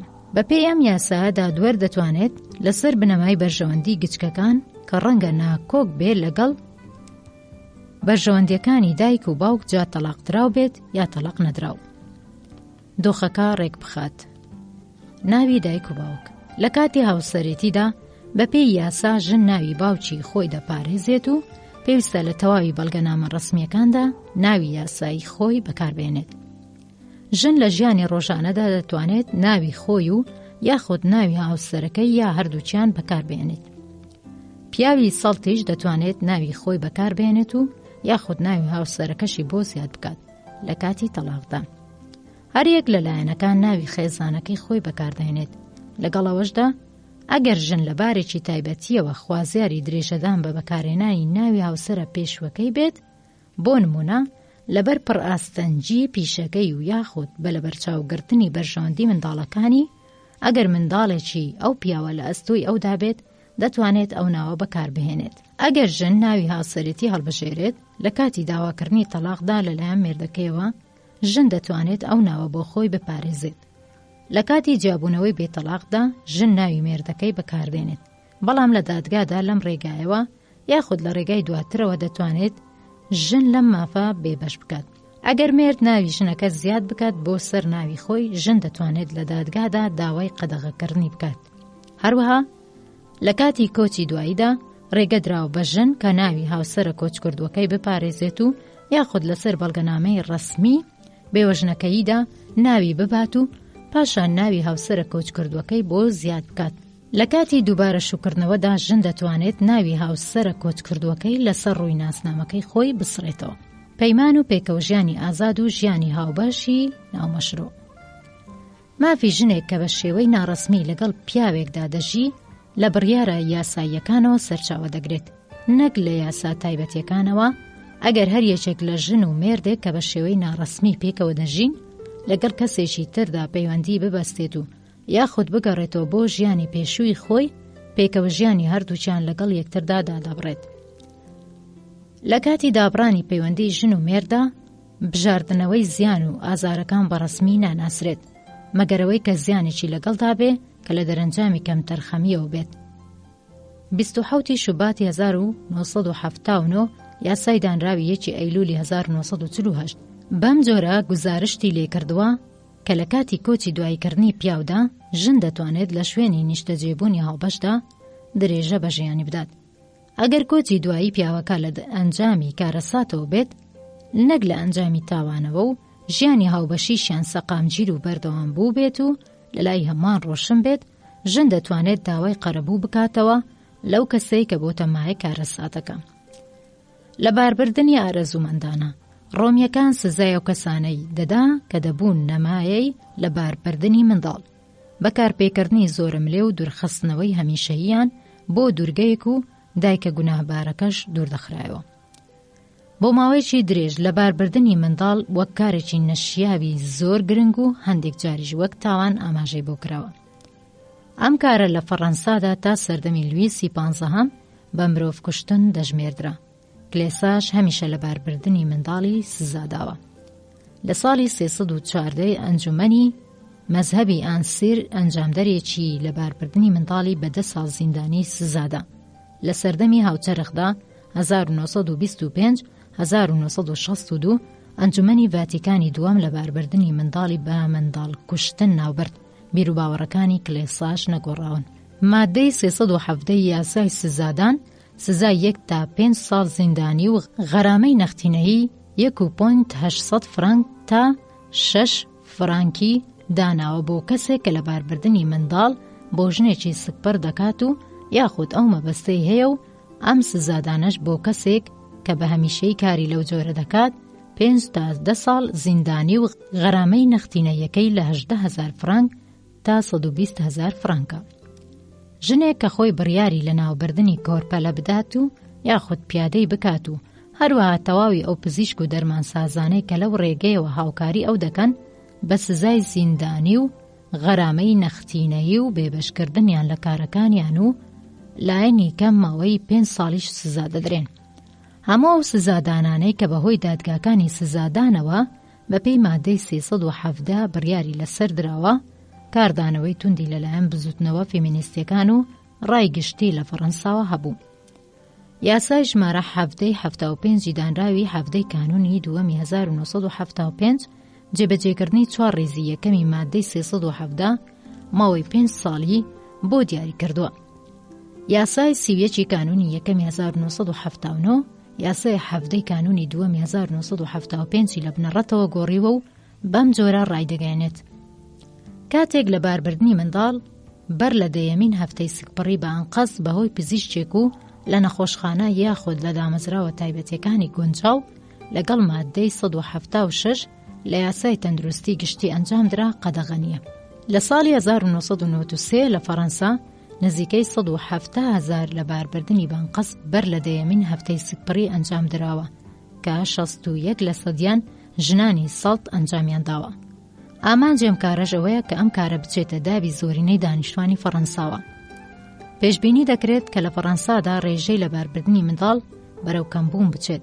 لە ساڵی 1970 ئەم ژمارەیە 160,670 بووە بە بەراورد لەگەڵ 182,862 لە ساڵی 1983دا کە لە هەر 1000 منداڵی زیندوو 24.4یان لەبار بردووە. مادەی 1 تا 162 11 تا 162 لە یاسای تەندروستی گشتی ئەو هەلومەرجەی دەستنیشان کردووە کە لە ژێر سایەیدا ژن دەتوانێت داوای لە باربردنی منداڵ بکات. پێویستە پزیشک مەترسێ پزیشکیەکان بخاتە ڕوو دۆسەیەکی ڕێنمایی بدات بە ژنەکە. پاشان ژنەکە دەبێت ڕاوێژ لەگەڵ خزمەتگوزاری کۆمەڵایەتیدا بکات. ئەم خزمەتگوزاریە دوای هەفتەیەک ڕاوێژکردن بەڵگەی ڕاوێژ و پشگیریەکی نووسرا و پێشکەش بە ژنەکە دەکات. ڕەنگە پێویست بەکاری نەشتەرگەری هەبێت. ئەگەر ژن کەم تەمەن و سەڵت بێت پێویستی بە ڕەزامەندی دایک و باوک و نوێنەرای یاساییەکەی هەیە.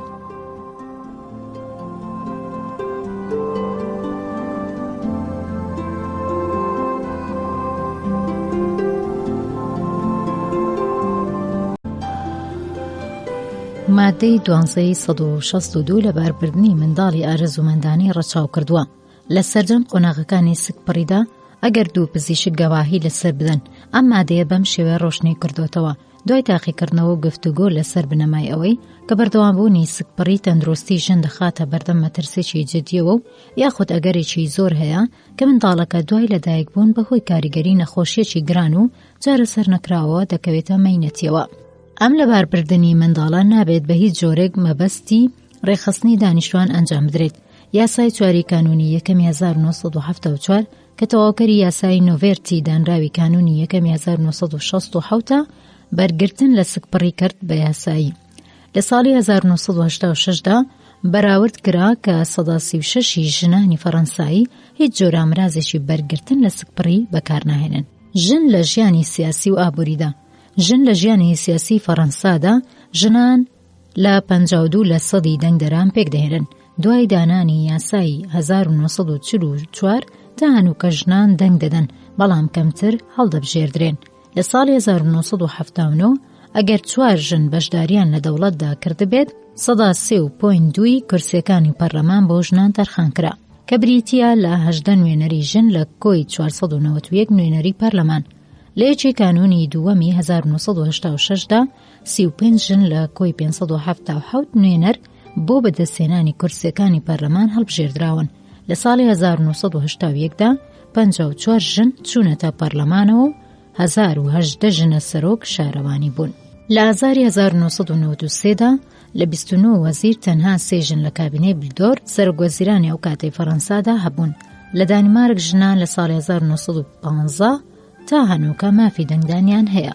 لە هەڵبژاردننی ناوچەیی لە ساڵی 1978 لە شاری کینگهانگ ژنان 59.9% دەنگەکانیان بەدەستهێنا کەم ژمارەیە لە هەڵبژاردننی پێشوودا 127 بووە. لە فەڕەنسا قەدەغەکردنی ژن لە دەنگداندا باخی زیاتریە تا قەدەغەکردنی پیاوان. لە ناو ژنانی فەڕەنسیدا کە بەرپرسیارەتی سیاسی گرنگیان لە ئەستۆدا بێت دەکرێت ناوی ئایرن ژۆلیۆ کۆری لە کابینەی بلۆم و مادام پوانسۆ ساپیۆی یەکەم ژنە وەزیر لە کابینەی ڕۆبەرت سۆمان لە ساڵی 1974دا ببردرێت. ژنانی جۆرا و جۆر چاڵاکی سیاسی گرنگیان لە فەڕەنسادادا لە ئەستۆدایە، وەک سیمۆن ڤیڤی، ئەلیس سۆنیسایتا، مۆنیک پتیا، نیکۆل کۆستیۆ، ئۆگەت بۆشارد، ماری فرانسگارۆ، ئارلەت لماگیا، ئادیت کەرسۆن، فرانسواز ژیرۆ. ژنان لە ژیانی ئابووریدا. ژنان لە پیشۆ بازرگانیدا ژنی هاوسەردار دەتوانێت بە ئازادانە بازرگانی بکات، بەڵام لە کاتێکدا وەک ژنە بازرگانێک دەناسرێت کە بە بازرگانیەکی جودا لە بازرگانی مێردەکەیەوە سەرقاڵ بێت. یاسای 3 حوزەیرانی 1979 وای دەبینێت کە هاوکاری سەرۆکی دامەزراوەیەکی ئابووری دەبێت ناوەکەی لە نووسینگە بازرگانیەکاندا تۆمار بکرێت. لە ساڵی 1983 پێگەی هاوسەری بازرگان یاخود خاوەن پیشە وەک هۆکارێکی موچەوەرگر یاخود پشکدار دەستنیشان کراوە. پێگە و مافی کارکردنی ژنان سەبارەت بە ژنان لە هەر تەمەنێکدا بێت کە خاوەنی کارێکن لە تەواوی وڵاتاندا بەرەو زیادبوون دەچێت. لە فەڕەنسا ئاستی چالاکی ژنان 142.15 کۆی چالاکیەکانە. ئاستی چالاکی ژنانی هاوسەردار ئەگەرچی بە بەراورد لەگەڵ ژنانی سەڵدا لە خواروتردایە، لەگەڵ ئەوەشدا زیادبوونێکی بەرچاوی هەیە. ئەم مەسەلەیە لەمەڕ ئەو ژنانەی کە منداڵەکانیان تەمەنی منداڵیان جێهێشتووە هەر ڕاستە. ناهاوسەنگی دابەشبوونی ژنان لە بوارەکانی کار و پیشەییدا زۆر لە بەرچاوە تا دابەشبوونیان لە بەشە خزمەتگوزاریەکاندا بە شێوێکی گشتی لە چاڵاکی ئابووریدا ڕێژەی ژن لە کارە بیناسازیەکاندا 100% لە بەرامبەر 112 پیاواندا و ئەم ژمارەیەش لە بارکردن و گواستنەوە و گەیاندندا دەگاتە 110 پیاوان و 104 ژنان. ئەو پۆستانێک کە تایبەتە بە ژنان هەمە چەشنەی و گرەی کەمتری هەیە. جیاوازی ڕەگەزی لە ناو پیشە هەمە جۆرەکاندا هەتا ئێستاش هەرماوە. هەندێک لە پیشە یاخود کارەکان زیاتر ژنانن تا کار و پیشەکانی تر. ئەم جیاوازیە لە ئاست و نرخی کرێکانیشیدا بەرچاو دەکەوێت. پێدەچێت کە ئاستی چاڵاکی ژنان ڕاستەوخۆ بەندە بە پلەی خوێندنیانەوە لە کاتێکدا کە سەبارەت بە پیاوان بەو شێوە نییە. یاسای 11 تەمووزی 1975 جەخت لەسەر بنەمای یەکسانی ئابووری نێوان ژن و پیا و بێکارەوە گەڕخراوەکان دەکاتەوە لەسەر بنەمای ڕەگەزی و یاخود پێگەی خێزانی و ناکۆچی شێوەی وەکار خستن بە پێڕەگەزیان. دوای دانانی یاسای کار 333 لە 13 تەمووزی 1970 ڕێکەوتنامە بە کۆمەڵەکان پێکات بوو لە کۆمەڵە بڕیارێک کە لەگەڵ بنەمای کاری وەکیەک، کرێی وەکیەک و یاخود کارکردنی ژنان و لاواندا گونجاو بوو. بڕیارێکی دەرکراو لەلایەن دیوانی تەمیزی فەڕەنسا لە 22 حوزەیرانی 1970 ڕای دەگەیەنێت کە کارمەندانی مێینەی دامەزراوەیەک کە لە پۆستی جیاوازدان لەگەڵ پیاواندا بەڵام هەمان کار ئەنجام دەدەن پێویستە خاوەنی مافی یەکسانیش بن لەگەڵ پیاواندا. هەندێک جار ژنان بە مەبەستی چاودێری منداڵەکانیان داوای گەڕانەوەی هەرچی زووتر دەکەن بۆ ماڵەوە و لەم ڕۆوە سەرگەرمی کاری نیوەچەڵ دەبن. لە فەڕەنسا 83% کارمەندانی نیوەچەڵ ژنان پێچی دەهێنن. یاسای 22 کانونی یەکەمی 1973 پرەنسیپی جیاوازی نەکردن لە مەڕ کرێی کرد بە ڕەسمی و یەکسانی کرێی نێوان ژنان و پیاوانی لە کاری وەکیەکدا کرد بە ناچاری. یاسای تەمووزی 1975 جیاوازی ڕەگەزی بە جیاوازی نەژادی بەراورد کردووە. ئەم یاسایە جەختێکی تایبەتی لەسەر بنەمای جیاوازی نەکردن کردوتەوە و پشتیوانی لە کار و کرێی ژنانی سکپەر کردوتەوە. هەروەها ئەم یاسایە ڕەچاوی یەکسانی لە دەردەستکردنی پۆستی ئیداری بۆ ژنان کردووە کە سەرنجام ئەو کارە گشتیانەی ئازاد کرد کە تا ئەو کاتە بۆ ژنان قەدەغە بوو. یاسای دانراوی 1982 کە پەیڕەوی کۆمسیۆنی یەکێتی ئەوروپا لە 25 نیسانی 1981 دا بوو، یاسای شوبات 1959 گۆڕی بە مەبەستی چەسپاندنی یەکسانی نێوان پیا و ژن لە دەردەستکردنی کارە گشتەکاندا بۆ ئەوەی کە ژنان بتوانن ببنە خاوەنی هەموو جۆرە خوێندنێک و توانە هەنووکەیەکانیان لە بواری خوێندنە پسپۆریەکاندا پەرە پێ بدەن. مۆڵەت دراون کە لە تاقیکردنەوەکانی چوونە خوێندنی باڵا ئەو خوێندنگایانەی کە بە تاقیکردنەوە خوێندکار وەردەگرن، کۆلێژی تەکنیکی، خوێندنی باڵای کەشتیبانی بازرگانی و خوێندنی باڵای پەروەردەی چاودێریدا بەشداری بکەن. دوای دانانی یاسای 1 تەمووزی 1971 دایکانی خێزان سوودمەند بوون لەو فێرکردنانەی کە دەوڵەت بودجەکەی دەدات. بێوەژن و دایکانی سەڵت کە تەنها و تەنها خۆیان لە بەردەم کارکردنی ناچاریدا دەبیننەوە لە بواری دەردەستکردنی فێربوونی پیشەدا مافی لە پێشیان هەیە. یاسای 3 تەمووزی 1975 و 9 تەمووزی 1976 بە شێوەیەکی گشتیە و کارانەی کە بە ژنانە ناو دەبرێن کرێ و ئاسایشی کاری کەمتریان هەیە و چانسی پێشکەوتنیان تیادا سنووردارە. لە ساڵی 1922 ئاستی داهاتی ژنان لە فەڕەنسا بە ڕێژەی 130 لە پیاوان کەمتر بوو. هیچ بیانوویەک بۆ ئاراستەکردنی جیاوازیکردن لە نێوان ژن و مێرد و پێداویستەکانیان هەڵومەرجی ژیان و یاخود شایستەی پیشەیان نابێ هەبێت. توانستی مرۆیی ڕەگەزی مێینە لە لەقە جۆر بە جۆرەکانی بەشداریکردنی هەوڵ و کۆشی ئابووریدا دەری دەخات کە هەنووکە بە تەواوی بەکار نەهێنراوە. کاراییەکانی ڕەگەزی مێینە لە بوارە هەمە چەشنەکانی ئابووریدا کە گەشەی توانستە مرۆیەکانی بەهێز کردووە هێشتاش بە شێوەیەکی تەواو بەکار نەبراوە. بڕێکی زۆری ئەم مەکۆیی هۆشمەندی و تواناییانە بەهەدەر ڕۆیشتووە سەبارەت بەو بارگرانیە باوانەی کە لە ژینگەی کاردا لەلایەن پیاوانەوە بەرامبەر ژنان پیادەکراوە و سەبارەت بەو دەست درێژیە سێکسیانەی کە تەنانەت لە ناوەندی خێزانەکانیشدا بەرچاو دەکەوێت. دادگاکان سزای تونتریان بۆ لە بەرچاو گرتووە. ئەم توندوتریژیانە ڕۆژ بە ڕۆژ بەرەو لە ناوچوون دەچێت و ئومێدی ئەوەش هەیە کە ئێستا لە دوای سەدەی ڕەفتارە دش بە یاساکان کە بە شێوەیەکی ڕێک و پێک دەخرێنە ژێر سزاوە سەرنجام دەبێتە مای کەمبوونەوەیکی بەرچاویان. ئەنجام یاساکانی وڵاتە جۆر بە جۆرە دیموکراسیەکان بۆ لە ناوبردنی نادادی و وەڵامدانەوەی پێداویستەکانی ژن کە خوازیاری سربەخۆی ماف و ئابوورین پلانی وەردیان گرتۆتە بەر. ژن خۆی لە بەردەم دوو ڕەوتی فیکری سونەت پێشکەوتندا دەبیننەوە کە زۆر جار لەگەڵ یەکتردا لێک دەدەن.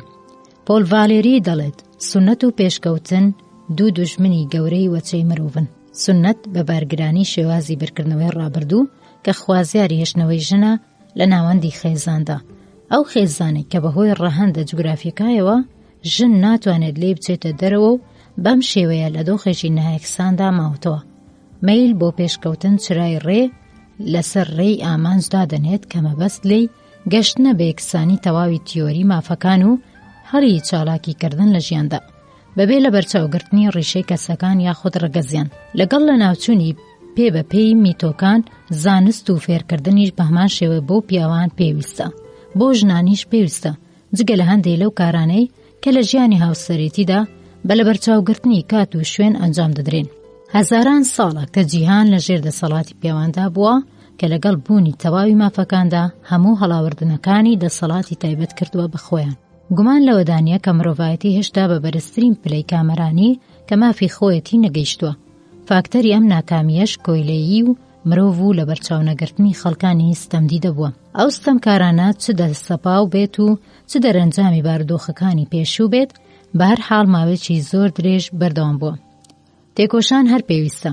بەردەوام بێت تا تەواوی سەرچاوە معنەویەکانی مرۆڤ لە ڕێی بەختەوەری و پێشکەوتندا بەکار ببرێت هەر جۆرە نەژاد پەرستیەک نەنجیە و هەر جۆرە ستەمێک سەرچاوەکەی هەژاریە لە ساڵی 1993 چالاکیە فێمینیستیەکان خۆیان تەرخان کردبوو بۆ مەسەلەکانی بواری مافی جیاوازی مافی ئەوەی کە ژن لە پیا و جیاوازە یەکسانی پیشەیی تێکۆشان لە بەرامبەر توندوتیژی و بەگشتداچوونەوەی توندڕەوی ئاینی یەکسانی چانسی سەرکەوتن و بەگشتیکردنی تواناکان و بۆ هەمووان بە جۆرێک کە هەموو خەڵک لە مافە یەکسانەکان بەهرەمەند ببن ئەو فرسەتە فەراهەم دەکات تا لەم ساڵانەی کۆتایی سەدەی 20دا مرۆڤ بە ئامانجی پێکەوەژیانی هاریکاریانە بگات گرنگی و بایەخی سیستەمی شارستانیەتێک دەکرێت بەو پێوەریە ڕێز و بەهاو پێگەیی کە پیاوان و ژنان لەو سیستەمەدا لە بەرامبەر یەکتردا هەیەنە هەڵبسەنجێندرێت